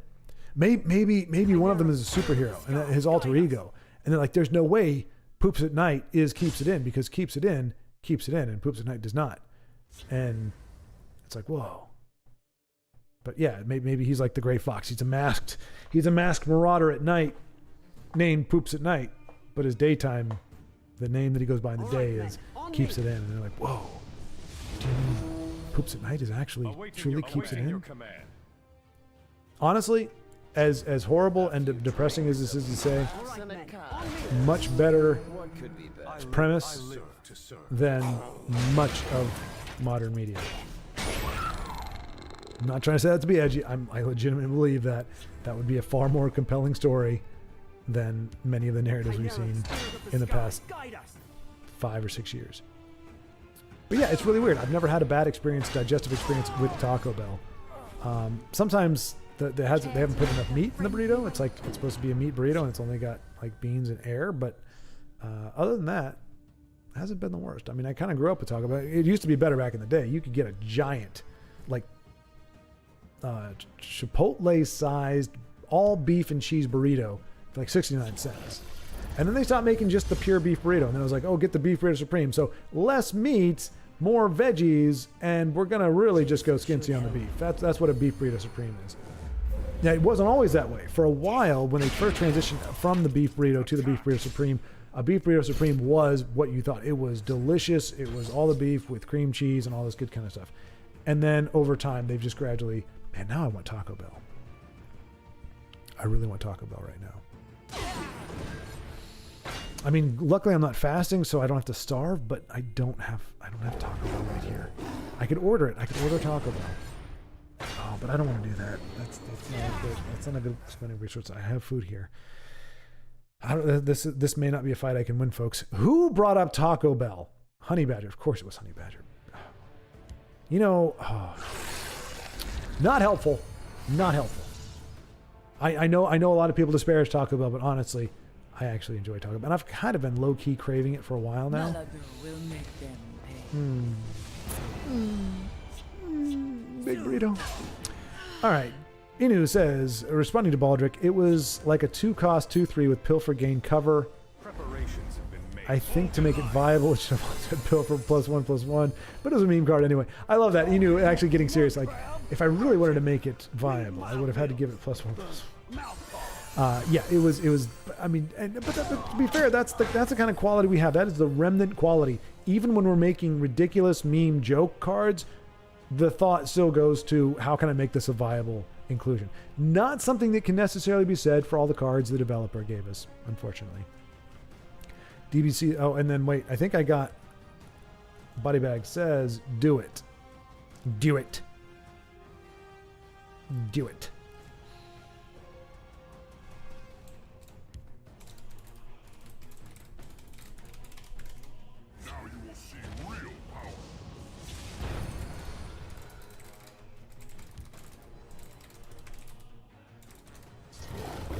But here's the problem, folks. If I order it, either I have to wait 2.5 hours to eat it, or I'm going to have to eat it on stream, which that's not fair to you guys. And I'm not sure what the ASMR on that would be. Is that good? Is that what you want to hear for the next, 45 minutes? Is that apparently that's, I mean, is it like it's a naughty word now apparently, or it seems to be. I've never seen, but I've heard like Twitch, like they just have ASMR streams, and my understanding is it's just that. It's just getting all up on the microphone and making noises. But somehow that's dirty, or it's they're making the wrong kind of noises. But I'm like, are you just eating different kinds of food? Is it like, oh, this is celery? You know, I don't know, but it has a negative connotation. Cringy ASMR. So wait, there's non-cringy ASMR? That's what I'm asking for clarification. Is it literally just, you know, mouth noises? That's ASMR, right? Which is dumb because mouth noises are like the one thing you try to avoid if you can. Like when I would do voiceover work, it was the most frustrating thing, especially if it was early in the morning, because my mouth was really dry, and so no matter how much water I drank or anything, like you have the crackles and the pops, and it's like you gotta learn to like not completely close your mouth. You got to keep your tongue up from the bottom of your mouth so it doesn't pop when you. Anyway, it's just weird that there are people who fixate on mouth noises when most of us are trying to avoid them as much as possible. But I mean, Body Bag told me he told me to do it. Like I usually will do like a hard taco or two. I'd only do burritos so that there's no crunching noise. I mean, I feel like I'm just sliding downhill. Like I'm convincing myself. So. Unless somebody can dissuade me, I feel like I'm headed that direction. Which normally I don't mind, but there's a refrigerator full of good food behind me, so I'm like, but I mean, the craving. Like I found out recently, my sister actually is got number 2 on the way. Okay, okay. Based on what we were just talking about, that doesn't sound right. She's gonna have her second kid, so I'm thinking I'm having second-degree pregnancy sympathy pangs. Like I'm craving things because my sister is craving things, and yeah, that's a thing, right? That's totally a thing. Looking for trouble. So yeah, that's got to be it. So it's not my fault, and it's actually a noble thing. Although no, I think right. No, anyway, I lost the plot here. Let's get back on track with some good old chat. I like alcoholic drinking mouthwash. Wait, I like what? Alcoholic.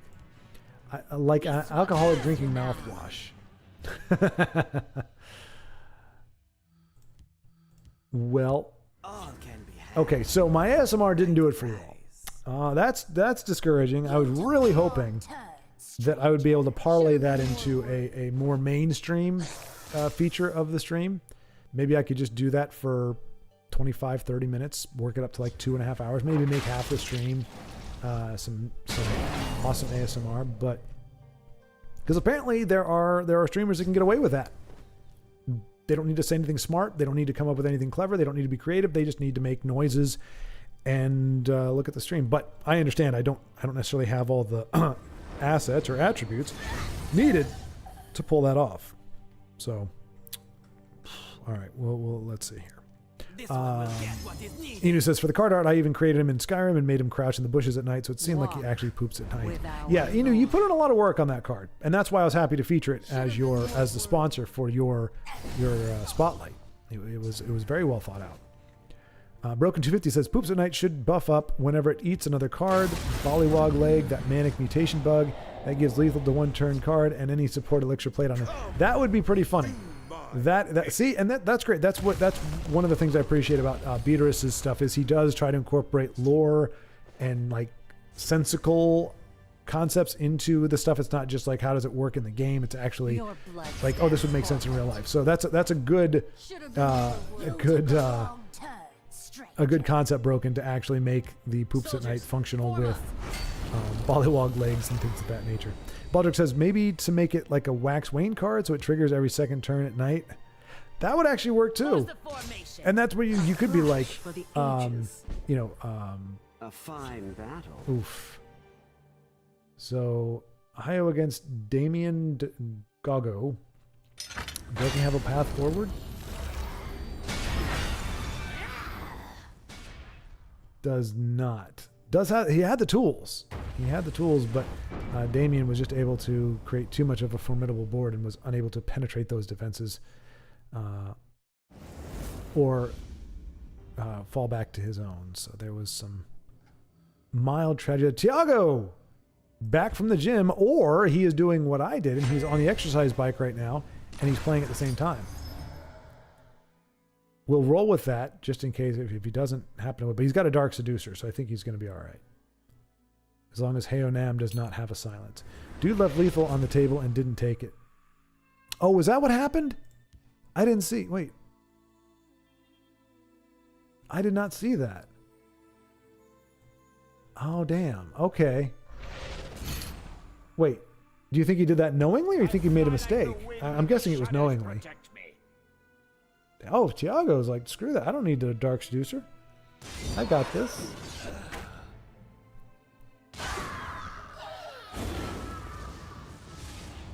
Does he know? Okay, I think he's looking to high roll Balmore Spymaster. I'm not looking to high roll, but he's going to... Battle Reeve of Disc. Wait, what? What? Battle Reeve of Disc. By the Battle Reeve of Disc. I know Battle Reeve. That's the 4/3 that... Right? Isn't that the 4/3 that... Oh, gosh. Guardians. How refreshing to see them. You never see Guardians anymore, you know? All right, so probably Amulet and Dark Seducer? Perhaps? Anyway. Dusk, Dosh Garnet. Oh, yeah, Io. Yeah, no jet lag whatsoever for you, my friend. Oh, okay. He had Battle Reeve of Dusk, and he didn't use it. Okay. See, Io much savvier than I am, or paying greater attention than I did. I just assume that everybody is playing their A game, bringing their A game, and playing everything they possibly can to win. And clearly, that did not happen with the last opponent, and I missed it. Was it a BM thing, or was it just a misplay then, Io, in your opinion? In the next world.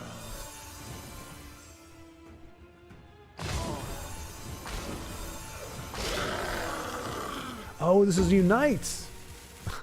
Yes, folks. My keen grasp of the obvious. Unfortunately, will not get the chance. Down goes Tiago. You know, again, you get a lot of fatigue from the gym. Could be part of it. Or it could just be the game being the game. Or it could be the Elite Guardians just once again being the poopers of the party, as it were. All right, body bag. We've been good luck for you so far, so hopefully that'll continue. I miscounted the magic. Oh, Tiago did. Okay. Okay, so Tiago did. Yeah, just... Okay, so he meant to play something else, just... and we just got Ugnipped. Dag nabbit. What is that? What is that phrase? Never ascribe to malice what can be explained by incompetence. That's not the exact quote, but it's close enough. What happened? What happened? Oh, there we go. Happens to me all the time. And you've got more moving parts than I usually do. Okay. Well, we'll give a little, do another Tiago spectation here. Spectation, right? That's a word. Let's see. Inu clarifying the vision behind his card. Well, the idea was that he keeps his cover. This is poops at night. He keeps his cover to poop some more, but having never loses cover seemed a bit OP to me. So again, folks, even the meme card, even the ridiculous joke card, Inu trying to make it balanced. That's the caliber of player we have in this game. Incompetent malice. Worst of both worlds. And possibly very accurate. Okay, the question is, do I have DoorDash on here? That is the question. I won't put that in front of you there. After let's see here. within a year or two, I believe. And it was, I believe, one of the... Oh, shut up, you. Oops. Oh, this is no bueno. I mean, I can always say chat made me do it. The remnant made me do it. I'm eager to please, and I was manipulated and goaded into doing this against my will. I mean, the thing is, the other food will be there tomorrow, you know? You cannot hide. I think it does have my... Herbs to heal or harm. What? Oh, right. Nope. There we go. Yeah, it's there. It's there. I could place the order if I wanted to. Oh gosh. Temptation. Can I resist? Can I rise above my circumstance? Yes, you did. Look. You said up here. You said, heal or harm. You said cringy ASMR. Eat real food so you don't make those noises. That's what you said. Tiago said, I hope I have better luck now. You will. I have foreseen it. Tiago said, I hope I have better luck now. I know I will if you eat Taco Bell. Bodybag said, You'll not be rid of me that easily. Do it. Right there. There he said do it. It's very clear. All right. If Tiago wins this... Ooh, do I win? Yes. That's how much I believe in Tiago. If Tiago wins this, Taco Bell. If he doesn't win this, we'll have to see what happens. Oh, that's weak sauce, Jess. Weak sauce. Commit, damn it. Commit. Can't do it. All right. Ina says, I also thought about that Baldric in terms of Wax Wayne. I do not fear death. Should we make Poops at Night... should we make a Poops at Night contest? Who comes up with the most fitting ability? That's actually not a bad idea. Broken 250 says, what if every time he eats a token O2 wall of stool appears with a card? Oh my gosh. Zenskai, you mad lad. What in the world? Wall of stool? As is just like, if Io wins this, I'll get nachos. Yeah, Yeah, exactly. And you enabled me to get nachos that night, and I got nachos, and I thank you for that, for your contribution. So Tiago, just to let you know, while you were out, working out, I am actively scheming for a way that you can enable me to eat Taco Bell, which is like probably the opposite. If there's an opposite of working out, it's eating Taco Bell. I mean, is Taco Bell even open? Oh, it's open. It's got a 4.3 out of 5, folks. I mean, that's really good. Featured item there. Oh, there's the beefy 5-layer burrito. Good gravy. They're $5 now? What in the heck? That ain't cool. I fly like the wind and the shadows protect me. Is this what the world has come to, folks? I'm almost losing my appetite just looking at this nonsense. Wow. Oh, we lost Razzle Dazzle. Oh, that was a little spiteful there, Tiago. Like, you take Razum, I'm gonna kill him. If I don't get him, nobody does. Even fast food is expensive. Exactly, yeah. I mean, luckily, most places it's still fast, so the name still works. But yeah, man, that is redonkulous. And I feel like a moron because I said eating Taco Bell in Texas is crazy. That is true. That may actually, I may be marked forever if I have what can't even qualify as Tex-Mex in Texas. Like, I can't argue that there is no better, but it's unique. There is nothing else like Taco Bell. The sauce they use, the special sauce, it's magical. It's like McDonald's hamburgers, but not quite as nasty. Like McDonald's hamburgers, they taste like it's distinctly McDonald's. With our Lord. Oh, Tiago, I'm gonna need you to really to put on some pressure here. Do not let the shack attack. Oh, for fuck's sake! Die like a dog. Bark and birth. Try something. No, he's got his own razzle. It's not lethal yet, but daggone it if it ain't close. Thorns and claws. This ain't looking good for Tiago. I do not fear. Taco Bell. Like, is this how I end? Wait, can he unite the houses? There, hang on. Lord Dagon comes. I won't need to hide. He's looking. Lord Dagon He only has 3 of the colors. Oh, it's too expensive. Too gosh darn expensive. Does he have any possible way to win this? I don't think so. I mean, Unite would have been gangster, but I don't think there's a way. Okay, that does keep him alive in that lane. Oh, Spider Danger would have been good for that. I think he's lost this one. Well, I mean, that means I don't order Taco Bell right now for sure. Not at this particular moment. Ah, that's all right, Tiago. It's all right. How jerky is that? My reaction is that he's showing the tear because I can't get Taco Bell. He's probably actually like, I lost the game. That sucks. Like, how self-centered do I have to be? Pretty self-centered. Tiago. I gotta say, man. I gotta say it. Hurts me right here.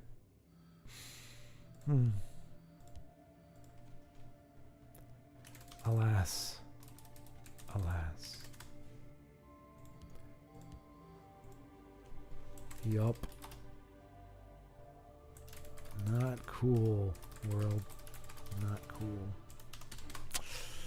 Body bag. Eating Taco Bell in Texas is crazy. I think you mean loco. Muy loco. Caliente loco. No bueno. I should be able to think of another word to rhyme with that, but I can't. So, all right, here we go. Raxon. We'll try it again because we don't see Raxon all that often here. Yeah, I got derailed with Wall of Stool, so let's see if we can come back. But Io is going to indulge a little bit. Says Wall of Stool would have to be massive to be a suitable defense, and that's terrifying. You're not wrong. Call that the fecal firmament. Ugh, why would we call it that? But even that can't deter my appetite. Even such a phrase as that does not make me any less keen on this idea. Although that 80% rate. Anyway, what happened to your world? You used to be cool. Wait, what? Oh, yeah. What happened to your world? You used to be cool. Oh, wait, that was ASH. Oh, no. Oh, no. Okay. A tip of the hat to IO for the pun. Gotta respect. You gotta respect the skills. That was good. I thought you were cool, world. Oh, wait, that was back in the Ice Age. You used to be cool. All right. But also, Tiago says, I always have bad luck during lives, but it's the game. Yeah. A formidable display. We see It has that been a an lot. engaging hunt. We see that a lot. Something. Oh, no. Did it send it? Did it send it? I hate the fact that it does that and then you lose what you were saying. Did it send it or did I not hit it in time? Something screwy at this time of the week.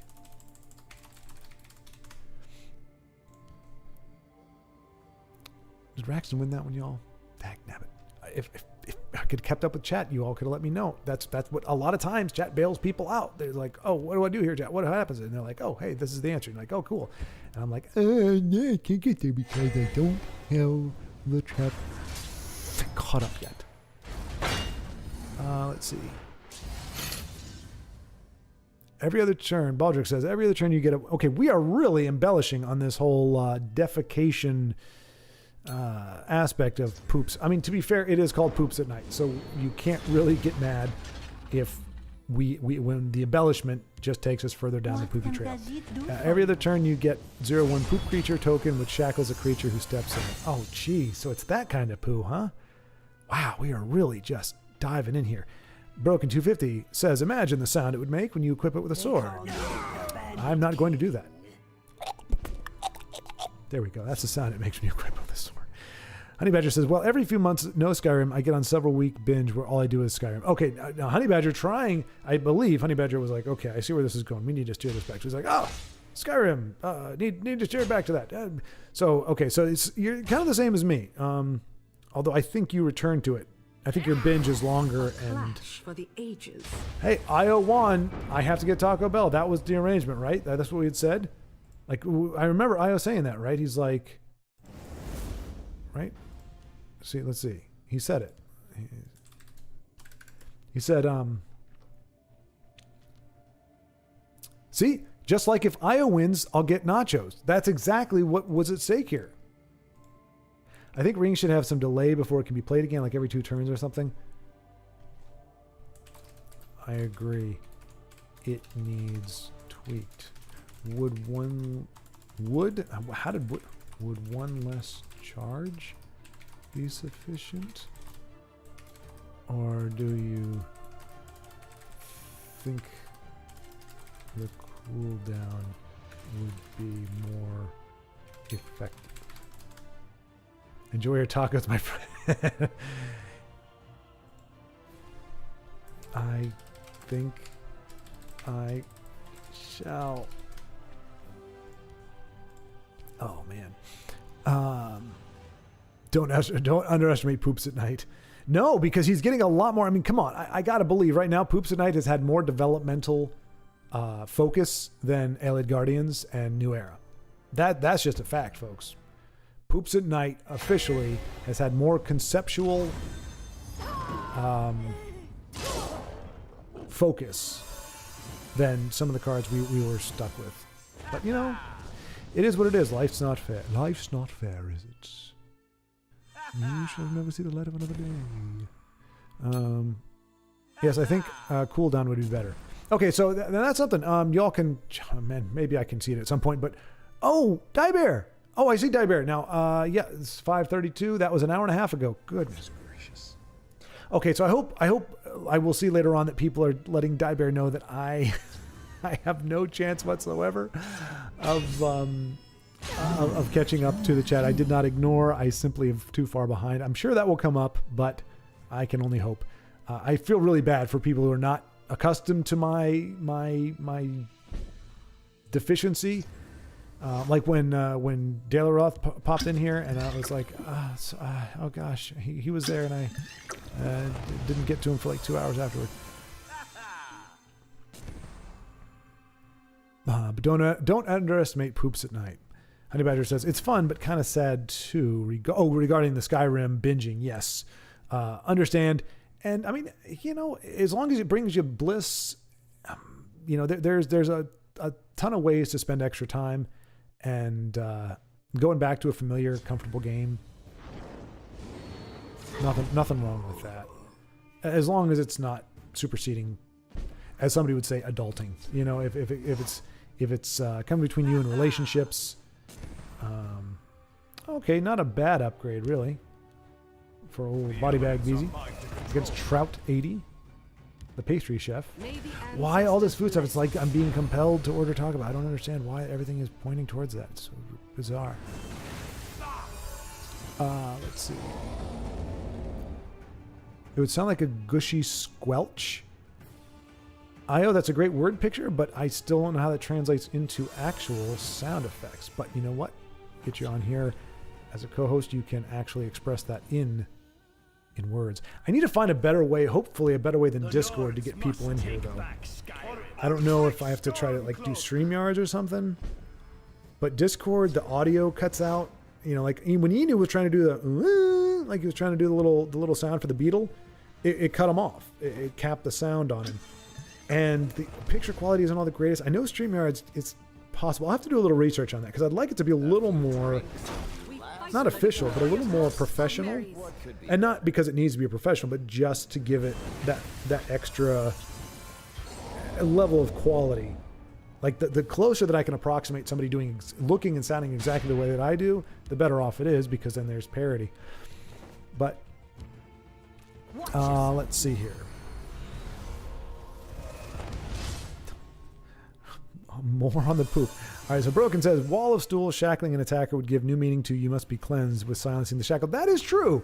That is very true, Broken. That would actually give the Shadowfen line some validity and not just sound like a nasty taunt. You must be cleansed. I'd be like, oh gosh, you must be cleansed. Oh, you must be cleansed. Oh my gosh. So Diebear referring to YouTube, let's go. Diebear, thanks so much for stopping by.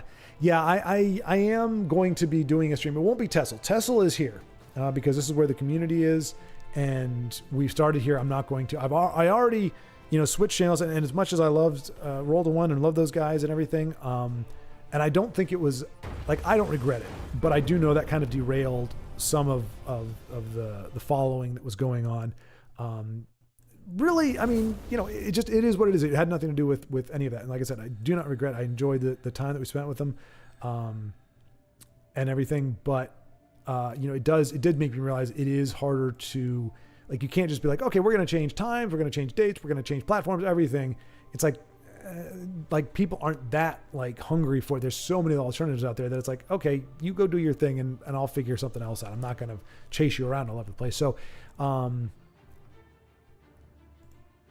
but yeah, so there's that question, folks. So Raxon is saying cooldown. So instead of saying for the ring charge, instead of 3 charges you get 2, Raxon is saying you get the 3 charges, but every other turn is a cooldown. So you can only use it at most once every 2 turns. And thinks that would help solve the ring imbalance issue. I think it could be right, but I don't know. So I'm asking those with a greater mind what they think about it. Do you think that would balance it? Is that better than reducing the amount of charges? But yeah, so but I am going to start streaming on Rumble like a regular game. I'll do, like I did Tears of the Kingdom for 35 episodes on Rumble. And I'll probably keep that to 4 hours. I'm thinking about doing a Happy Friday Eve stream. So it'll be like a Thursday night. So I kind of get the momentum going. But it would just be random games. Right now, I only have access to my Xbox. So honestly, I'd probably start with just doing some like just Call of Duty. What do you call that? Domination runs, just to kind of ease into it. But that's why Diebear is saying that, because we met each other on Rumble. and we do like I jump on the pirate panel with her, and she's a great gal. She does, I believe it's primarily Destiny that she does, but and she's got a great community. She's built up a great community. So if you like those kinds of games, check her out as well. I think she's on Twitch, but I know she's on YouTube and also on Rumble. Just to give it a shout out to Die Bear. Thanks for popping in. I don't know. I don't necessarily, like I said, my streaming on YouTube will always be, at least as far as I'm concerned for right now, will always be Tessel related, because this is what the primary focus is. But I am thinking about doing other games, and on those I'd probably do that on Rumble, because Rumble is more of a streaming platform. You get much more traction as a streamer than you do as a video creator on Rumble.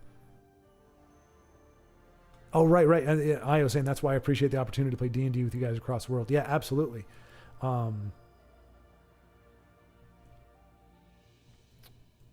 Yeah. No, nothing more for me to add on there. That it's the trippy, it's the trippiest thing. It's also the coolest thing, and it's maximizing the benefit of where we're at technologically. There are a lot of downsides to it. We're seeing more of those crop up. I mean, and some of them are disputable, whether they're actually negatives or positives. But I think the absolute positive is I've been able to, and again, I got to give props to, and I don't know how to put this in a way that isn't some kind of awkward, but props and thank you to countries that say, hey, learn English. Whether you all liked it or not as you were growing up, for people in other countries to learn English, but that's enabled a lot of what's going on here, because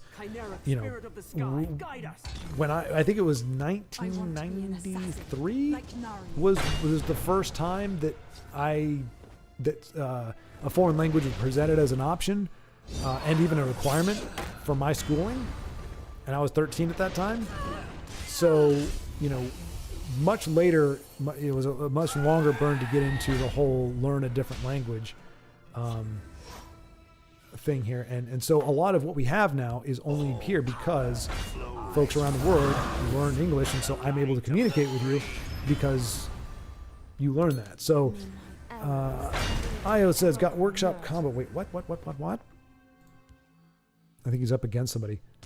Got workshop combo and Titan comboed. Oh, so Io fell to garbage, not trash. Trash is only invade, but garbage. And Tiago's looking pretty good, but his opponent does have a sizable board and not really a great answer for it at the moment. And he's going to heal for 6. That's the big problem right there, but Tiago doesn't currently have an answer for it. And boy, this guy's really pushing his advantage. Okay. For some reason, I expected Ellie Guardian to come down, even though it's not even the right colors. They are no challenge. But anyway, so that's that little bit. So just wanted to give a shout out to Die Bear and explain that incredulity. She just didn't know that I streamed here. But like I said, I when I do start streaming other games, it'll probably be Rumble. But and the only reason I say that, because I did do a few gaming streams here on YouTube, and it's just not the same. It's not the same dynamic, not necessarily the same audience. I think C-City was there, but it's not like it's a full translation, which is fine, because as I've said many times, there are a lot of streamers where it's like, hey, if they were doing Tessel, I was on board. If they switched to another game, I moved on because I was there for Tessel. So I understand that very, very, very well, and so I figure I can cultivate an audience elsewhere with with the different, with playing different games, in theory. And then, like I said, not take Tessel off of here. But Honey Badger says, my apologies, Schwart. I thought you had skimmed over my Night to Remember quest research earlier, but you read it. Sorry. Haha. So after lambasting me with your all caps, Honey Badger, decimating my pride and my self-esteem, you expect a simple apology. Oops, my bad. You can't put the toothpaste back in the bottle. You can't unflop that chicken. Oh, I just clicked on that reflexively. So hey, we're going to take a gander. So Tiago, once again, haven't shown the Friday night shellacking from the RNG Slain. I believe I recognize that name from somewhere. Tiago, well, I won the 2 previous Oh, Tiago, trust me, I'm not down. I'm not saying that you're not capable of winning. It was just, as you were saying, I don't know what it is about these times, but they just tend to be more difficult. But also that to say, I am bummed that we are only getting to see the losses and we keep somehow missing the wins. So hopefully, cue into you next time, we'll be able to see some of those victories there. So yeah, Honey Badger, I forgive you. There is forgiveness, there is grace, but man, maybe just give me a little time. Maybe a little time. I mean, obviously, I'm 5:34, 7:10. I mean, I'm almost at 2 hours behind. Just give it a little time, man. Just give me a few weeks, and I will get to your comments. This is not lambasted, more like chicken basted. Oh, is that? No, it's lambasted. They look the same. It's like a gan and a gain. Like people, old timey rhymes. They would rhyme a gan as if it was a gain. So they'd say, here I go out in the rain. I'm going to get soaked again, because they look like they should rhyme, but that's not even an approximate rhyme. That is a pseudo. That is a false rhyme. So it's lambasted, right? I believe, and chicken basted. But I get what you're saying. I get where you're going there. It's not lambasted. More like chicken basted. Out of my sight. Let's put these to use. Oh.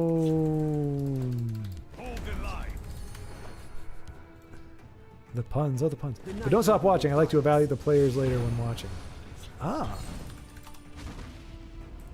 Good to know. We'll be back then. Guess who's back? Back in then. I'll take you all down with me. Arrakis. Yeah, Arrakis. Sorry, I forgot that your screen name is similar, and you have actually, which is weird because when you comment on the videos, I know who you are. So I don't know why it slipped my mind, but yeah, and it's totally fine. Hey, don't have to say much. Just making sure. Oh, no kidding. So Diber says, I used to play Overwatch with some of the devs who worked on this game. No kidding. That's so weird. Like Sparky Pants, I guess. Oh, that's really awesome. Were any Gavin or Peter? I guess those are two guys. Were they good at Overwatch? The Black Arrow is a cool duology of books. I'm not sure if that's not a non sequitur, but I'm guessing that has to do with Overwatch. Diver says, not Gavin or Peter. We were silver gold. Fun team that played well together. Nice. That's awesome, Diver. But that's so weird though, because Overwatch seems like a completely different, totally disconnected from Tessel. It's not like Hearthstone. Like that I could see.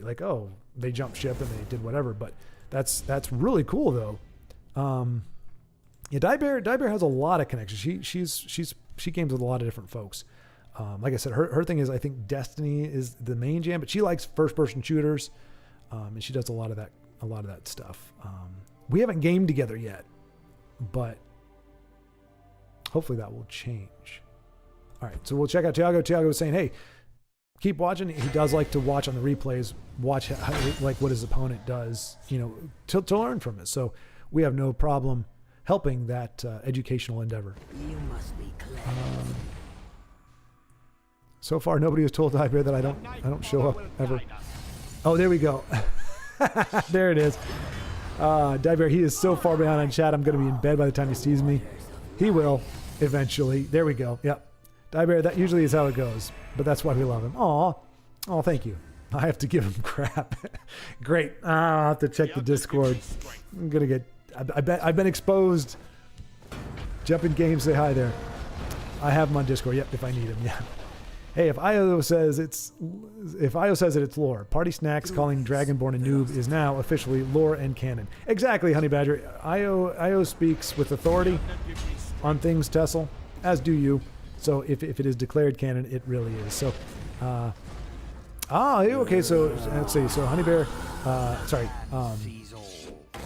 Diber says, I don't think nerds are geeks. I think we were saying they can be, right? That was the idea. Not all of them are, but some of them can't. No, wait. No. Geeks are like Geek Squad. So they're the smart guys. Nerds are... No, right. Yeah, you're right, Diber. You're right. I think maybe that's while I was circling around. Yeah, so nerds aren't geeks. Geeks can be nerds, but nerds can't necessarily be geeks. Nerds have sci-fi fantasy knowledge. Geeks have practical knowledge that sometimes attracts them to sci-fi knowledge and things of that nature. But you can't upgrade from nerd to geek. You can make a parallel move from geek to nerd. But geeks can totally nerd out. There you go. Yeah, exactly. This is important stuff. You're right, Diebear. Absolutely. Tell him Diebear says hi. She's going to bed. Okay, and that's when Honey Badger said Diebear says hi, and she's going to bed. The quintessence of intellectual conversation. He has no idea. This is good stuff. Oh boy. Yep. I'm gonna get an earful. That's for sure. I got church in the morning, so I'm going. Oh, okay. That's why. I will bat signal Discord. TF2. That's it, Diebear. That's it exactly. Yep. Titanfall 2. Yep. Or no, Team Fortress 2. That's it. Team Fortress 2. Yep. Well, I have to head to work, so I will be back when I log in there. And we know there's a temporary lull as Honey Badger makes that commute. See you in a while. Good night, all. Honey Badger, thank you. Okay, good. So there was a good exchange there. Thank you all for letting her know and for having a great conversation there. A nice exchange with somebody who's first time onto the stream. So thank you very much. Again, the responsibility for the community does not fall on anybody's shoulders. I mean, unofficially it kind of does. It's like as part of the community, we are kind of in a way representative of it. But it's not fair to say, hey, you guys are the remnant. You need to behave in a certain way. Like, if it needs to be said, it shouldn't. It loses the impact. All removals in the world. I was going to say, wait, no, this is Guildsworn. So I'm guessing Io is currently playing against either Tribunal, which is typically the biggest removal culprit of the game, or Telvanni. But as we've found, even Guildsworn could be removal heavy. And so either that is what I is speaking about, or he's referring to his own battle. But it doesn't look like Titan is doing a removal heavy deck. Must I do everything myself? But yeah, so anyway, I don't put the onus on there. So people who naturally would kind of think of it that way or be like, hey, that's great. If you don't, that's fine too. But it just does my heart good to see somebody that pops in, regardless of whether I know them or not, that pops in and gets a nice warm welcome and feels, for as much as she was able to engage in the conversation, that she was in the loop, and it was nice. Can't stand Alex Fox only plays Invade. Yeah, Michael, I think Alex really has a reputation. There's like 3 or 4 people that, or either that or I'm misremembering, and you were the one, Michael, that knew of him originally. I think there's at least 2 or 3 people that have chimed in on Alex, and it's always the Invade. So that is unfortunate. But like I said, it's not garbage IO. Invade is trash. Remember? We don't have to say, we just say it's trash. Don't have to say that it's Invade. We got to get our vocabulary down here. Our vocabulary? That's right, our vocabulary. Honey Badger says, before I leave though, it doesn't matter to me if you want to play or only spectate. Okay, so Honey Badger chiming in on the question that I had back then, way back then. Doesn't matter. So so far we've got, it's 1-0. Arrakis says, hey, I'd like to see you play more. So that is the feedback that I've gotten in that regard.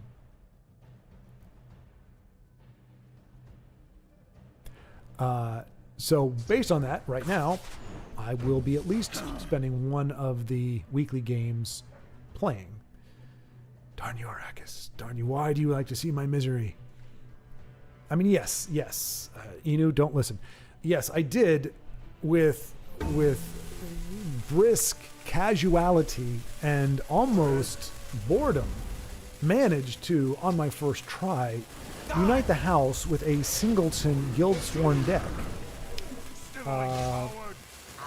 So I am, on the down low, one of the absolute best Tesla players in existence today.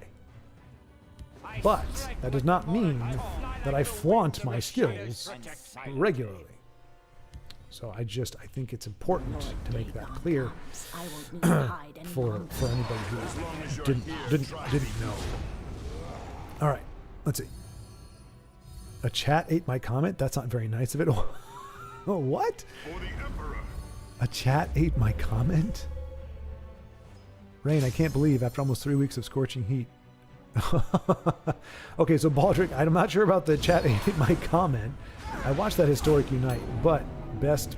Wait, what? What? What's that but? I don't like that but. But best player, my... Sniveling My... You're going to say arse, aren't you, Io? You're going to say arse. I know you were going to say arse. It's fine. It's fine. Bitter. Bitter much? Bitter much just because you cannot dominate the way that I do? Ooh. Ouch. Normally like the little Magus turd muffin, but not when he's being used against my buddy. Give me more shouts. Give me your face. So Baldric, yeah, as we know, Baldric was saying, they've been hellish conditions over in his neck of the woods. So they actually have rain today. So amidst the stream, which also has a water theme to it, a deluge of rain has befallen on Baldric and quenched his thirst for precipitation. Yeah, that was going to be poetic, but it didn't end up being there. Embrace it. Embrace it, says, I have the rest of the storm. I will run Skyrim. I will run Skyrim naked in it. Inu, going to bed. See you guys. So you didn't get my... That's great. Inu did not hear me in my humility speaking about my dominance with his Unite deck. And surely he is not going to watch this video afterward and make a comment about it. So I don't have to worry about that. Excellent. Baldric, I'm just going to pass on that comment because last time I commented on anything having to do with Skyrim, Naked, or anything, it did not go so well for me. So we'll just leave that alone. And Call Dragon isn't an awful card on its own, but Workshop is. Yeah, Arrakis, yeah, I mean, and y'all can let me know. I mean, I think it does a little too much. I think it's fine as is. I don't think it needs, as an 8-cost card, I don't think it needs to level up all the shouts. That's my only beef with it. I don't think it's a bad card per se, but I do think it does a little too much for what it is. But no, I wouldn't say an awful card. I think it could use a tweak here and there. Only valid use of Workshop is for Skivaton, which is which we saw Guitarist on Bass. Well, he doesn't even use that card for that. But yeah, it's the same thing. Yeah, there are creative uses for it, but it being used the way it is now. Tiago says, I'm an invade player. Indeed, look at that. How did that, where did this come from? I hate this guy, dude. Casted by Mystic Dawn Informer. Oh, I guess, is this Unite, Tiago? Because I remember seeing Unite at different points, so I'm guessing this is Unite. So you're trying to get, right? Am I correct? Well, he's got Journey there. That would be can you play Journey? 29 creatures, Journey. Oh, we got to get a beefy sweet roll. Beefy. Oh, there's the burrito. Oh, there's the burrito. Revis! That was fought well. I could eat a burrito for hours. If anybody got that really butchered reference, I salute you. I don't know that I would. Oh, they took away the. There was a burrito that I modified. No, that's it. Cheesy double beef burrito. Double seasoned beef. I take out the rice, nacho, cheese, and fiesta strips, and just make it a double beef burrito.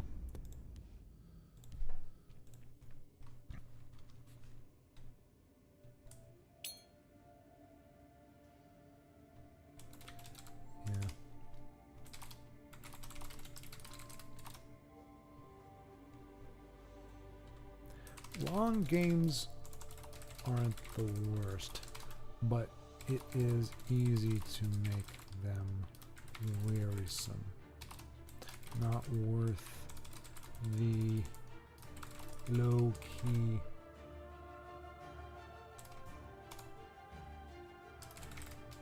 I was gonna say aggravation, but I think misery is.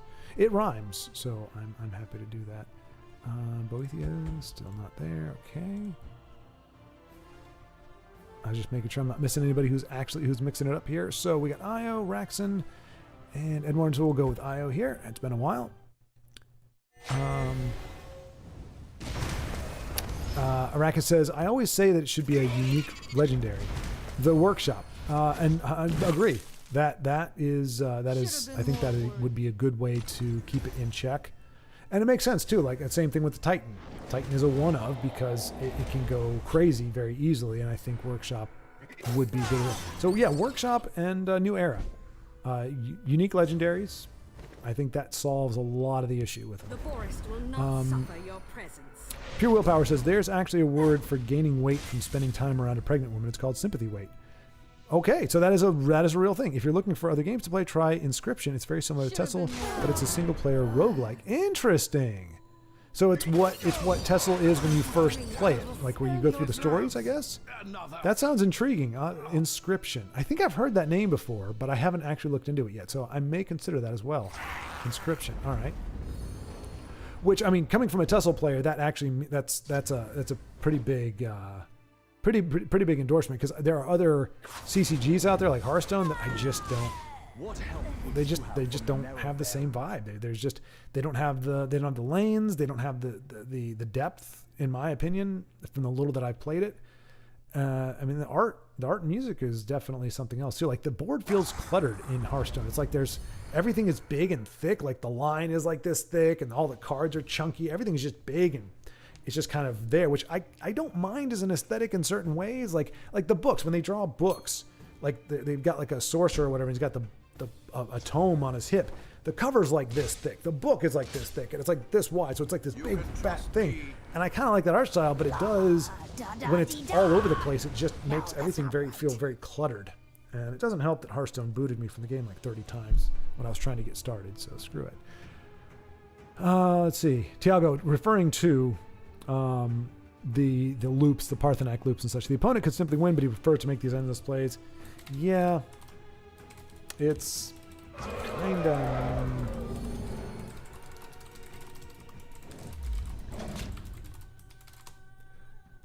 Figure we could just type that down you down.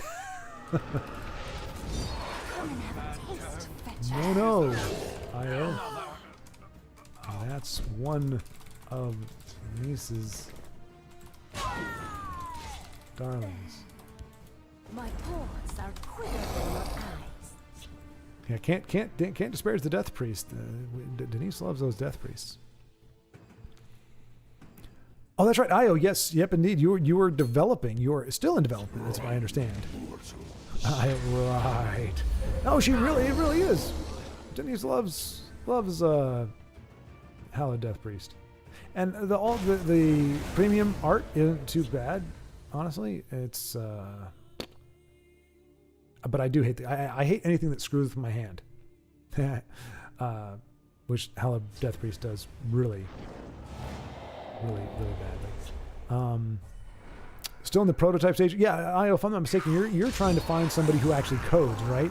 Like you've got you know how to make the cards balanced, you know how to do the front end side of things. You need somebody in the background that can actually program the game. If I recall correctly, that's where your hang up is. Paul Lake, welcome. Good to see you here. Sorry, oh my gosh, I'm only 20 minutes behind now. Oh, right, Honey Badger was on the road for a while. No, he's back. There you go. So that's why. Which is worse, more hated, Telvanni or Invade? Invade, I would say, for most folks. Paul says, for Ring Shackled, turn 1 unless OP plays a card. Wait, for Ring, Shackled, turn 1 unless... Okay, so... yeah, so IO needs a small team of programmers. So if anybody is out there, whether we know you or not, if you're a programmer of any kind and you could put together a game similar to Tessel on the back end, on the programming side, reach out to Io or reach out to me, and I'll pass you on to Io because that's all he's looking for right now. He's got a lot of momentum. He's got a lot of good stuff in play, and I know just from having him DM in D&D that he has a good and very thorough. He's very thorough and very detail oriented. So you're not going to have a problem. This part of it, the part that people see, he's got that covered. Probably needs some art help as well, I would imagine. Although with AI, perhaps not. But definitely need some programming assistance. So you do a partnership and go in and you charge $1 for the game, and you'll be making probably more money than Bethesda made on this, to be honest. Another one, apparently, it's Platinum Bandicoot again. Wow, we're just circling around, and Io just can't get his number. Every time he gets close.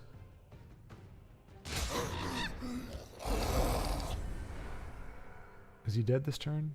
5, 8, 16, 19. Not yet. But he's not going to survive with the curse in hand. Oh my. Io's going to concede right now. Oh, but maybe not. That's 9 damage. Good call, Io. I figured that as much, but I mean, I don't demonize it necessarily. I mean, he really, if he could have had this hand a turn ago.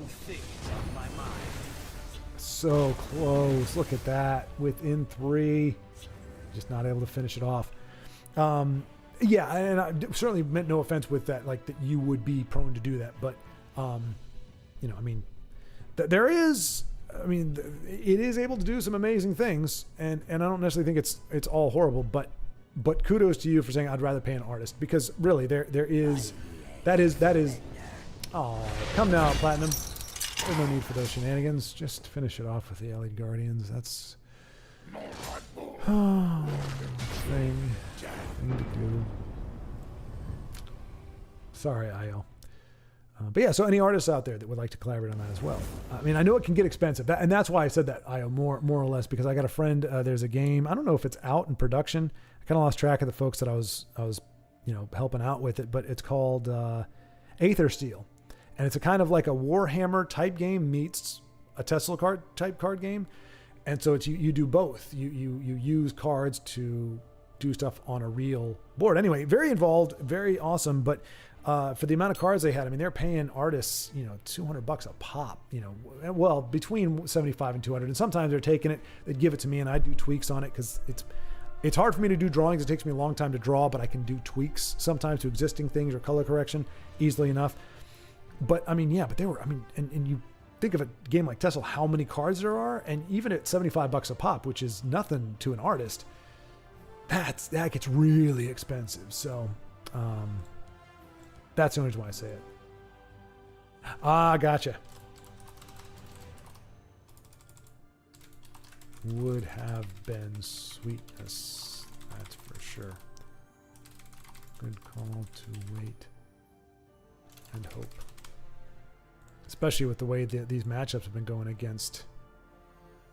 I can't remember his name. We'll just call him Allied Guardian, because that's always in his hand at the right time.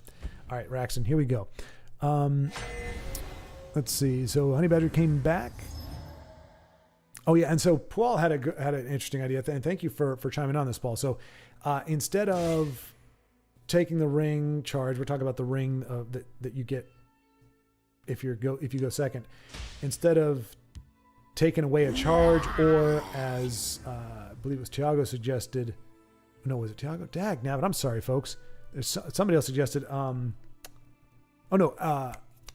Arrakis, right? No, dag nabbit, not Arrakis either, right? Son of a gun. Anyway, it was suggested that. Was it Tiago? No. Who am I thinking of? Raxton, maybe. Yep, a Raxton. There we go. A delay. The ring has a cooldown, so you can only, at most you can use it every other turn. Paul is suggesting, whatever creature you play is shackled for one turn unless your opponent plays a card. So if you break the ring, you play a 2-drop. If your opponent doesn't play a card that turn and passes it back to you, that card that you played gets shackled. So you can't attack with the card that you played unless your opponent also has a card to play on that turn, which that could work as well. That could work as well. I'd be interested because you are also then almost not 100%, but you're almost punishing your opponent for building a good enough deck that they can play a card on turn 1 or 2. So if your opponent, and it also kind of it puts the ball in their court because they can be like, look, I got a 2-drop, but I'm not going to play it because I know there's no consequence to it. You know, other than, well, I guess there would be, but no, I mean, yeah, there would be some strategy in there, but I think it does give the control or the preference, a lot of the control to that second player. And again, it almost punishes having a well-built deck or being able to draw on curve. I'll try to draw So I don't know, but that isn't. I have never heard of that, but I think that's an interesting deal. The idea of shackling cards. So welcome back, Honey Badger. I say that even though it happened an hour and a half ago. We're stronger together. You will not harm. We'll hold, no matter what. Let's see. Baldric says, Invade is universally more hated, but my personal grudge is more with Telvanni. And that's the hard thing too. Honestly, it's whatever deck I'm facing. That's the sad truth of it. Like, I mean, there was a time, I don't know if you all remember, if you watched some of the videos, like I was conceding against Telvanni, Invade, and I think even Tribunal. Like I just got so salty. I was just like, I don't want to play any of you guys. And then it was like, any deck that I would lose to, it's like, okay, I don't want to play against Assassin. I don't want to play against Move Archer. And it just kind of snowballed to the point where, okay, I'm just not going to play against anybody. And I don't know that I've fully recovered from that. Like it just got to the point where it's like I couldn't win against anybody. Io says there should be seasonal stuff where certain cards are banned or even certain classes. That is interesting. So almost like doing a whole season of an event. All right, Raxton looks like he's poised to take down Nocturnal 1101 1114. He may be stronger together, but oh, Monk Strike is going to get it done for you, right? Monk Strike, is that 4/4? 3. So he has to hit with the 3, and then he can Monk Strike. He gives him just what he needs. Had the giant snake in the wings though. It has been an engaging. Nice, so nice. Perhaps these two know each other. There's a nice back and forth there, cordial. Neither one was like jabbing, it seemed. They were both just exchanging pleasantries, thanking each other for playing the game, which is, you know, I hate to say it, but it may be something. And a nice...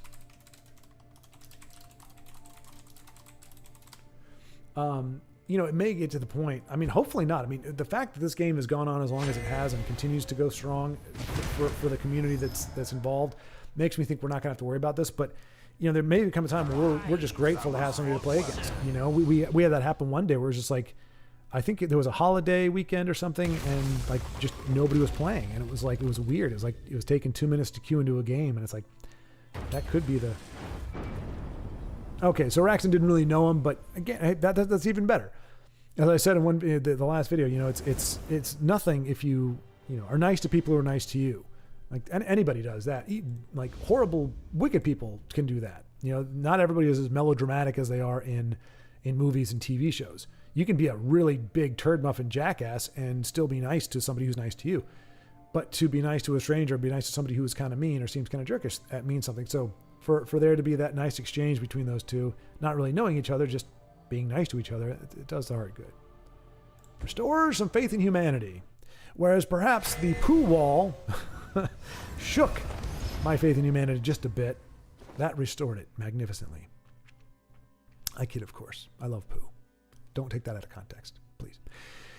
But yeah, so Io, you're essentially saying turn each season into a gun. I think that works as long as you have like, well, I mean, you don't have to, but maybe if you have the events or something be traditional, like like the full deal. But I see what and I think that Magic the Gathering does that too, don't they? Well, but they have different versions of Magic the Gathering. Like you have anything goes where you can play like the broken cards, like the Black Magnolia or the Black Lotus, I think is what it's called. Like you can play that, and Jaden, I think his name is. It's a sorcerer thing that's considered broken. Like there are tournaments where you can play everything, and then there are tournaments, which I guess is kind of what we have in the events, the gauntlets. But yeah, I mean, it could certainly be a thing where it's a seasonal deal where certain cards are off limits. Which obviously there's cards we can all think about that we wouldn't want to be seeing. At the same time, if that also takes off the ability to play other cards. Yeah, I think as long as there's an outlet, as long as there's a way to play the game with the full spectrum of cards, that's always available in a competitive sense. I think if they want to make the main game the main ladder, something like that, I think that could be helpful, or something they could try and see how folks like it. Because I do notice that people like playing under the constraints of different rules. You know, they like trying to build a deck that is going to be successful based on the new rules provided. You know, like that certain lanes give you certain abilities. You know, it requires a completely different build. Although you're always going to have people that are trying to shoehorn invade into that no matter what. So Arrakis, good night. Good night. It was great seeing you. Thank you for stopping by. Look forward to seeing you again. Do you hear me?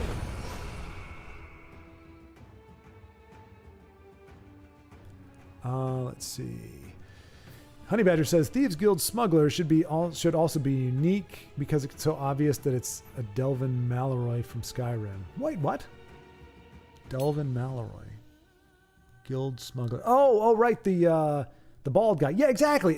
Even I knew that. Even that's one of the few things that I remembered from my Skyrim play. I was like, wait, that's actually a dude. Like he has a name, and it's not cue ball or generic smuggler. I bet you he was actually a card. It's one of those things where, especially because he came in at the end, right? He was one of those free cards you got, a free premium. I think what it was he was set aside, but nobody had the time to figure out what to do with him. Or maybe they did, and they were like, no, you know what? That ability's not good enough, or nobody's going to play him, so let's just make him a 3 of and just make him generic. But I could almost guarantee you he was conceived of as a 1 of, I believe. Racken says, besides some known toxic players, mostly Invader Cancer decks, most of the player base I'm facing recently are decent, even when losing. Awesome. Like I said, I love poo. Oh, there you go. That's it. I was talking about Winnie the Pooh, not P-O-O. I was saying I love poo, as in, oh bother, empty again. That's a hard voice to do. That guy has a very unique voice. The guy who did Winnie the Pooh, and the snake from Jungle Book. Oh, bother. Pooh! Piglet! Where are you going, Piglet, you daft little punk? Why do you run away from me? Because I'm so scared, Pooh. Well, there's a big pile of poo outside of my tree. What is this doing here? Oh, bother. I stepped in it. Oh, Pooh, you stepped in the poo. Well, it looks like poo. Okay, is that Eeyore or John Wayne? I don't know. Well, there, Pooh. Looks like you stepped in it. You're gonna have to deal with the poo on your shoe now, there, Pooh. Oh, bother. Oh, why am I freezing? I should be watching a game here. Why am I got lost in the 100-acre wood. Oh, Tigger, right. The wonderful thing about Tigger. The wonderful thing. Okay, now we have to lift for some reason. I don't know why. I'm losing it. I need Taco Bell. That's what it is, folks. I need Taco Bell. Sorry, it's going to be a second while I place this order. I'm sorry I have to do this. Oh, gosh. What are we doing here? Yep, seasoned beef, right. No Fiesta strips. No nacho cheese sauce. No reduced fat sour. Actually, no, we'll take the sour cream. No seasoned rice. No 3-cheese blend.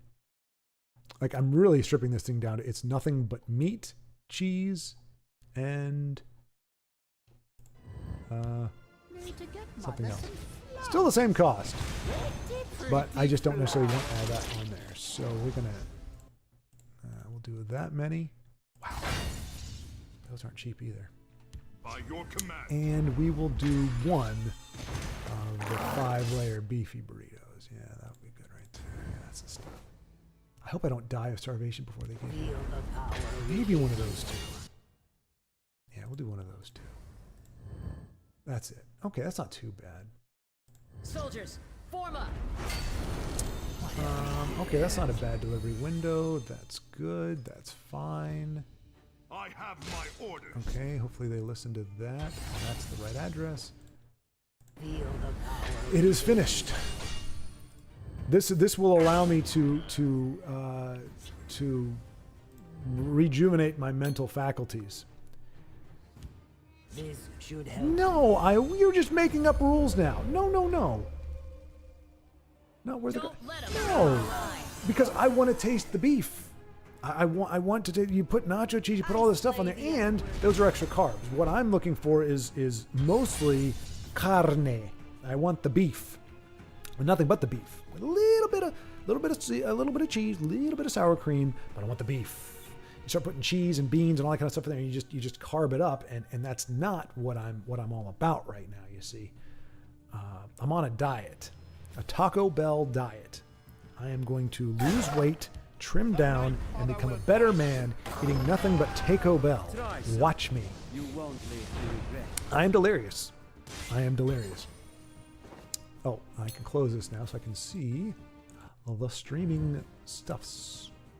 Okay, not bad. Not bad. What did I just miss? I-O. But who am I to say how a man makes his taco?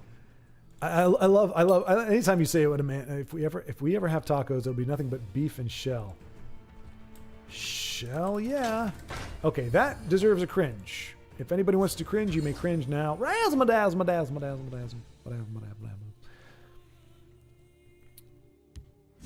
Oh, don't tease me. You said I'm almost there. We know for a fact that's not true, but let's see. And Honey Badger said I'll be nice and let him catch up. He's almost there. So to be fair, yeah, I am almost caught up, I believe. But we are without Vincenzo and C City. So Honey Badger is, well, I mean, everybody's contributing. So I'm not. There's no guilt there. I'm not implying anything. But to be fair, some of the heavier volume is not here. So it's kind of been nerfed. But I can't believe I'm forgetting IO's stream avatar this whole time. Thunder Dragon. Is that what that is? Can't really see it. Open image in new tab. I open a new tab and it's still teeny tiny. But I can see that it's a dragon, so that's something.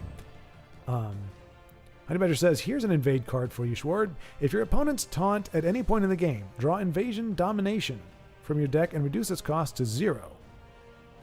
Summon, which is Invasion Domination, is in theory summon. Summon a fully leveled Oblivion Gate. Draw up 10 cards. Transform all cards in your hand into a Daedra. Reduce all Daedra. What? And you need to silence the other character. What? What could be better? This makes me vomit and take psychic. Yeah, exactly. Io, exactly. What is that, Honey Badger? Have you been possessed? If your opponent's taunt at any point in the game, draw Invasion Domination. What are you doing? That practically is the way it is now. What do you?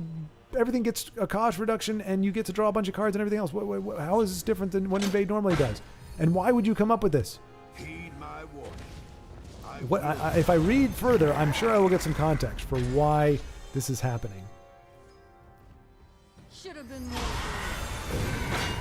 Honey Badger says, Io, I just remembered that last week we established what your avatar and stream was. Vincenzo has the face, and you should be the thundercloud. I mean, to be fair, yeah, I have the Restless Storm. I mean, the restless part isn't inherent in the picture, but that is definitely a storm. It's a, 4th grade storm, but it is a storm. And hey, it's nice to be able to have that. And Tiago, once again, he's going to fall. So we know Tiago is winning. We're just not getting into those games where victory is at hand. But we will dag and nab it. Damn sword, I knew it when he got it. Yeah, you kind of feel when your opponent has what they need. Swift Strike has a vibe to to it that makes me queasy. Alrighty. Io says, said the oyster. Wait. Oh, jeez. Shell yeah, said the oyster. There's a pun involving the word clam, but I don't have the mental energy. I'm like Popeye needing spinach, only it's Taco Bell. Like, oh gosh. That's such a bad Popeye. I mean, I haven't seen him in like 3,000 years, but still, it could be better. I know the reason. I don't like Japanese food. I bought it today and it took away it took away all my skills. Sushi? Oh, by the way, did you guys know, this is a fun fact. Now, you guys, a lot of you are too young for this, but Baldric, not trying to call anybody out, but some of us older folks will get this. So back in the day, there was a show called Lois and Clark, and it was The Adventures of Superman. And the actor was Dean Cain, and I saw an interview with him. Dean Cain is actually Japanese. Like, I think it's half of him is Japanese, or, you know, half of his, like, I think it's his mother's side or father's side. And his actual name is like Tanaka or something. But when he got cast, he said it was 93 and it was like the fledgling internet. And they called, they said, and here's the thing, if you look at him, you don't think that he's Japanese. He looks like just what you think, oh, an American or European or whatever. But he had just enough, I guess. There were people saying, we don't want Sushi Man. And he thought it was hilarious. He's like, my brother, because his brother would make fun of him because his brother was 100% Japanese and he looked less Japanese than Dean did. But it was funny. It's like, that's what we need to get back to. Like, people just, he's like, I thought that was freaking hilarious. But it was just funny. I had no idea Dean Cain was actually Japanese. And yeah, they called him Sushi Man instead of Superman. But it was overall a very well received show. It was a lot of fun to watch. I remember watching it. It went for 4 seasons. Then Terry Hatcher got pregnant and there was really no feasible way to have her get through the 5th season, being mostly bedridden because there were complications apparently. And so they had to shelve it, but it was kind of fun. And Dean Cain seemed like a pretty fun dude, based on that interview and that little bit where he just kind of took it in stride. But he was like, "Oh, Superman fights Godzilla." It was pretty funny. Yeah, sushi is known for diminishing tessel prowess. Something to do with the raw fish, which is stupid. It's not even funny because that's really all sushi is. Well, sashimi is raw fish. Sushi is the fish with a little bit of better rice and seaweed, but I don't think rice or seaweed would drain your powers. I think it actually is the raw fish. I personally love sushi or enjoy it a lot. I don't enjoy it as much as I would because if you think freaking Taco Bell is expensive, try ordering sushi, but it's good stuff.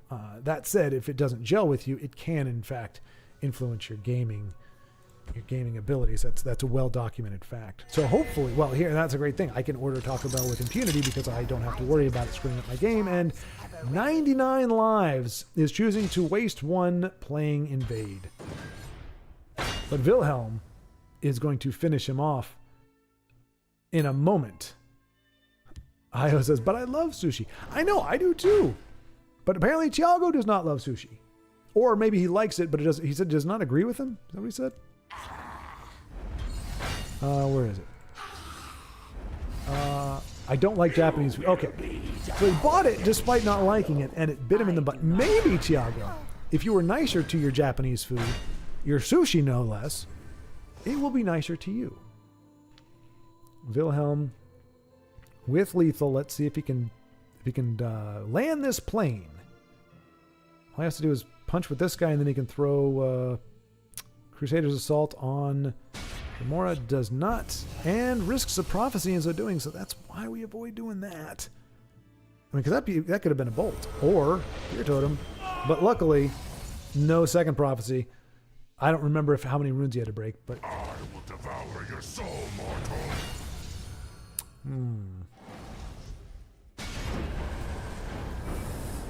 Yeah, I debated this, folks. I thought of it because Wilhelm is a friend, and I understand that Invade brings out a lot of folks. But as I was going over my don't hate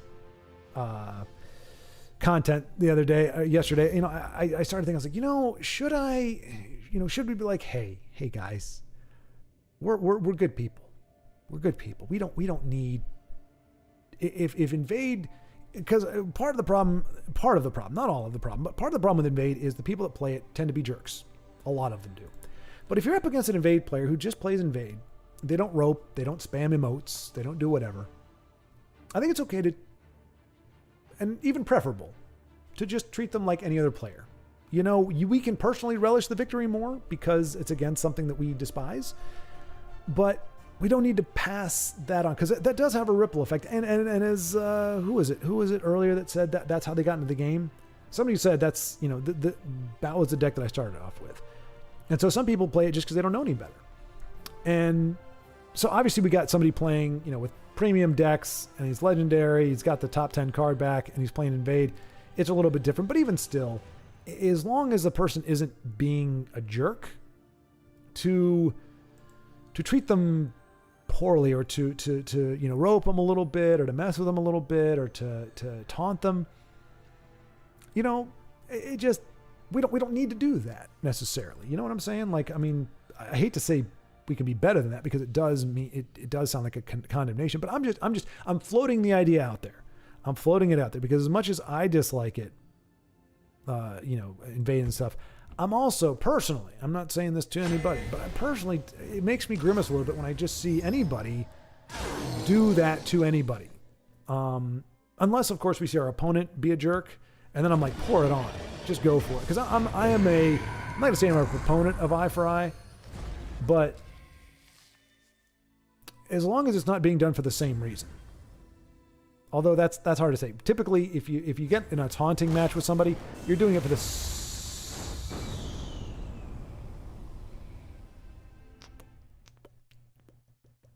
you know, it's being done for the same reason.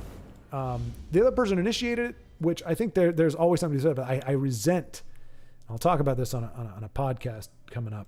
I resent the fact that teachers would say, if two kids get in a fight, the teacher shows up and says, you know, they're like, he started, and the teacher says, I don't care who started it, or it doesn't matter who started it. It damn well better matter who started it. Because all that does is tell the person who didn't start it, the person who's trying to defend themselves, that you're just as bad, that defending yourself against somebody who attacks you is just as bad as a person attacking, which is absolute nonsense. If the teacher wants to communicate that, they need to, you know, she needs to say, look, I can't determine who started it or who didn't. You know, that's that can't be the issue. I can't. Nicely done, Io. You gave me an UGNIP treatment, but at least you got the W, and that does the heart good to see it. But it just bothers me in retrospect when I would think back on it. Like, it is a big difference. Aggression, attacker, a defender is never going to be as bad as that. It's never going to be equal to that. You defending yourself is different than somebody doing something because they have a complete disregard for the rules and says, screw it. The rules say not to keep your hand to yourself. I don't need to obey that rule. I'm going to do something. And guess what? When a teacher says that, it empowers that bully. It empowers that attacker to just keep doing it, because the attacker doesn't care. The attacker has made it clear he doesn't care about the rules. So he's not going to obey the rules no matter what they are. And he actually gets off easy because the teacher doesn't make the distinction. She can't punish them as severely as she could if there was actually somebody who's, okay, this is the person who's responsible for this. Now her punishment is watered down because she's going, well, somebody in here was just trying to kind of not get the crap kicked out of them. So, you know, has to lay it off. But, you know, when you hear that, the bully doesn't care. The bully says, yeah, sure, absolutely. Yeah, make the defender feel like crap for defending himself, for trying to hit me back and trying to keep me off of him. Let that person feel guilty, because that just makes it easier for me to do my thing. I can just pick on somebody and not have to worry about getting my teeth knocked out because they're so afraid that they're going to be seen as bad as me and they're going to get the same punishment as I do. I think that sets us off on a really bad path. And I'm not going to say any more about it, but boy, that just steams my grits. And that's not a saying, and it shouldn't be, because I don't think grit should ever be steamed, but I do not have words, but just for one more united. As the master of Unite, I bequeath to you my blessing. I think the food is here, folks. Give me 1 second. I shall return momentarily after I start a game here. I'll be right back.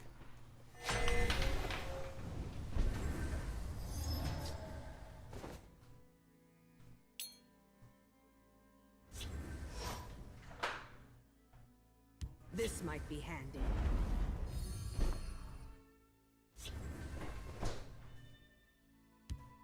You can trust me.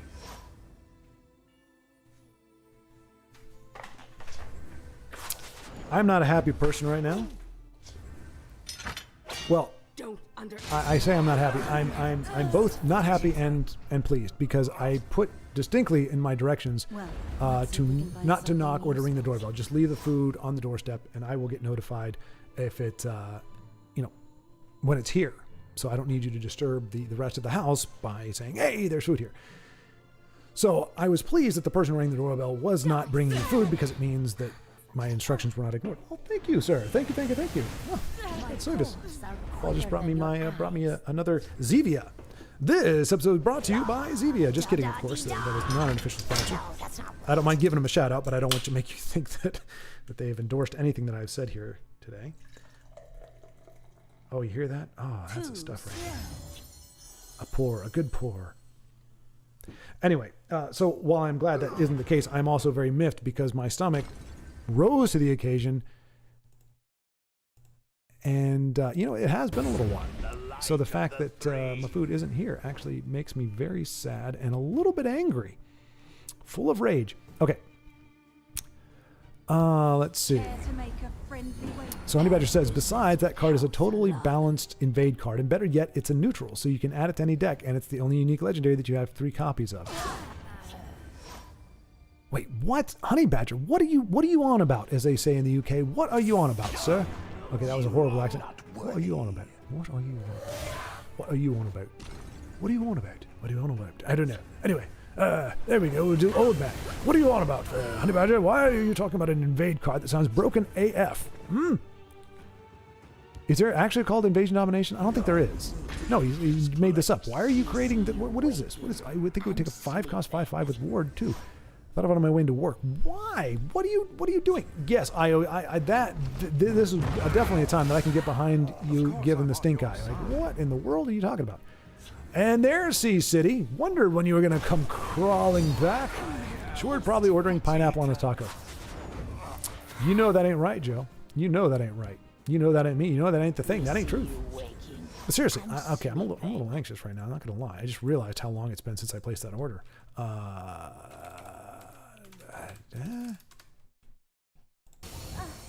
What? Am I in the wrong browser? I think I'm in the wrong browser. Dag nabbit. There we go. Oh, there it is. Okay. Is heading to you with your order. Arrives between 8:13 and 8:15. How is that normal? How is that fast? I ordered this like 17 years ago. And it's gonna take another like 9 minutes to get here? This is unacceptable. This isn't right. What kind of messed up world is this? I swear, if I die before they get here, I'm never gonna speak to them. I only need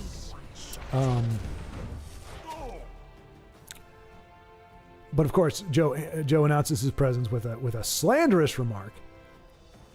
I'm going to go so far as to say, pineapple doesn't belong on anything ever. It can be in yogurt, and it can be by itself. That's it. That is the rule. We're just going to clarify that right now, so there's no confusion. Pineapple is eaten by itself or in yogurt. Just said, I haven't heard cheesy gordita crunch come out of his mouth once since he started ordering. No, because it's very costly, and it doesn't fill me up. I order the burritos because they're usually pretty dense. I can eat them very quickly, and they fill me up very quickly. Cheesy gordita, just the name. Anything you get gordita-wise is very expensive.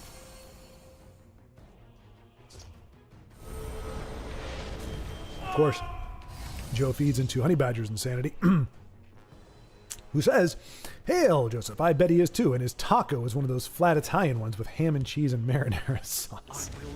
Wait, what? Oh, I see. You see what he's doing there? You see what Honey Badger's doing there? Trying to insinuate that it is, in fact, pineapple on pizza. Huh. Well, harump.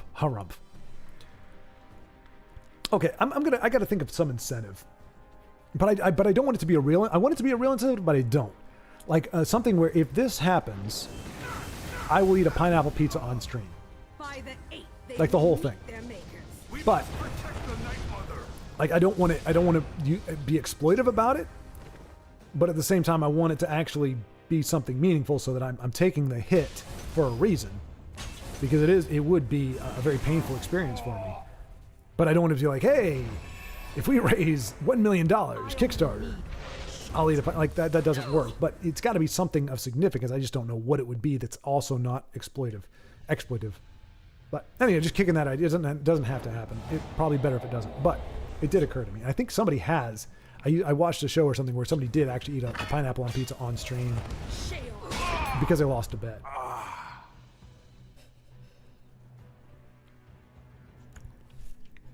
Io says, I'm sending you that darn pizza myself. I guess that would be the thing, but I mean, that would invite or encourage an action somewhat akin to a stalking. I was going to say, if you can get a pineapple pizza here, somehow if you can make it appear here, I'll eat it. But then that, like I said, that would be a little bit freaky. If I answer the door during a stream and a pineapple pizza shows up. My family's too kind, so don't even think about it. But it would be hilarious, and I would eat it, but it would be very worrisome because it means there is some investigatoriness going on that I might not be totally keen on. Like I'm not hypersensitive to that. Maybe that's stupid of me, but like it's okay that people know I'm in Katy, Texas. Like I'm not, but A clash for the ages. just putting that and for anybody in here, I don't care. But it is the internet, and the video is not. I don't restrict who sees it or whatever. So just putting out an address, especially when I'm not the only one there, it just isn't wise.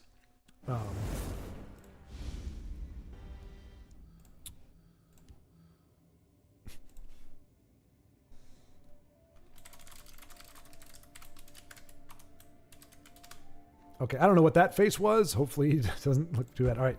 So Tiago trying to unite once before the day is over. And I gave him my blessing as a unite player of great prestige. I am my own army. Well, as the name would imply, I have the restless storm. Oops, excuse me. The void awaits you.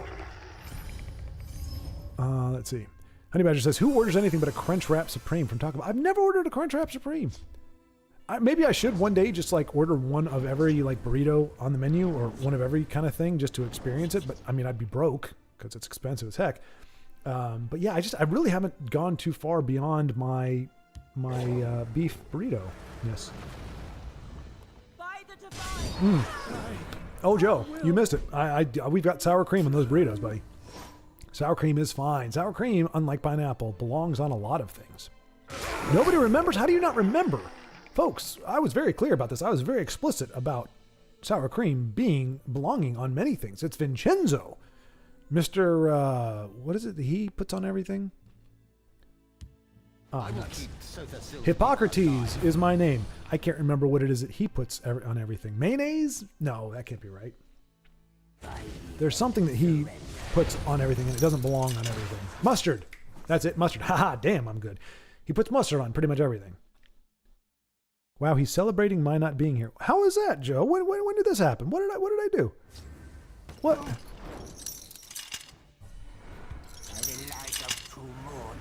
Yeah, I bemoaned that you were here. I said one of the three primary chatters isn't here. I didn't celebrate you not being here. Or did I somehow express that by saying no, I just said that's why I've been able to catch up, or why I might be almost caught up is because they're not here. I didn't celebrate that. I love you, Joe. I love you, Joe. I don't want you not to be here. I assume if you're not here, you're working your butt off. There's no other reason for you not to show up.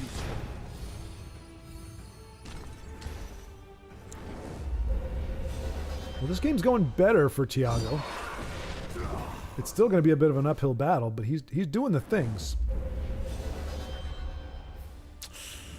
Yikes.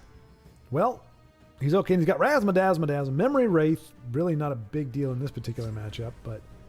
Oh, what has he got? I was about to say Unstoppable Rage, but I couldn't get out enough. That's enough, and... Of all the nerve. Is she permanently shackled? What did he shackle her with?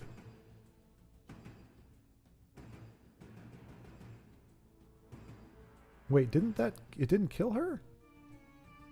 She was the one that was marked, right? I don't know. We'll see. But Tiago definitely has the tools. He's got Mana Marco. Journey. Does he have enough cards in there to make... 21 cards. I would have loved to see that. A Target. Come on. We want to see Target do its thing. The hist revives. Do not look at this one. This one's pants have fallen down. This one poops at night.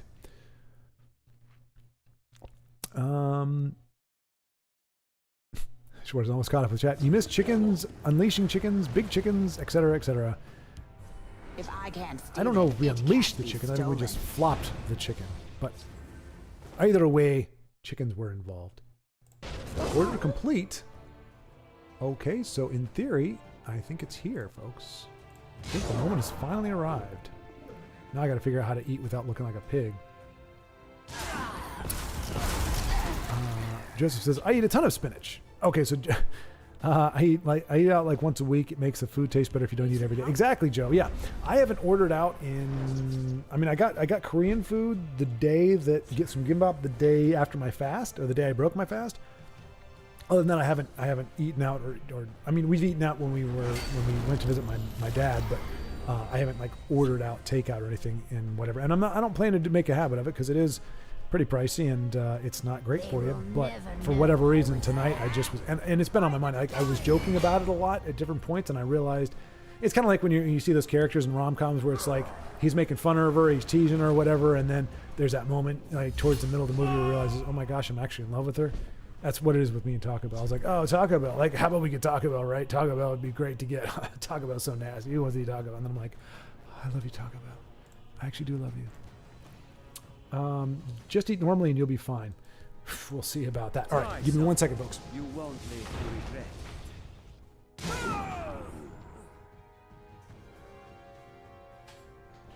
That was fought well. Match Telvan's courage.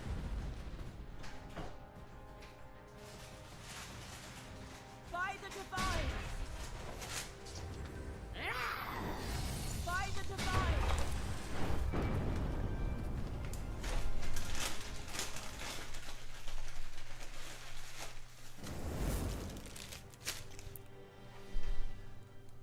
All right, it is here. And that's the positive. The downside is the bag is pretty heavy. And just by the laws of physics, aside from the paper that the burritos are wrapped in, that means all of that weight is going to be on me probably for the next week or so. At least until I can run it, jog it, walk it off. So that's a bit of a bummer. Not going to lie. It does put a bit of a damper on things. Like when you're like, wow, this bag weighs like 2 pounds. And you're like, oh, okay, so my weight is going to go up by 2 pounds just by transitive properties. So that's not good. Let me...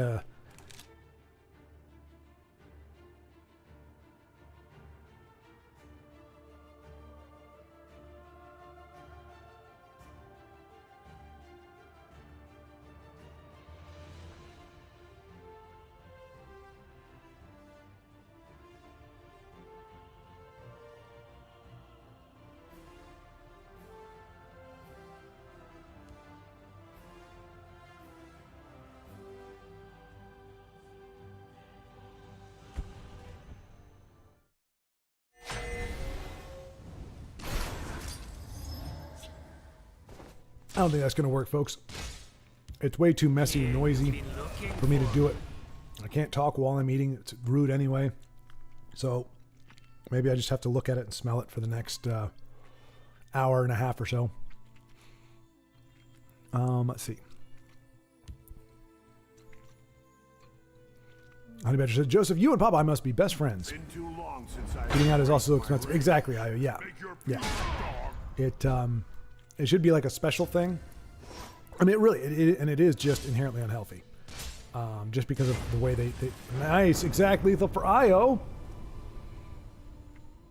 Running Daga. So we have given up on the Grummite, which honestly, I don't know about you guys. I don't know how some people play this like the exact same deck over and over again. I can't do it. There's just so many different things. Like I just get bored. Even if I win with the deck, I'm like, eh.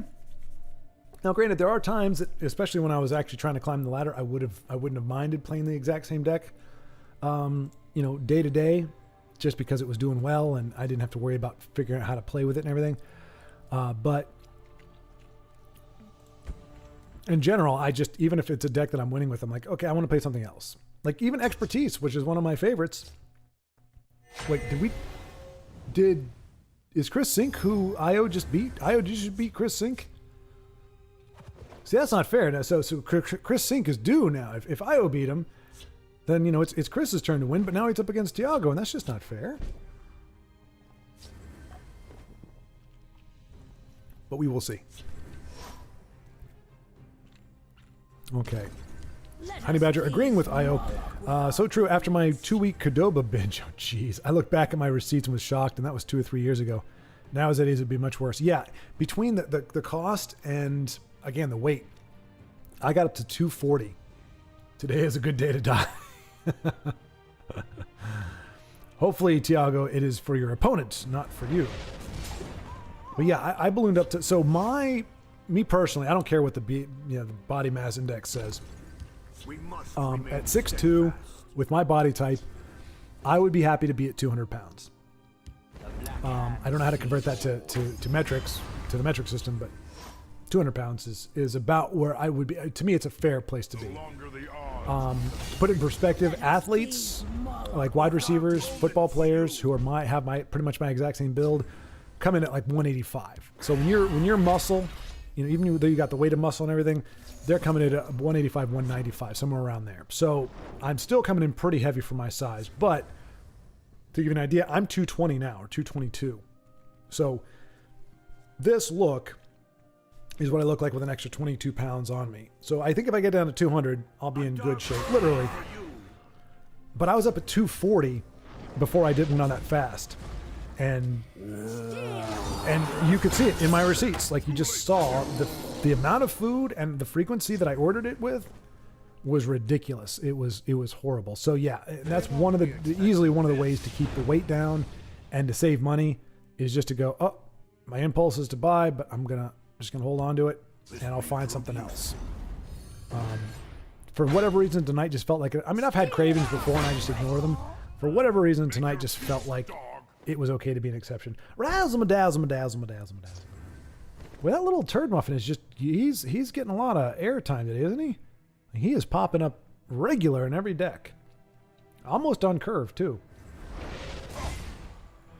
All right. Joseph says, same Honey Badger, except I get a Hunt's Brother pizza. Oh, every morning to the point where I get sick of it. I had one for the first time 3 months ago, and it was the best thing ever. I haven't had Hunt's Brother. There was a place in Indy called Ari's, or Arnie's.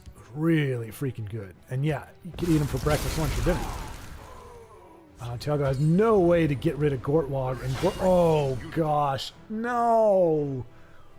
Why, Tiago? Why? I'm not. Why, Tiago? Why, Tiago? Why is it that he cannot get a break? All right, so Razmadazm headbutts the big orc, but not before the big orc puts a big 6'5" body. Couldn't have put a small 2'2" body or a 2'1" body down there. And that's it, folks. And Tiago just says, "Yep, screw it. Screw you guys." And to be fair, Chris Sink does smite face very quickly, cleanly, but still, rather not have it happen at all. Yikes.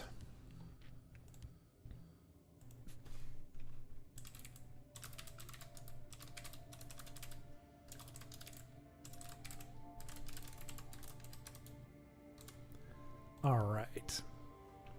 Io in the versus match. Let's see if he gets paired with Chris again. Does he? No. He's up against Koala Pro. And are we catching the tail end of the cycle? The tail end of the... Oh, nice. And did you see how fast Io did that? He was like, bam, I got the answer for you, Aldo, and you turd muffin. Now you got an 18 cost in your hand, and you can't reduce it because you aren't a dragon deck. He seems to say. Still not a dragon deck, just bastardizing the cards. I'm Brazilian, and I never give up. That is a good trait, my friend. It is a good trait. All right. So midnight sweep, not great, not the worst. Awaiting your command.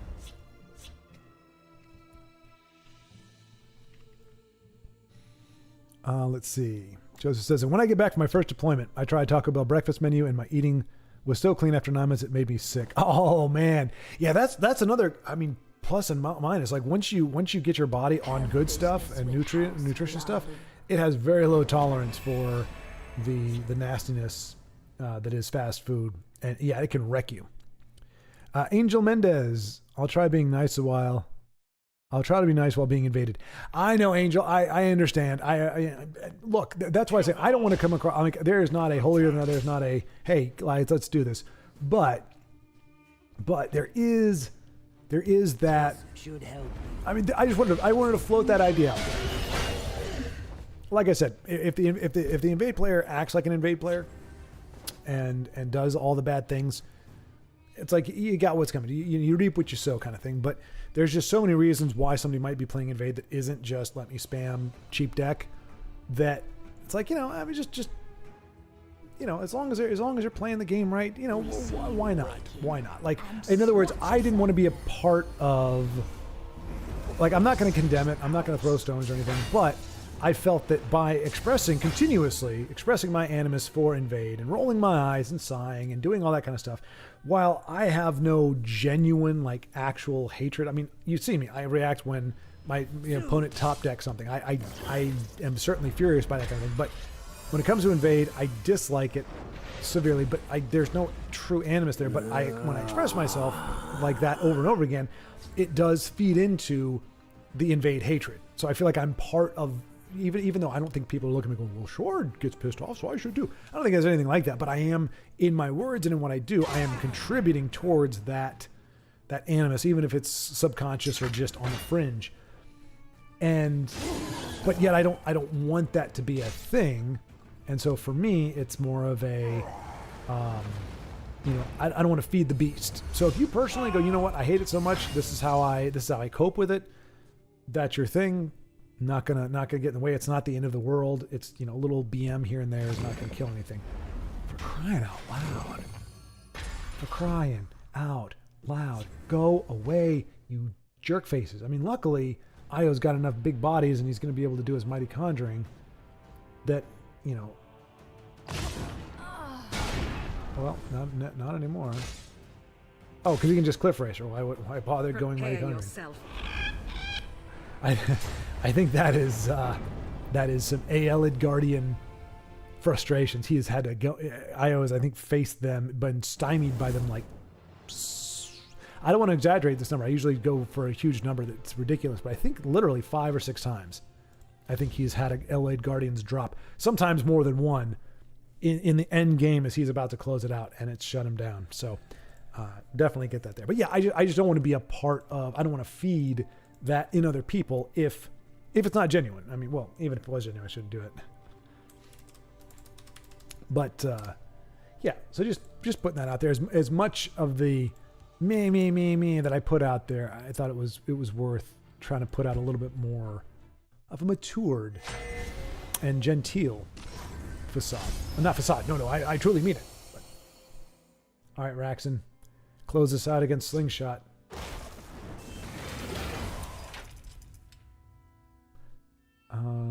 Anasi wouldn't give you the win.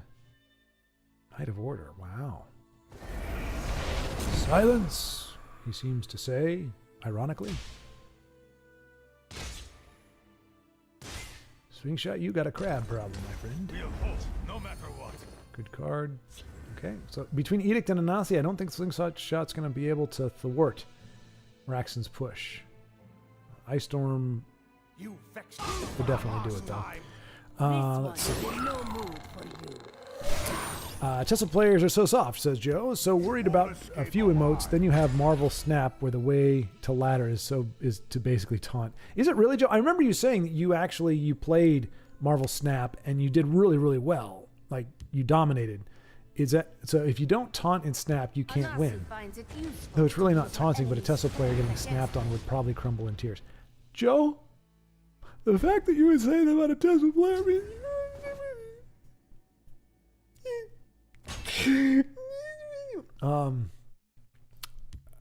I mean, if it's not taunting, like, so it's again not the function, it's the reasoning. So, a taunt, me saying like, "Your butt is mine." Arguably not a great taunt. Saying something like that doesn't mean anything. It's that the person is usually it's accompanied by they got lucky, they got a top deck, and they're gloating about it. It doesn't make you cry. It just is like, what a jerk. But if the game calls for it, if part of the game is taunting, if that's part of the mechanic, I don't think anybody's going to cry about it. But perhaps by being so defensive about it, I'm showing just how, in fact, soft I really am. What help would you Just said, I spent $15 on Snap for the first time this month. I couldn't.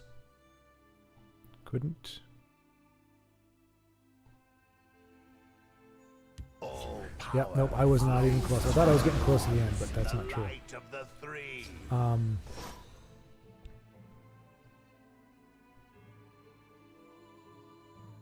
For the first time this month, I couldn't resist Deadpool and Venom. Can you, Joe? Can you get those in packs? I mean, can you get them? Can you get them in with in-game currency or anything, or are you required to spend that amount, or is it just kind of like here, where it's like if you want it, you can spend the money. Well, you can't actually buy outright. Well, I guess you can. You can soul trap cards, soul construct, or whatever it's called, cards, soul summon. But is it that you have to do that in order to get those cards, or that's just the most expeditious way to do it? And the adventurer says, "Oh no, they taunted me. I must uninstall the game now." Have to settle this Hey, the hard get out of my head, man. Get out of my head. When someone taunts me in Tesla, I just mute them. Exactly. Okay. Yeah, exactly. That's what I do.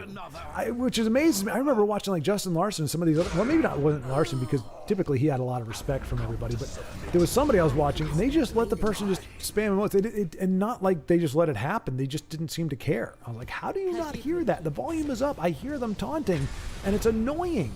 Like the sound is cacophonous, but the fact that they're doing it over and over again, it is itself annoying as well.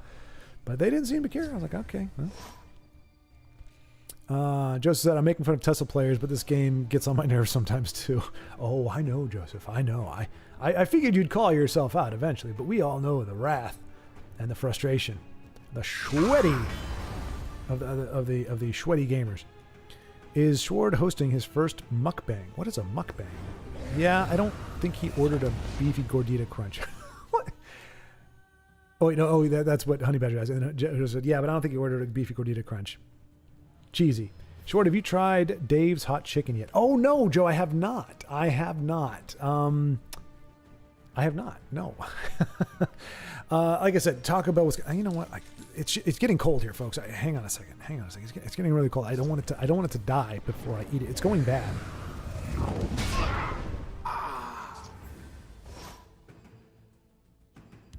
Of course, I'm on your side. I only need one shot.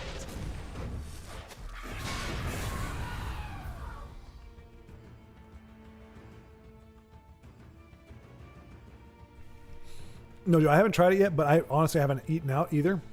This was like I said, it was kind of a long burn craving that just finally manifested because of chat. Body Bag told me to do it, to eat it. Io begged me to do it. He said, I'm not going to be able to rest tonight if I don't know that you've had some Taco Bell.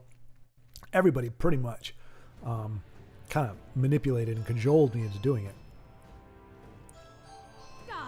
There's somebody at the door, but I already have my food, so I don't know why anybody would be here. As he, oh, what's going on? We've become very popular. So, UPS. Okay, apparently we've got an order. But Joseph, not because until I'll be 100% honest. I did kind of forget about Dave's, but not. I've not discarded it from my list. I haven't really thought about it too much because I haven't eaten out too much. Because I got both my mom and stepdad are great cooks, so I don't really have a need to unless I am succumbing to a craving as I am today. My guy getting the hangries. Yep, that was pretty much it. He's getting really hangry. Well, to be fair, I think it was. I mean, I do get hangry, but this was more like idiot. I get stupid. I get kind of scatterbrained. Joseph, that's what he gets for living in such a high traffic area. Could just skip the BS and live in a place so rural we don't even have DoorDash. That sounds like unnecessary punishment. Vincenzo, there he is. Welcome to the party, pal. What does he say here? Guess who's here to wreck your chat? Ooh. Welcome. Joe just entered. Honey's here. The water is warm. Let's see.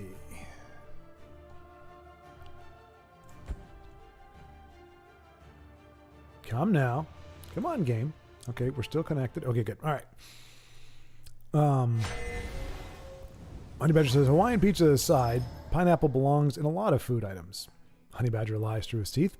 I don't think my town knows what DoorDash is. Really? Well, yeah, you're out. Okay, so Joe's out in the sticks in the southern part of the country. Honey Badger's in BFE, middle of the country, or midwestern part of the country. So yeah, I guess ham and cheese and marinara taco. No, it's a burrito. It's a delicious. I smell the stench of the living. Not a pizza. No pineapple in sight. Honey Badger says, if I had his address, I'd order a large Hawaiian pizza with extra ham and pineapple and send it to him right now. Bro dodged a bullet. Okay, dude.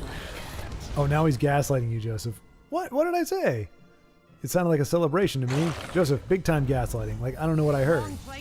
Honey Badger said we all heard it. What are we talking about? Well, I didn't gaslight anybody. I never gaslight anybody. He tried to use the Mickey Mouse voice to soften the ill intent of his words. Okay, that part is true. This is true. This is also true. But I see through it. Schward, thank heavens C-City ain't here. Also Schward, what? I never said such a thing. Did I say that? Did I really say that? Man. Oh, man. Oh, come on, man. I didn't say that. That's a lie. That's false propaganda, man. Toxic streamer. Insulting his fans like a typical Disney executive. Right. Hey, if you don't like it, you can stop watching my stream. Preparations have been I'm going to speak with animus and hatred about all of you people, and if you don't want to listen to it, well, fine, just go somewhere else. Hey, where you guys going? Why'd you leave? I used to have friends like that, like not good friends, but there were friends in my neighborhood that would do that kind of thing. They're like, it's like, fine, this is my house, my rules. You go by my rules, go home. There's always like rules that were skewed towards, favoring him. It was like he just made crap up. He's like, my rules, my house. You don't like it, go home. All four of us just start walking to the door. Where are you guys going? And there was a book I remember as a child. It was called Bad Sport Mort, and he was a turd muffin. And as I recall, he would cheat. He would change the rules and everything. And you see him like essentially like in a very mild way, kind of abusing his friends and just being like, "Oh no, this is not the way to do it." And he would get mad and he'd throw tantrums and make his friends like afraid to win and everything. And literally just walked off and it showed him just sitting there all sad. And I was like, "Yeah, that's what you get, Bad Sport Mort." So yeah. And he didn't even try Dave's Hot Chicken or Baytown Seafood. Now wait a minute, unless I've caught up with chat, which I can't imagine. 816. Yeah, I haven't caught up yet. I didn't even tell you that I hadn't tried Dave's yet. You just assumed. How dare you, sir? How dare you assume correctly that I didn't. My friend familiar with the Houston area gave me the voodoo for what to eat, but I'll order Taco Bell instead. Shaking my head. Joe, there's a cravings. You guys understand cravings, right? You understand the mechanics of it. It's not necessarily even good. It's not that you're craving something good. It's you're craving a specific taste. There's a certain texture and taste that you want to eat. And it doesn't matter if there's better food out there.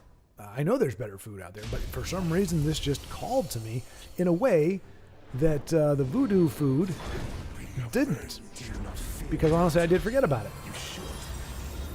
But I'm sure it wasn't. It was more expensive than my. Oh, it's getting cold again. Oh my! Wait, 1 second. Hang on. Oh wait a minute. No. Oh. I stubbed my toe. Let me make sure my toe isn't falling off. Death comes on silent wings.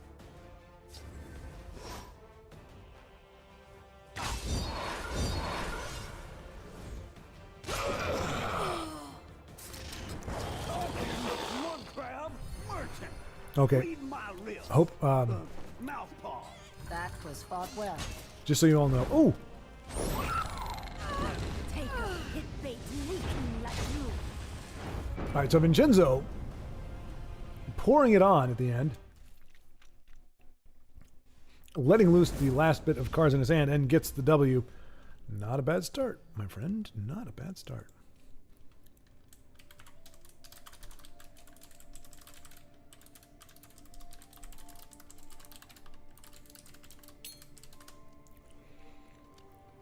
Oh, Tiago and I are matched. Oh, nice. Yes, there you go. Hey, thank you for the heads up. So we are getting to see, we're spectating now, Io, the Rest of the Storm, Tiago, the Blacksmith. Both have had a relatively rough outing tonight. We both have won games that we haven't been able to see. So it isn't as dire as it's looked. And folks, I do apologize. From now on, I know eating is not an option on stream. Although I will say this is another good reason to bring on a co-caster, because I can just kind of start stuffing my face off camera. But I won't do it again. I thought I could maybe just be all stealthy about it and you wouldn't even really notice. I think some folks can do that, but like once I bite into it, it's like I'm chewing for the next 10 minutes and I'm not talking or doing anything. So it's not fair to you guys. And if you happen to be hungry, how cruel is that? Like if you're out in the middle of nowhere and you're like, oh, I could really use some food, and then it's like I'm just going, oh, so good, oh my gosh. But yeah, now that Vincenzo here as well. And look, folks, there are plenty of you here that engage in chat. Baldrick, I mean, Denise, everybody. So I don't mean to single it out, but there are currently three folks that I can think of off the top of my head whose volume is ridiculously disproportionate to everybody else's. So that's what I'm doing. I'm not trying to diminish the input and contributions of everybody else in chat. It's just there are those that I know once they hit. That's when I just start getting further away from my goal of finishing chat before the end of the day. Let's see. Honey Badger says, well, if he celebrates you not being here, allegedly, there's no way to prove it. There's no tape, there's no recording of this to prove that I said or didn't say anything. You may think I said it. You may... what is that phrase? You may think... You may think you heard it. I can't remember. Something like, you may think I said it. You may think you heard it. But something or other. Anyway, it's really funny if you can actually remember the whole quote. Joseph said, speaking... honestly, eat if you need to. It's not even that bad. I appreciate that. I sincerely, I do, and I'm not brushing that off. But, you know, that's the thing. Like, I got a little bit of food in my stomach. There's a lot left, and you know, I can manage myself. I might finish off that one burrito just because it's just staring at me. It's giving me the stink eye. It's like, come on, man. What are you gonna do? You just gonna leave me hanging? You gonna do this to me? Like, I gave my life for you, man, and you're just like finish me off already. It's kind of what I hear, and I'm sure that's healthy. So I might take you up on that just to finish it off, but I'm not gonna indulge in the rest of it because I'm not. It's not like, guys, like I haven't eaten in 3 days or I haven't eaten all day. You know, I got rushed here. I could have eaten more before I got on the stream. I tried to pack as much as I could, but I wasn't. You know, you're only hungry for so much stuff, and I don't want to eat excessively because I'm trying to get back down to that 200. I haven't been that. Oh my gosh, it's probably been 15 years since I've been 200. Ridiculous. But Joseph said, speaking of voodoo food, I bet he hasn't made the trip to Louisiana to get boudin yet either. Or boudin. I remember you told me how to pronounce it, but Joe, you're doing a lot of shaking your head. I think your expectations of my response and my culinary pursuits is greatly exaggerated. I don't get out all that much. I mean, I celebrated the fact that I drove 15 minutes down the road to the Korean market the other day. So going to Louisiana, down to the bayou to get some boudin, that's out of the range of what could reasonably be expected of my pursuits. Now, were I to have an excuse, say I come across a lady who strikes my fancy, and I have a reason to take her out to a place that's slightly higher class than Taco Bell, then I could see myself making the drive, say, well, ma'am, let me show you the best that Houston has to offer. And then after we get to know each other and we're comfortable, then I say, you know, that was great and all, but have you been down to Louisiana? Because there is a voodoo place, and I want to eat the voodoo that you do, so that ain't gonna work out. She leaves the car and goes into the house and never talks to me again. That's where it all falls apart, folks. The second date, it just breaks down, and I'm totally hosed. Usually because I'm making a joke like that, or maybe it's because I always talk with a Louisiana accent, or my closest proximity to one. And there's that Belly G that almost got Io the win last game against the Alduin deck. Wait, did you actually win that one? Because you booted Alduin.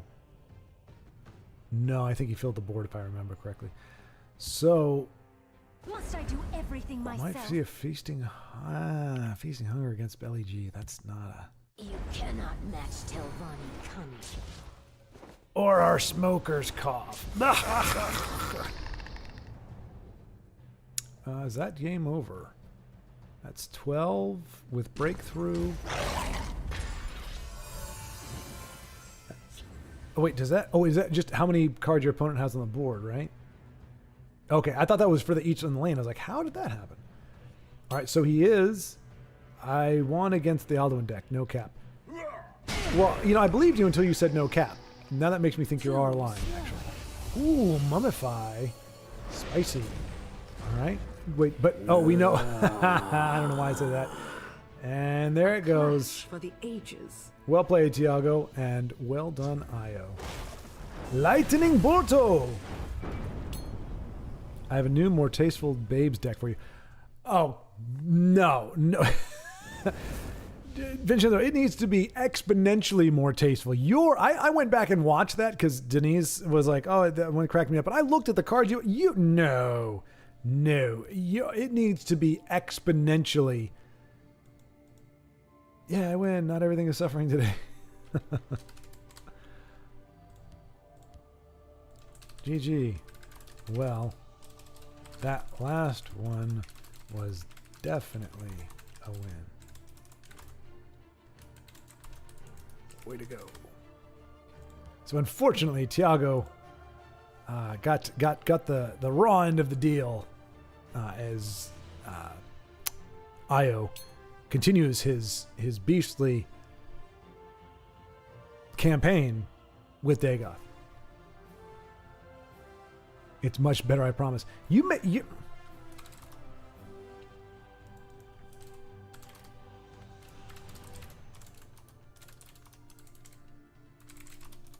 don't think I spelled nauseous correctly, but it was really bad. All right. So Io goes on the winner. I want to see Tiago. I want to see him get the dub. Because we know what's been happening. We've just been spectating the wrong game. So he's up against Quarter Note, which is a back-to-back Dagoth matchup.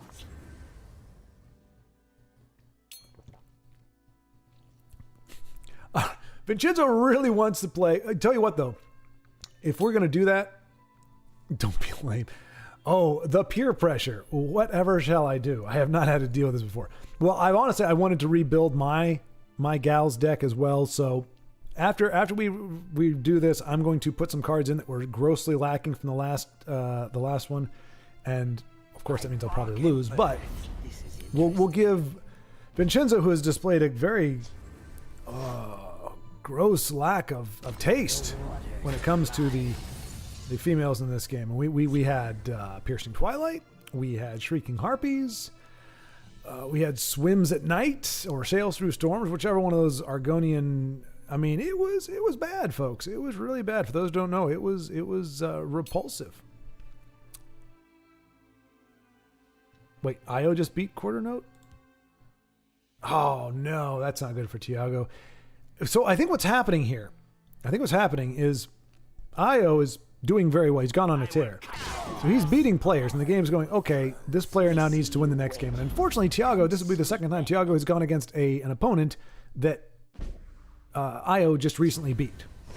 So these opponents are coming up due by the time they get to Tiago. So he's got it. He's got his work cut out for him. All right. So Joseph says, I'm 5'6", 210 pounds, and BMI would say I'm fat, disgusting slob, but in reality, I'm thin. 5'6", 210? I just have muscle from all the slave labor I do for corporations who don't care about me. I can believe it. I can believe it, Joe. Like you do welding and that kind of stuff. I mean, that is intensive labor. And if you're, yeah, and there's sweating and everything involved. Like it's actually it's arduous physical labor. 5'6", 210. So we're about the same weight. I still have some on you,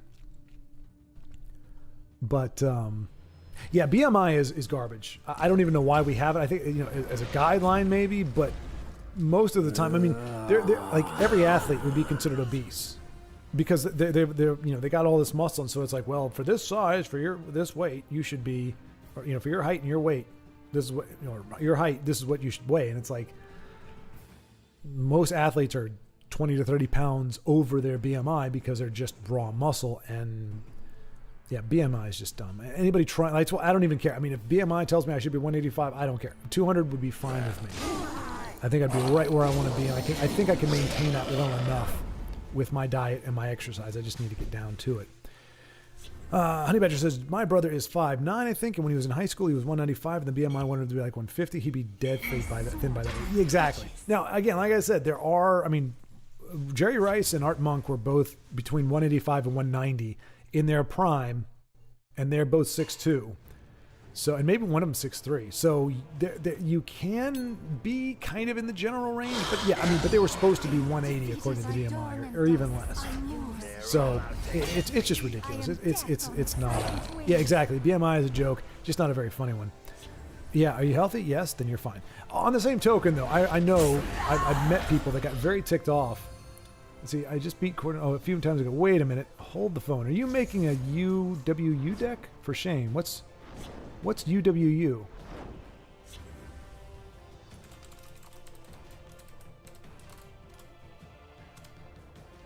UWU. University of Wisconsin United?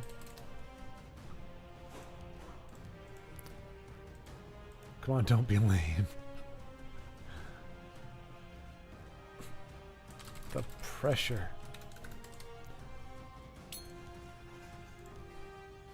And don't worry about it. Okay, that was patronizing. How dare you, sir? Anybody else know? Anybody else want to share what they think UWU is? But no, I'm making a. We made last week. Oh, that's right. You weren't here. Vincenzo allegedly made a Babes of Tamriel deck where he incorporated all the cards he thought featured beautiful females and made that the focus with a few actions and things like that thrown in. I made and he challenged me to a duel with it, so I made my own very quickly put together, also Gals of Tamriel, but I actually had quality control involved, and I only included cards that I thought were featured ladies that were at least, if they were not, I did not find them attractive, I could see that they would be considered attractive on the face of it. And Vincenzo played cards like these two right here. I don't know if he actually put Sun and Shadow in there. I wouldn't be surprised if he did. But Piercing Twilight was in there. You cannot tell me in any way, shape, or form, even if you are desperate, that you would get near Piercing Twilight. I mean, there's no way. There's no way. It wouldn't even be, no. I know there's a lot of weird stuff in this world, but Piercing Twilight, no. Probably you would kill yourself just trying to get close to her. I mean, there's no way. Hey, mine didn't have as much quality control. Tiago says, I don't want to win like this. Wait, what? What do you mean I don't want to win like this? Come on, man. What's wrong with winning like this? What do you mean, Tiago? Be welcome. Oh, the guy. either disconnected or roped. Okay, now I understand, Tiago. Yeah. Yeah, that sucks. That sucks. Yeah, it does. See, anybody actually takes pride in their gaming, or not pride necessarily, but anybody who wants to win on merit. This is a big. I mean, it's a win, which is better than a loss, but it's just so hollow. So hopefully, Quarter Note can rebound and give Tiago a good game, but just come up short. That's what we want. But yeah, I remember there was a guy. Literally, he must have been 5'4", 280, 290. And he got pissed off because his doctor called him morbidly obese. He's like, I walk around these halls all day long, because we do our rounds for security. It's like, I'm not obese. I can walk up and down the stairs. Of course, he's panting as he's telling me this. And it's like, dude, like, it's not a judgment. He's not saying you're morbid. Like, it's not an adjective that just, piles it on. It's a medical condition where you are almost like on the verge of death. You are so fat. But he got offended about it. He's like, well, I'm going to go to a different doctor. I'm like, I didn't say anything, but I'm like, dude, the guy is walking around with one of the big gulps, like a barrel kind of thing. Tiago got the win. Woo! Whoa! It counts. It counts. He knew better. But Jinzo says, mine didn't have as much quality control. So for some reason, he's Irish now. Hang on a second. I don't know what that is. Beeping. Beeping. And don't worry about it. Pronounced ooh-woo. Ooh-woo? Am I making an ooh-woo deck? So what's an ooh-woo deck? Io, your answers only prompt more questions. You enigmatic madman. Ooh-woo-woo. All right. Fine. Let it be known. This is not because of peer pressure. I'm moderately curious to see if he actually did anything. And I really, even if this deck doesn't do as well as the other one, I need to get rid of. As much as I like Crucible Blacksmith, as a card, I actually genuinely think she works. There were some gross omissions here that I need to remedy just to feel better about myself.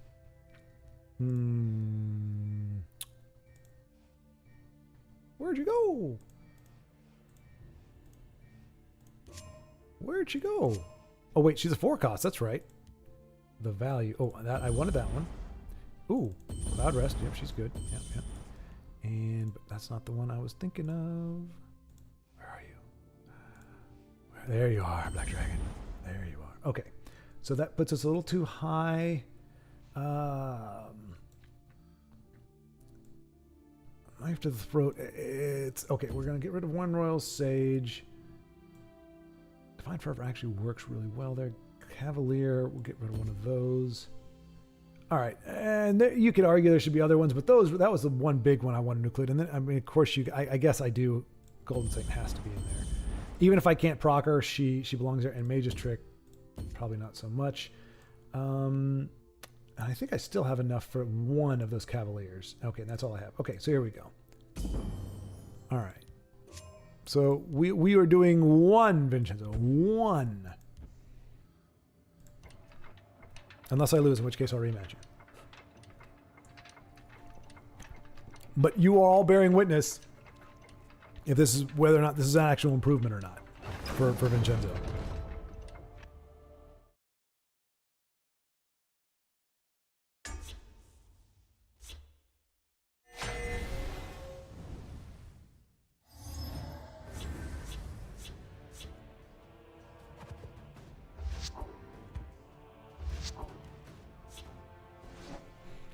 We don't have the ring, so I didn't want to play that out too early. Okay, that motivates us to Luck to your house. To get going here.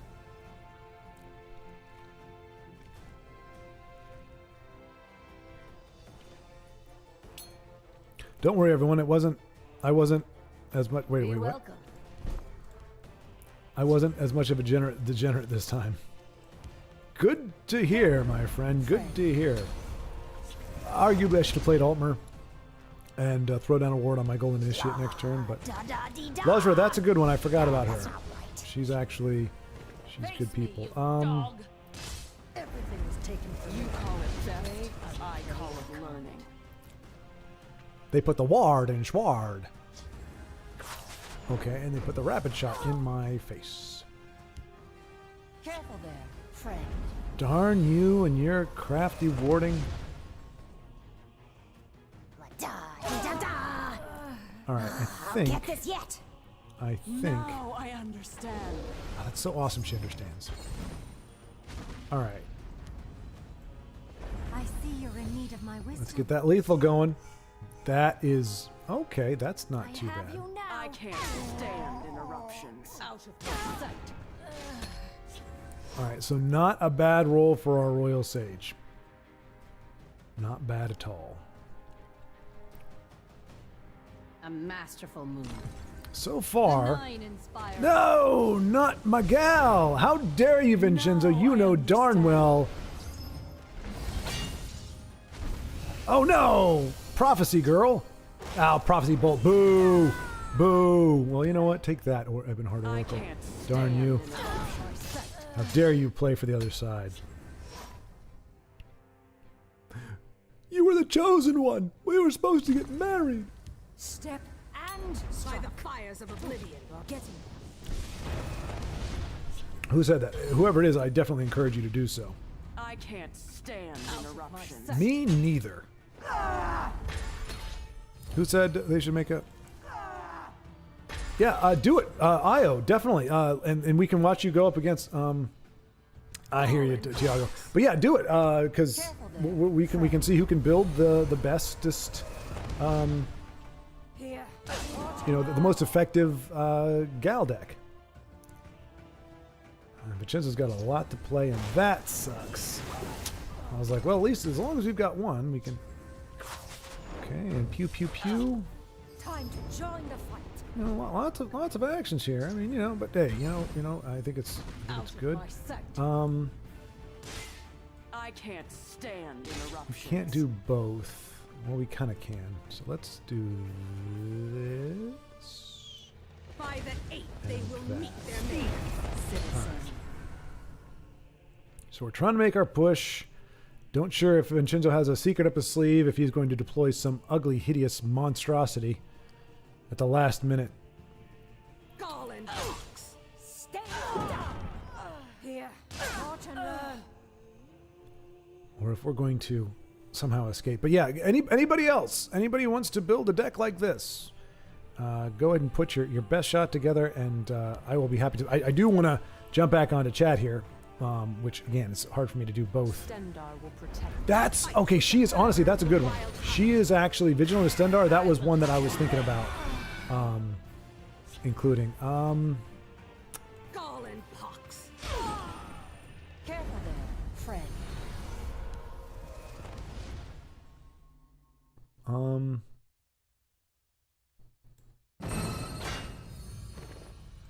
You've got to go through him first. I'm pretty sure that's a chick, right? I think it is. Out upon. Another tome. How dare you tome your tome over my tome? What did you expect? But Earthbone Spinner's another good one. I am ready to join. May Stendar have mercy on Speak, you. citizen. 1,000 pardons. Oh, that was bitter. Did you hear that? I've never heard that voice before. She's like 1,000 pardons. She's like the meanest, ugliest person ever. Ita Oriel. Face me, you dog. Unfortunately, no 3 cost to play, so that was it. But it did put us in good position. We don't have any real reach right now. But we do have a few cards that we can do. That was fought well. The 9 inspired. Oh, no. Does it have a squish or something? Or no, it's just... Step and strike. I think Good. You're getting we'll see if we can actually finish it off here. Gall and Pox. That's 5, and that is our tome. This was a worthy And there's our contest. lightning bolt. So nicely done, Vincenzo. Your deck was much improved. I'm still gonna now. I'm not gonna hate on Renowned Instructor. You know that's a matter of taste. You know it's not the worst thing, but a much friendlier deck. Drastically improved. I didn't have to squint or turn away at all. And there were some great inclusions there that just, like, as soon as I saw them come, I'm like, oh, that's a really good one too. Earthbone, I forgot. I'm not running that color, so that's why I didn't have it. But Io, if you go for it, battle it out. No cringe. Yeah. So yeah. So but perhaps Vincenzo was was a little more sober and aware this time around, and I think it showed in his selection. And Siegfried Svarter, is that how you say that? The Usurper, with all the workshops. I forgot they had 3 charges too. But anyway, GG Vincenzo, GG, much improved, and Io might be challenging you. I think he's intrigued by the prospect. Honey Badger says, in college I dropped 15 to 20 pounds. I was the skinniest I had been in years. Then my last job, I put it all back on. Been trying to lose it ever since. It sucks. Yeah. Yeah, it's hard too. The work does, especially, Honey Badger, even the current one, it's hard. If you're sedentary, if you're at a desk job, whether it's video editing, whether it's the waiting room or whatever, that makes it really hard because you're guaranteed that 8 hours out of your day you're not getting any exercise or very little. Whereas like when I had the truck driving job, I was guaranteed the opposite. It was like I knew I was going to be working anywhere from 8 to 16 hours a day. I was going to be on my feet, moving, doing some heavy lifting, and working up. And I lost a lot of weight naturally doing that. In fact, Joe, to his credit, I mean, it was very encouraging. Like he was like, "Oh, dude, you lost weight." Like the first time I came back after Tesla, after I had that break. Today you breathe your last. When I came back, he's like, "Dude, you look good." I was like, "Well, thanks." Like it's that noticeable. Anytime it's that noticeable, it really makes you feel good when somebody's like, "Whoa." Like, I mean, it does also though speak volumes about how big I was before, and no doubt. I mean, I looked at my driver's license. My head looked like a basketball. It was round. And some people, their body type, a round head works, and it may be healthy. But for me, my body type, I should not have a round head. Ever have a round head? Yeah. So anyway, it's different for each folks. Okay, so Honey Badger, you know my pain. 240 at 5'11". Yeah, that's.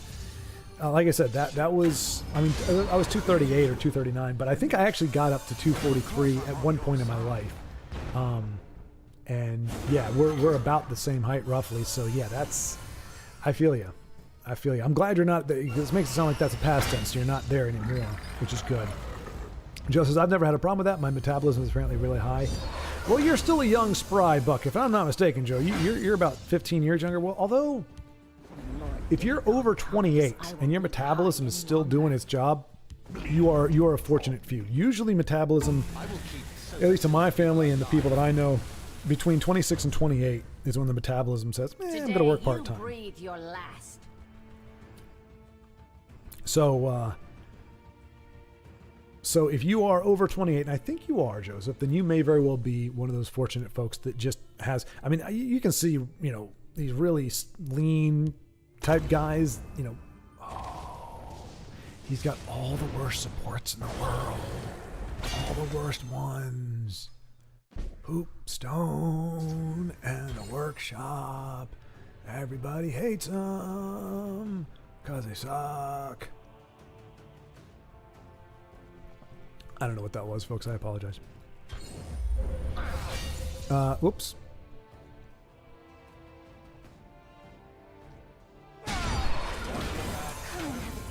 Oh, jeez. Oh, my gosh.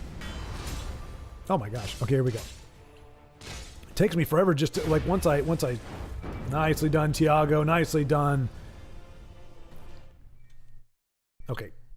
That noise that you hear is the sound of the refrigerator being left open, so I'm going to go close it. I'm going to start a game. Well, first, let's do this. Tiago. Beating workshop and Poop Stone makes for a monumental win. You see what I did there? Monumental Poop Stone. All right, so let's go with doop-a-doop-a-doop. Are you kidding me? Wilhelm. Do it, Wilhelm. Do it. I'm going to close the fridge. I'll be right back. I'm ready to join the circle. Enjoy the next.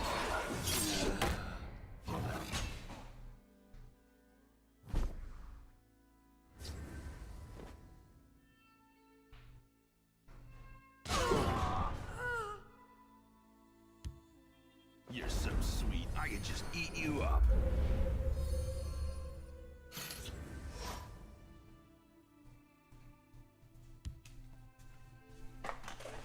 I will be triumphant.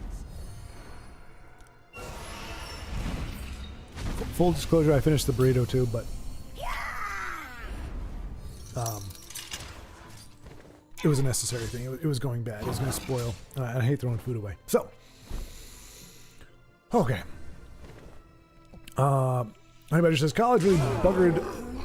Oh, that's a very UK way. College really buggered up my brother. He was 195 all through high school. No matter how much he ate, he never gained weight, and it wasn't that he worked out a lot either.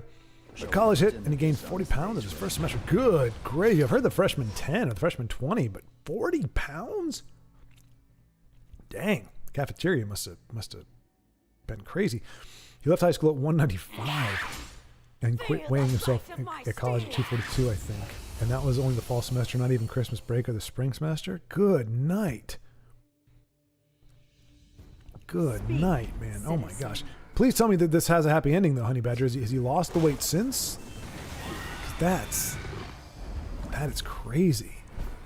But yeah, 242, man. I mean, that's not even that heavy for certain folks and certain body types. It's yeah, I got some weight, but there are people that can carry that well. I don't know how they do it. I mean, I start showing signs of sleep apnea at that weight.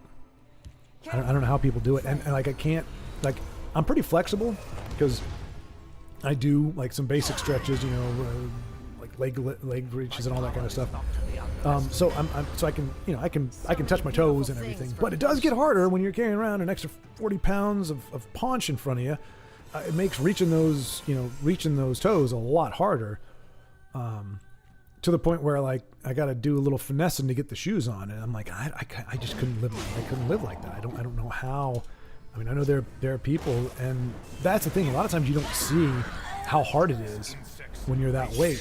And again, it's not a shaming thing. It's a fact of life. Like, you know, I didn't even start thinking about it. But like my mom was talking to me about, you know, one of her friends who was rather large, and she was like, she had told me the process she had to go through just to get her shoes on, because she couldn't just bend over and put her shoes. She had to like put it out to the side and slide her foot out this way and then slide it up and back and do this whole thing. And it was like, it was an ordeal, you know, never mind like putting on pants or anything. So it's just, yeah, I mean, sometimes it takes me a while to get to the point where I say, okay, enough is enough. But I'm just surprised that some folks don't hit that point, you know, where they just keep going. And it's like, how do you, like, once you start losing your mobility and everything, how do you just say, yep, this is my life now? Like you don't have to do that. It's not like leukemia or something where you got it and you're just going to have to live with it as best you can. It's like you can do things to get rid of it, but it's just crazy. I don't know, but everybody's in different places, and that's just how that goes. But Joseph says, nice job, Schward. You looked at Io's hand and immediately found the worst move he could have made. What's the move that could cost me the game? Mighty Conjuring. Whatever, man. Whatever. That was a viable card. It wasn't the best one.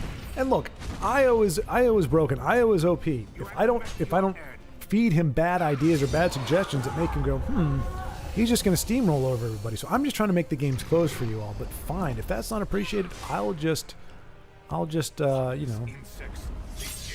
keep my big mouth shut. That was a close call. That came in clutch. It did.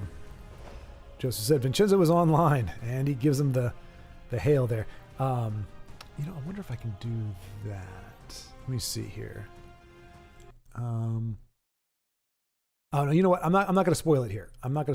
There is something I'm going to do. I have another visual, and it's not the visual I've been showing you guys.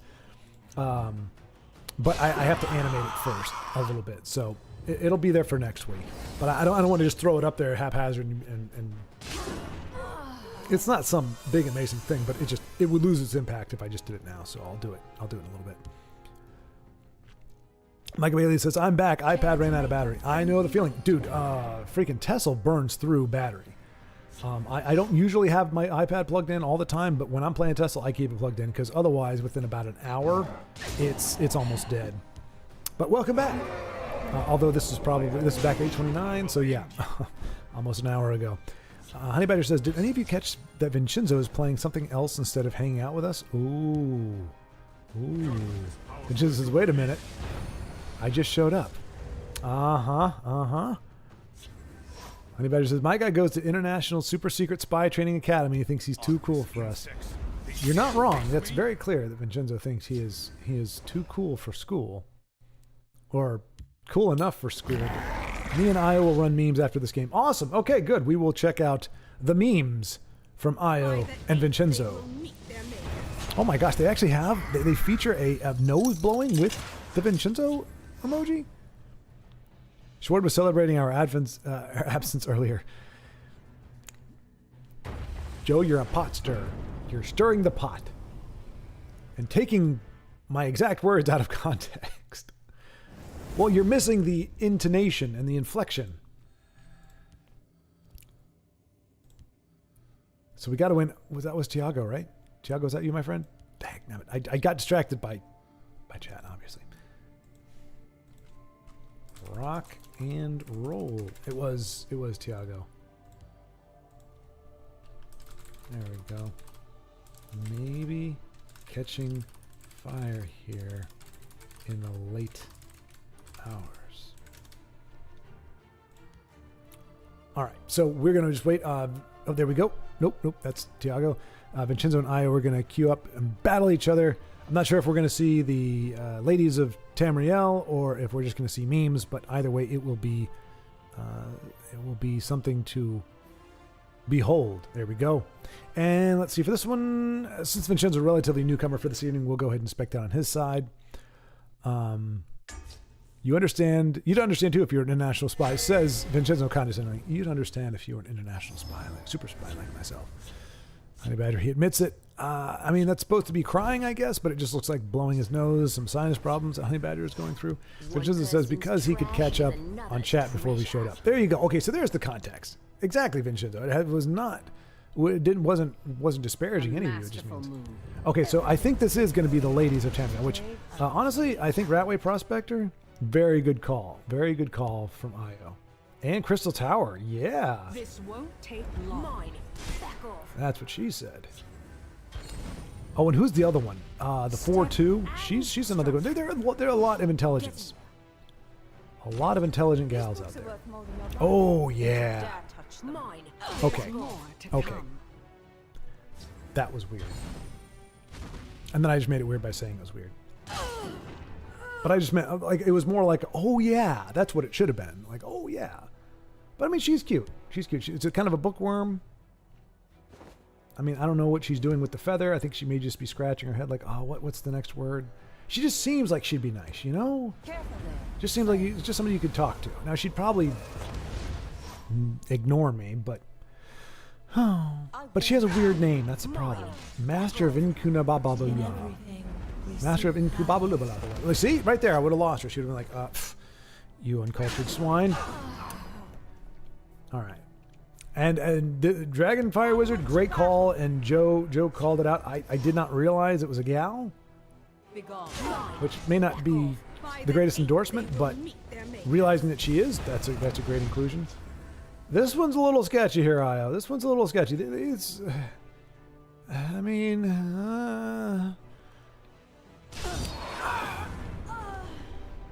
not as bad as, yeah, not bad. They're not piercing Twilight. So they're not.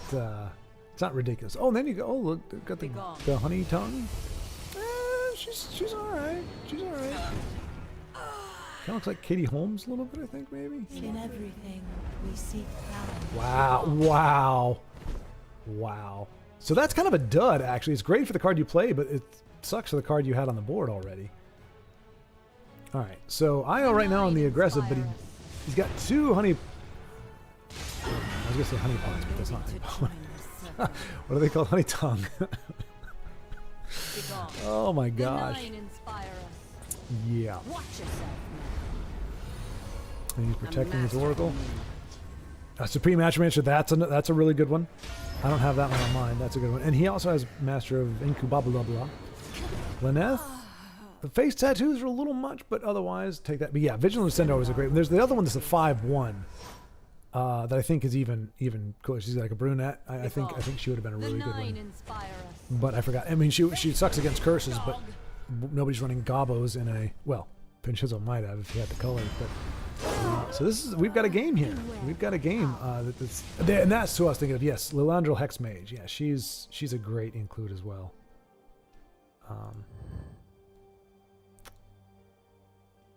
You may trade Guildsworn Honey Tongue for an enemy creature. So he's going to have to wait. Right now, he's kind of stuck. He's got 2 cards that he really can't do anything with until next turn, or until turn 12. Oh, there you go. Okay, so now on curve, you will be able to play the Mystic Dawn Informer. When Lord Dagon comes, I just will not hide any longer. And once again, IO just plays the wrong play. It's going to cost him everything. But Vincenzo might have... Oh, wait. Oh, no, that's a good one, too. Oh, I can't remember if you guys are listening. So, yeah, sorry. I'll call it after it hits the board. But I see a good inclusion there. Yep, she's cool. I'll try to draw their fire. And I think we're going to see her come down next. But I'm wrong, because that's my MO. Books are worth more than your life. And he's got Master of Incubabula as well in premium. Of course, she looks better in premium. Yeah.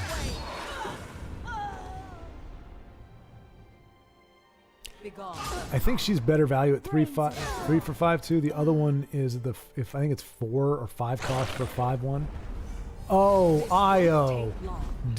What? Whoa, that is... Oh, another great inclusion from Vincenzo. Clearly, IO... What? How? What? Like, even Vincenzo did not include that. Deformed Goofy.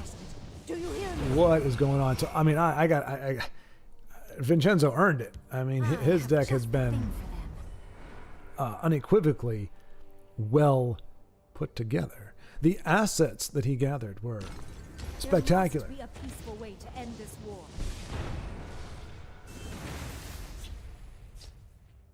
But the disqualification with Goofy, she's a tough call. I mean, we can only assume what she looks like.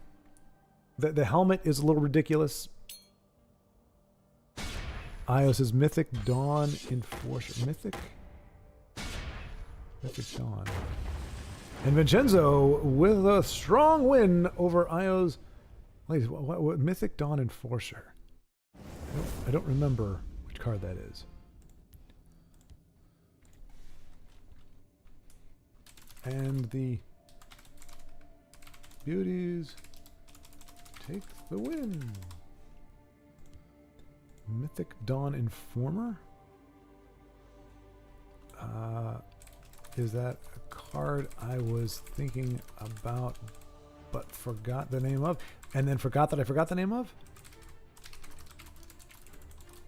I'm so confused.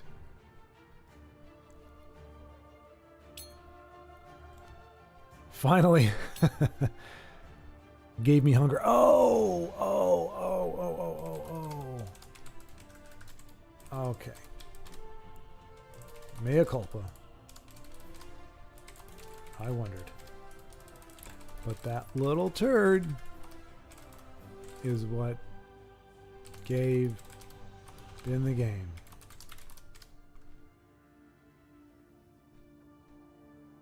Not your fault. But the informer betrayed you. Or you didn't inform her that this was a fine ladies of Tamriel battle. Ha ha ha, you see what I did there? You didn't inform her? I'll just pat myself on the back. That's the best. That was the funniest thing ever. All right, Raxon, show us something here. So we got to see a couple of the ladies duking it out, and it just goes to show you can put together. Now, I'm not sure how well these decks fare against the ladder. Like I said, I tried an all-gal deck at one point. I think it was in mage colors, and I just got the crap kicked out of me on the ladder. So I don't know if those cards can... Laughs and Tessel. If those cards can... If they can actually do very well, you know, against an actual deck that's using other criteria, but at least they made a good showing in there, and it was good to see in Kula Baba. All right. So Joseph says, Schward, wow, thank God Vincenzo and CC aren't here to muck up the chat. I hope their light got turned on by the power companies don't have to deal with this. It's not that at all. No, I don't mind. I because you know, as I said, if you were here earlier, Joseph, if you weren't just showing up lately, we'll go again after this match. All right, sounds good. So after Raxon, we will see a rematch, a battle between Vincenzo and Io. But no, as I saw when if you were here on time, inform her hilarious. See, okay. Let's see. Inform her hilarious. Have you thought about doing stand-up comedy? I've done it and bombed my brains out. Ironically, 'twas a joke like that gave me the only laugh of the set. Yep. There are ill winds this day.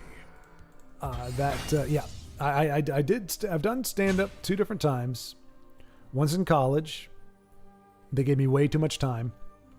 And it was miserable. And then one in New Jersey. And that one was equally painful, but only a 3-minute set, so I didn't really have to worry about it. The only joke that got a laugh, we were in this kind of typical nightclub type thing, and there were these ceiling fans around, and I said a couple jokes that just fell flat. And here's the one good thing I will say about myself. Give me credit. Nobody heckled me, and in either scenario, nobody heckled me. I don't think. It wasn't necessarily that they didn't think I was funny. They just didn't really understand what I was saying. And it wasn't like in a different language. It was just, I was saying things that arguably weren't honestly, that might not have been terribly funny, but they weren't really sure where I was going with it. So nobody heckled me. They weren't like, oh, get off the stage or boo or anything like that. They just were quiet.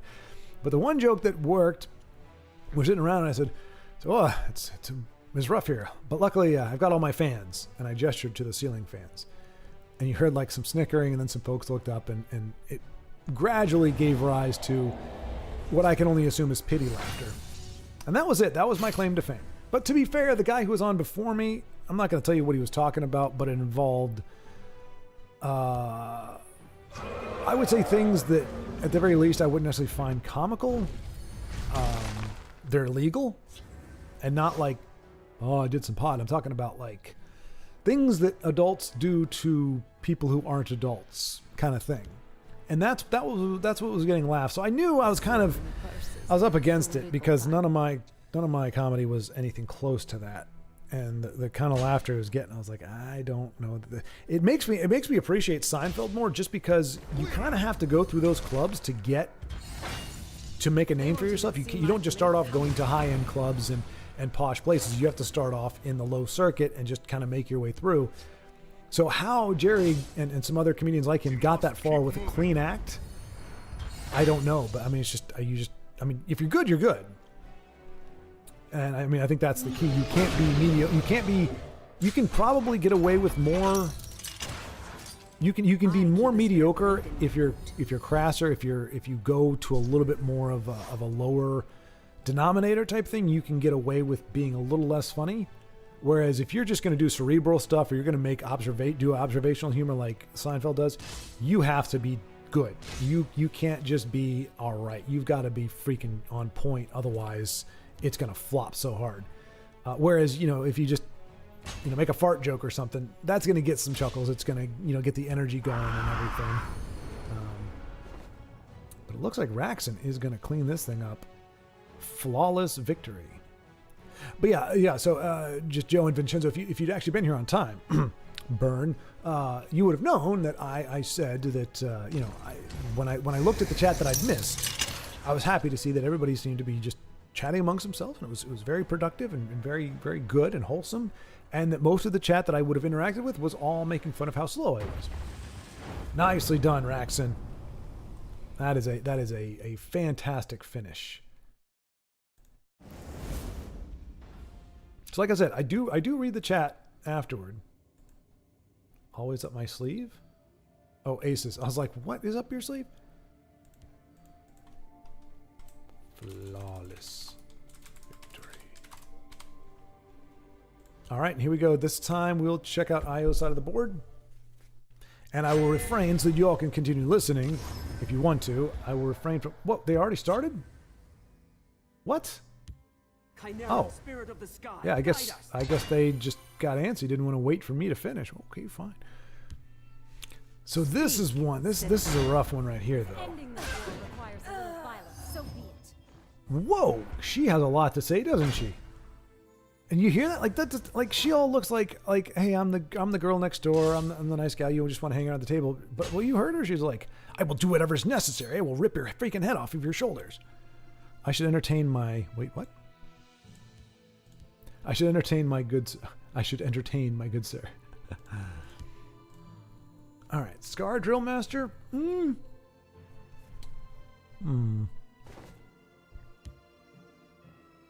Yeah. And I did say he was going to lean. He had his initial impression or initial thought. Giggles. Yeah, we love giggles. His initial thought was, what do you call that? Battle Mage. And so that works very well with that. She works very well with that, I should say. Yeah, got the Corsair. What is she? Seasoned Captain. That's it. Ahoy, ahoy, and Oreo. Watch yourself. All right, so this game. Let's see. I mean, Vincenzo's just pouring it on. Oh my gosh. Not a bad combination there. Honestly, I think the honey tongue is really causing some problems for Io. Who was it? It was you, Joe, wasn't it? I played against you, and you had that same thing, and you kept switching her out and taking my 2/3 conjurer thing, and kept spitting out Atronox with my card, and I kept having to try to give her back to you, and every time you get her back to me, one of the many times that I was maligned and treated poorly on a friendly match by Joe.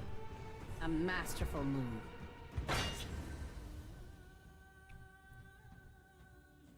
I want to hear her voice line again. Because she really sounds mad. What secrets do you seek? The cool ones, Lyneth, the cool ones. So Io was able to put on some pressure, but Vincenzo seems to be. If ending this war requires a little violence, so be it. If ending this war requires a little violence, then so be it. Well, you don't have to sound so mean about it. But yeah, I mean, it's one of those cards. I mean, it when it hits, you're like, yeah, I got it. This is great. But unless you can kill it, like execute it or something, once you make the trade, it just keeps going back and forth. I've noticed a flaw in your plan. There's nowhere they can hide. The hunter becomes She's a good one. I do like her. The nine inspire us. Ebonheart Oracle. Oh, that is going to be the bane of the game for Io, I believe. Oof. Guildsworn Cavalier is great, but hey, do y'all remember? I think I've talked about this, but Guildsworn Cavalier is the card you get before the Daggerfall Mage. So you like when you not the one you get, but yeah, the card art that you get for her. The one where she's like got a sword and you see like a straw dummy in the background. That's the first one. That's the first level, and then the second level is that Cavalier. Ooh, Lyris with an axe swipe. And you really need to articulate that because it can sound like something else altogether. Axe swipe.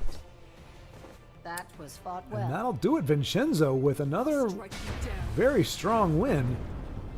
There's the Mages Guild Conjurer. Yeah, that's one I was talking about. That's the one that Joe kept yanking from me with his stupid honey tongue.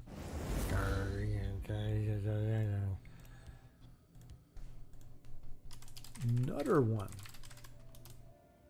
Let me see if I do 8 and that. That's like a ooh, right? It's like, oh wow. Well played, everybody. Well played. Oh geez, I missed all that. Oh no, there you go. Okay, all right.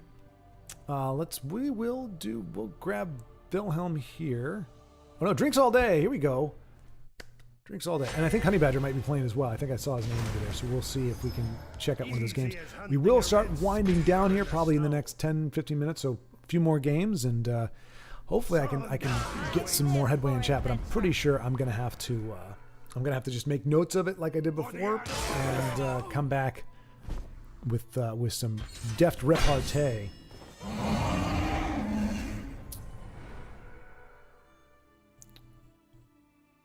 Honey Badger, and that's exactly what he said. So if my dumbass can do it, you probably can too. I love that. Not you can, but you probably can too. Joseph said, "Yep, knowing full well I've got a week full of thunderstorms in my area and could lose power at any time." I didn't know that. How could I possibly know that? It's time to spam him in game. Honey Badger says, "Oh, you should have seen it, Vincenzo. When Joseph called him out on his celebrating you two not being here, he tried to gaslight us all into believing he was lamenting your absence." Also, that was like... Oh, it's funny because it's true. Oh, look at drinks all day with a big, beefy dragon cult ghost. Kaplow!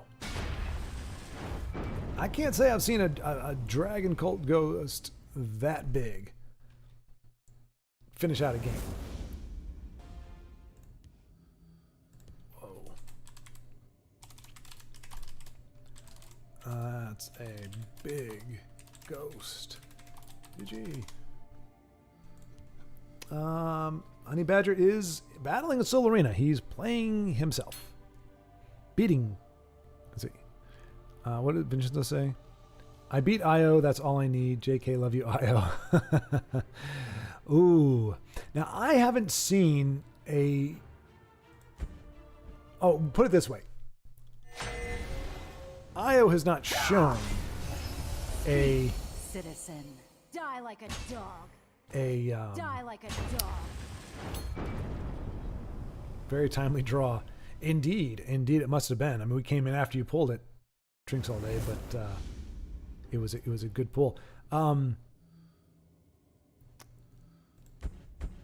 all right. Let's see. I think that... So maybe that'll actually do it for this evening. I thought we might get a few more games out of it. It looks like the well she has dried up. Nope, Wilhelm's back in it. We'll give it one more. We'll give it one more, and then we'll call it an evening. So yeah, I will have to once again catch up on the hour worth of chat that I've missed out on, unfortunately. Okay, hang on a second. I think I'm about to be disparaged here. Even worse than I was slandered moments ago about it being a gaslighter. What? Honey Badger even used his high Mickey Mouse voice to try and play. I did not. Mickey Mouse sounded more like Gollum Kermit high on helium. Io, how dare you? I take great pride. Half of my identity is in my ability to do a stellar Mickey Mouse. Okay, Kermit the Frog. This is Kermit the Frog. Kermit the Frog. I can't articulate right now. But this is not bad for Kermit the Frog. Mickey Mouse? Oh, jeez. Haha. I have to do the laugh first. I don't know why. That's not Kermit. That doesn't sound like Kermit at all. Doesn't sound like Gollum either. Doesn't sound like Mickey. Doesn't sound like them either. Man, every time I play, Mighty Blacksmith is on control. Crazy to see Battle Mage. Yeah, that's true.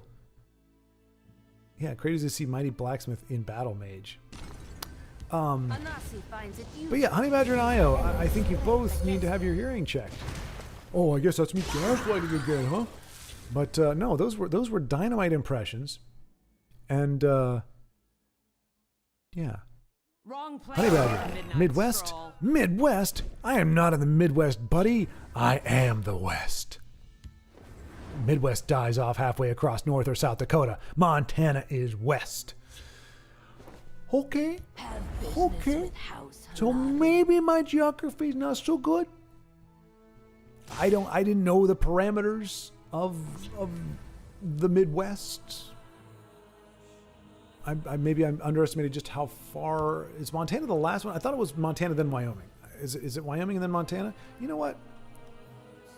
This is going to be an educational stream today. Let's do this. Map of United States.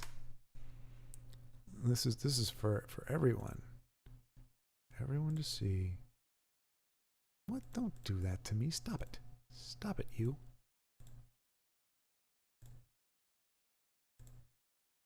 Okay, so, oops. So there's Montana, there's Wyoming. So they're not actually next to each other. Okay, to be fair, here's North and South Dakota. So you're right on the line, my friend. I mean, I would say West starts right here. Right here. This is the West. Nevada, Arizona, Idaho, and over. That's West. This is all Midwest right here. No. I know you may live there, but I know better than you do. And you can all cap you want, but I am no cap. Hey, look at me. Look at me. I'm a freaking millennial over here. Gen Zer. No boom. We fight for the glory I just of took away all my Los credibility. I don't care. So like cowboy movies? More or less. I would imagine. I don't know if they were ever shot in Montana, but that's probably the area they're supposed to be in. Pretty much everything was shot in a lot in California. Io says, it's okay. We quelled the mighty blacksmith's forge. What forge? All his decks are copy-paste. Clever. All right, I'm not sure exactly. I'm missing a little context here. I think there was a game going that I them hard. got to later or I missed. Makes me happy to see Mighty Centaur. Okay, that one I do know. I like that card, and he's gaslighting you again, Joseph. Oh, come on! I can't be gaslighting all the time. I should make a whack deck with Centaur. Well, Io, now granted, I can't bust on Vincenzo now that he's actually created a decent Gals of Tamriel deck, but before that, I could have said Centaur could have been in Vincenzo's Gals of Tamriel. Maybe with chickens and grummites. I have many important I don't know if that's the winning combo or not. You did make it work, Io. You did make it work quite a lot. Joseph, yeah, now he's talking down on me like I don't understand cravings. I mean, you spelled it right and everything. I had you pegged all wrong, Joe. I guess I just underestimated you. So yeah, but I mean, your cravings, like cravings. You think I'm stupid, Schward? Is that it? Well, when you don't put a question mark at the end of your question, what am I supposed to think, Joseph? I mean, come on. Oh, I think he did it on purpose. You see how he didn't use any caps or anything or punctuation? He's emphasizing that. But you spelled stupid right. You didn't spell Schward right, though. Okay, I will give it to you, Joseph. You successfully conveyed the irony of the statement. Just forget about But I think stupid needed to be spelled with two O's instead of a U, just to cement it there. But I'm sure that's me gaslighting or being condescending, so I don't know. I can't win. I love arguing with someone from 40 minutes in the future. I have all the initiative. Yes, you do. That is a problem. I'm playing catch up on the digs. I mean, that's basically what he's saying.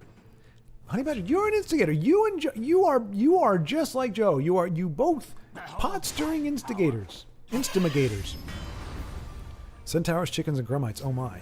Yeah, I think that's accurate. Oh my is right. That is a wicked concoction there. Joseph, I'll be honest. You eating is not an issue. I didn't even notice. Oh, Speak, citizen. Joseph, has he been eating the whole time? No, it's only natural to eat. We all do it. Your boy here had a cheeseburger and 10 beers. Let's go. Oh, so I was lucky to get a W there. I was up against intoxicated Vincenzo. Oh my gosh, I thought Wilhelm had this game in the bag, but he's on a rough deal.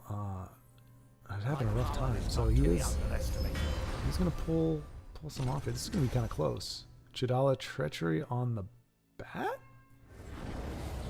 Yep, sure enough. Nicely done. Okay. And he's stabilizing here. June Dog 123 has too many cards to breathe an easy sigh of relief, but I think Wilhelm... Oh, it's Unite! Ooh, what does he need? What does he need? He needs purple? He has purple? Okay, that's fine. That's fine. Because he needs purple and he needs red. He doesn't have red. Does not have red. And now he does not have... Oh, no. Okay, no, he still has those. That's fine. But he does not have red. Dagnabbit. Moment of clarity, maybe? Or Moon Moth. Moon Moth might give it to him. And it puts a guard down. We'll see. Oh, thank you guys. This must be new because I don't remember seeing the heart down there before. But like where you can actually spit out emojis and everything. That's awesome. I just now noticed that that's a thing here. I don't think I've seen it before. Oh, that's not what he wanted. So, but thank you for the love, folks. Thank you very much for the love. Thank you for another fantastic stream. Again, the time she flies. It's an easy 7 hours to lose, to get lost in as we go through this. But wait, what? Just some of us don't take Joseph's recommendation when we do. Oh, I see. Honey badgers. Again, stirring the pot, reminding Joseph that I did not take his advice on the meal. I was craving Taco Bell, doggone it. Craving Taco Bell. But no, and I appreciate that too. You know, you were saying, hey, it doesn't, the eating doesn't really bother you. I'm like, I'm either out of frame or I'm just chomping. It just feels weird, but I will keep it in mind that it's not as obnoxious. Apparently, it doesn't come across as obnoxious as it feels. So I might partake later on. Honey Badger, so wait, the cheeseburger and 10 beers is the food of super spies? Nice to know, except I don't drink. We are ready for this match. Okay, all right. So we got, the final one is going to be Vincenzo against Io. A rematch of the century. The rematch of the century. You're looking at the greatest smuggler in town. Well, maybe you're not wrong, Swims at Night. Silent as a shadow. All right, so Wilhelm playing it safe, not wanting to break any more runes in the attack. Could have hit with 4 and not risked anything, but I think right now he's just trying to do it in one fell swoop. Either that or he's still trying to unite, which if he can get red, he can do very easily here, if you wish. Yeah, sure. Yeah, that would be a nice way to wrap it up. Hopefully we can see Wilhelm close this out with a little unite. I'm trying to think, can he use Abner for anything? Maybe Swims at Night? Because I don't think you can do that with her, right? I mean, maybe you can. If you play a card, can Abner trigger a summon off of a plot? I don't think so, because it's not a summon; it's a plot ability. I'm pretty sure he can't do that. I think you can do it to Swims though, unless he gets silenced, in which case probably not. But he'd have to get a firebrand for this to pay off. But I think that's what Wilhelm was doing. I think he's all in on the unite.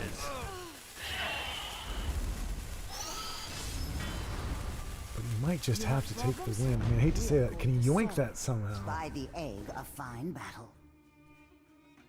8, 11, 12, 17.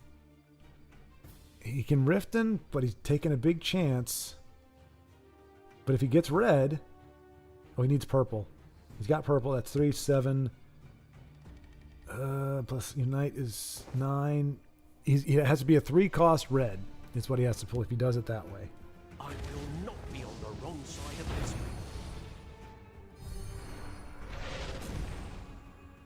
Okay, he's going to try to stay alive for another turn. Rifted Pickpocket. That's one trick I'll have to learn. Fighters Guild Steward. Next turn's got it. Just has to stay alive for this turn. For one more turn. Can he do it? Can he do it?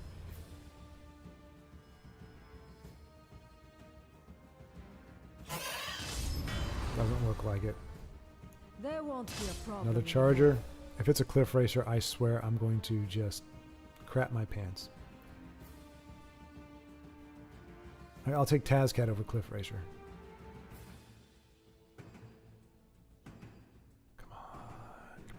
Sorry, I know I got locked in here, but I realized I'm not going to be able to get to the bottom of it. So I'm going to, like I said, take it all in and see if there's anything I need to need to bring up with you all next week. Okay, that is not a problem.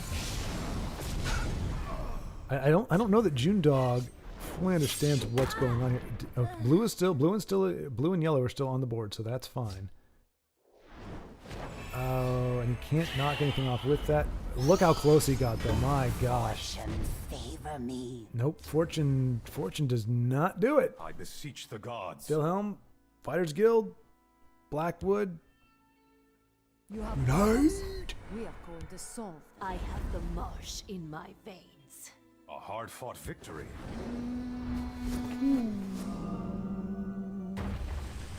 Nicely done, Wilhelm. Nicely done. All right. Io and Vincenzo, you got your work cut out for you. You've got to top that. That beautiful unite with all the... let's see. So beautiful. All right. All right, go for it, gentlemen. Let us see what you've got to play with the cards that you have put together in your decks. No matter how long I go, this is not going to ever sound impressive.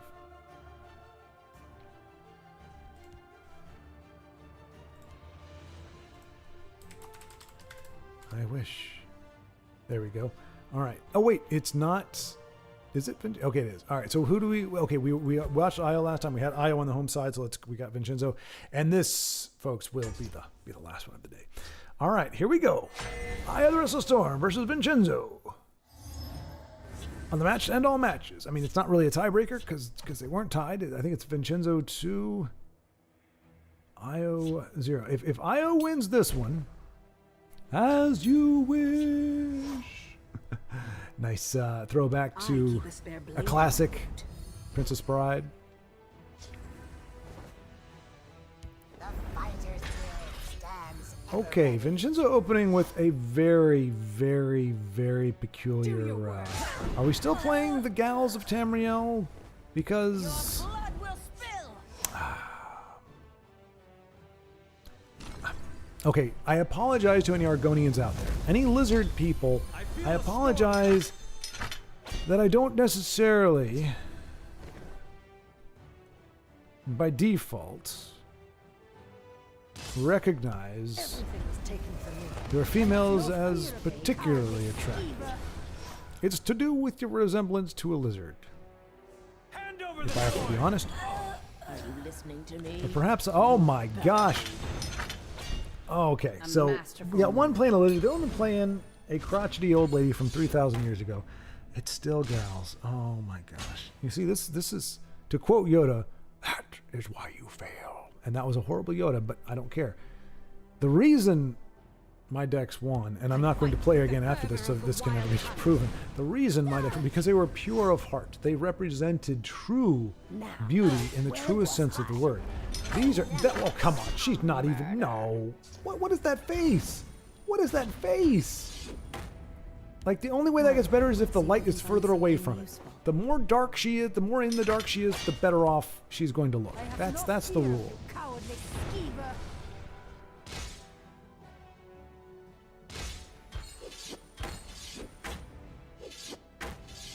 I gotta say, Vincenzo's had some pretty strong showings. I guess those 10 beers and burger. Ooh, but Io staying alive. Masterful move. I mean, we know Vincenzo's sitting on the other side of the table. That's all I'll say about that. If Io's got the that sweet Ebonheart Oracle that he can play in the next couple turns, he might have a chance to turn this around. Otherwise, Vincenzo might do a clean 3-0. By the 8th, they will meet. This is what happens when you try to massage the system and say, okay, I want to play this card. Is she ugly? Yes. Is she skanky? Yes. But I'm going to play her anyway because I want to play her. You call it theft, I call it learning. That's not a bad one. Okay, that's fine. Plunder, a little A masterful move. Oh, wow. Now I understand. She does understand. Oh, that's right. That's what the altar does. Nicely done, Aya. That's a nice combo there. And you're getting a lot of value out of that. But that said, it looks like... fought well. Why aren't you dual... Oh, I'm not. Oh, dang it. I'm sorry, guys. I just realized I'm not. Wow. That's embarrassing. Because this is important. The game's over. Why would I dual spectate a game that's over? Nicely done. Dang it. I'm sorry. Yeah, I thought I hit the dual spectate thing, but I didn't. Now I remember I didn't because I was like, oh, which one should I spectate? And I just went there. So I apologize. Io, we did not get to see your cards because I screwed that up pretty bad. You cannot achieve victory through technicality. There you go. Write that one down, folks. This is sage wisdom right here. You cannot achieve victory through technicality. I sound like a pompous ass, and that's fine. I beat Io. That's all I need. GG. That's a clean sweep for Team 10 Beer Vincenzo. Who was it? Somebody said something, right? Did they? Nope. Oh, wait. Did I see any better? Why aren't you dual spectating? Yeah, I screwed up that. I screwed that up. Bumbled the one job I had to do.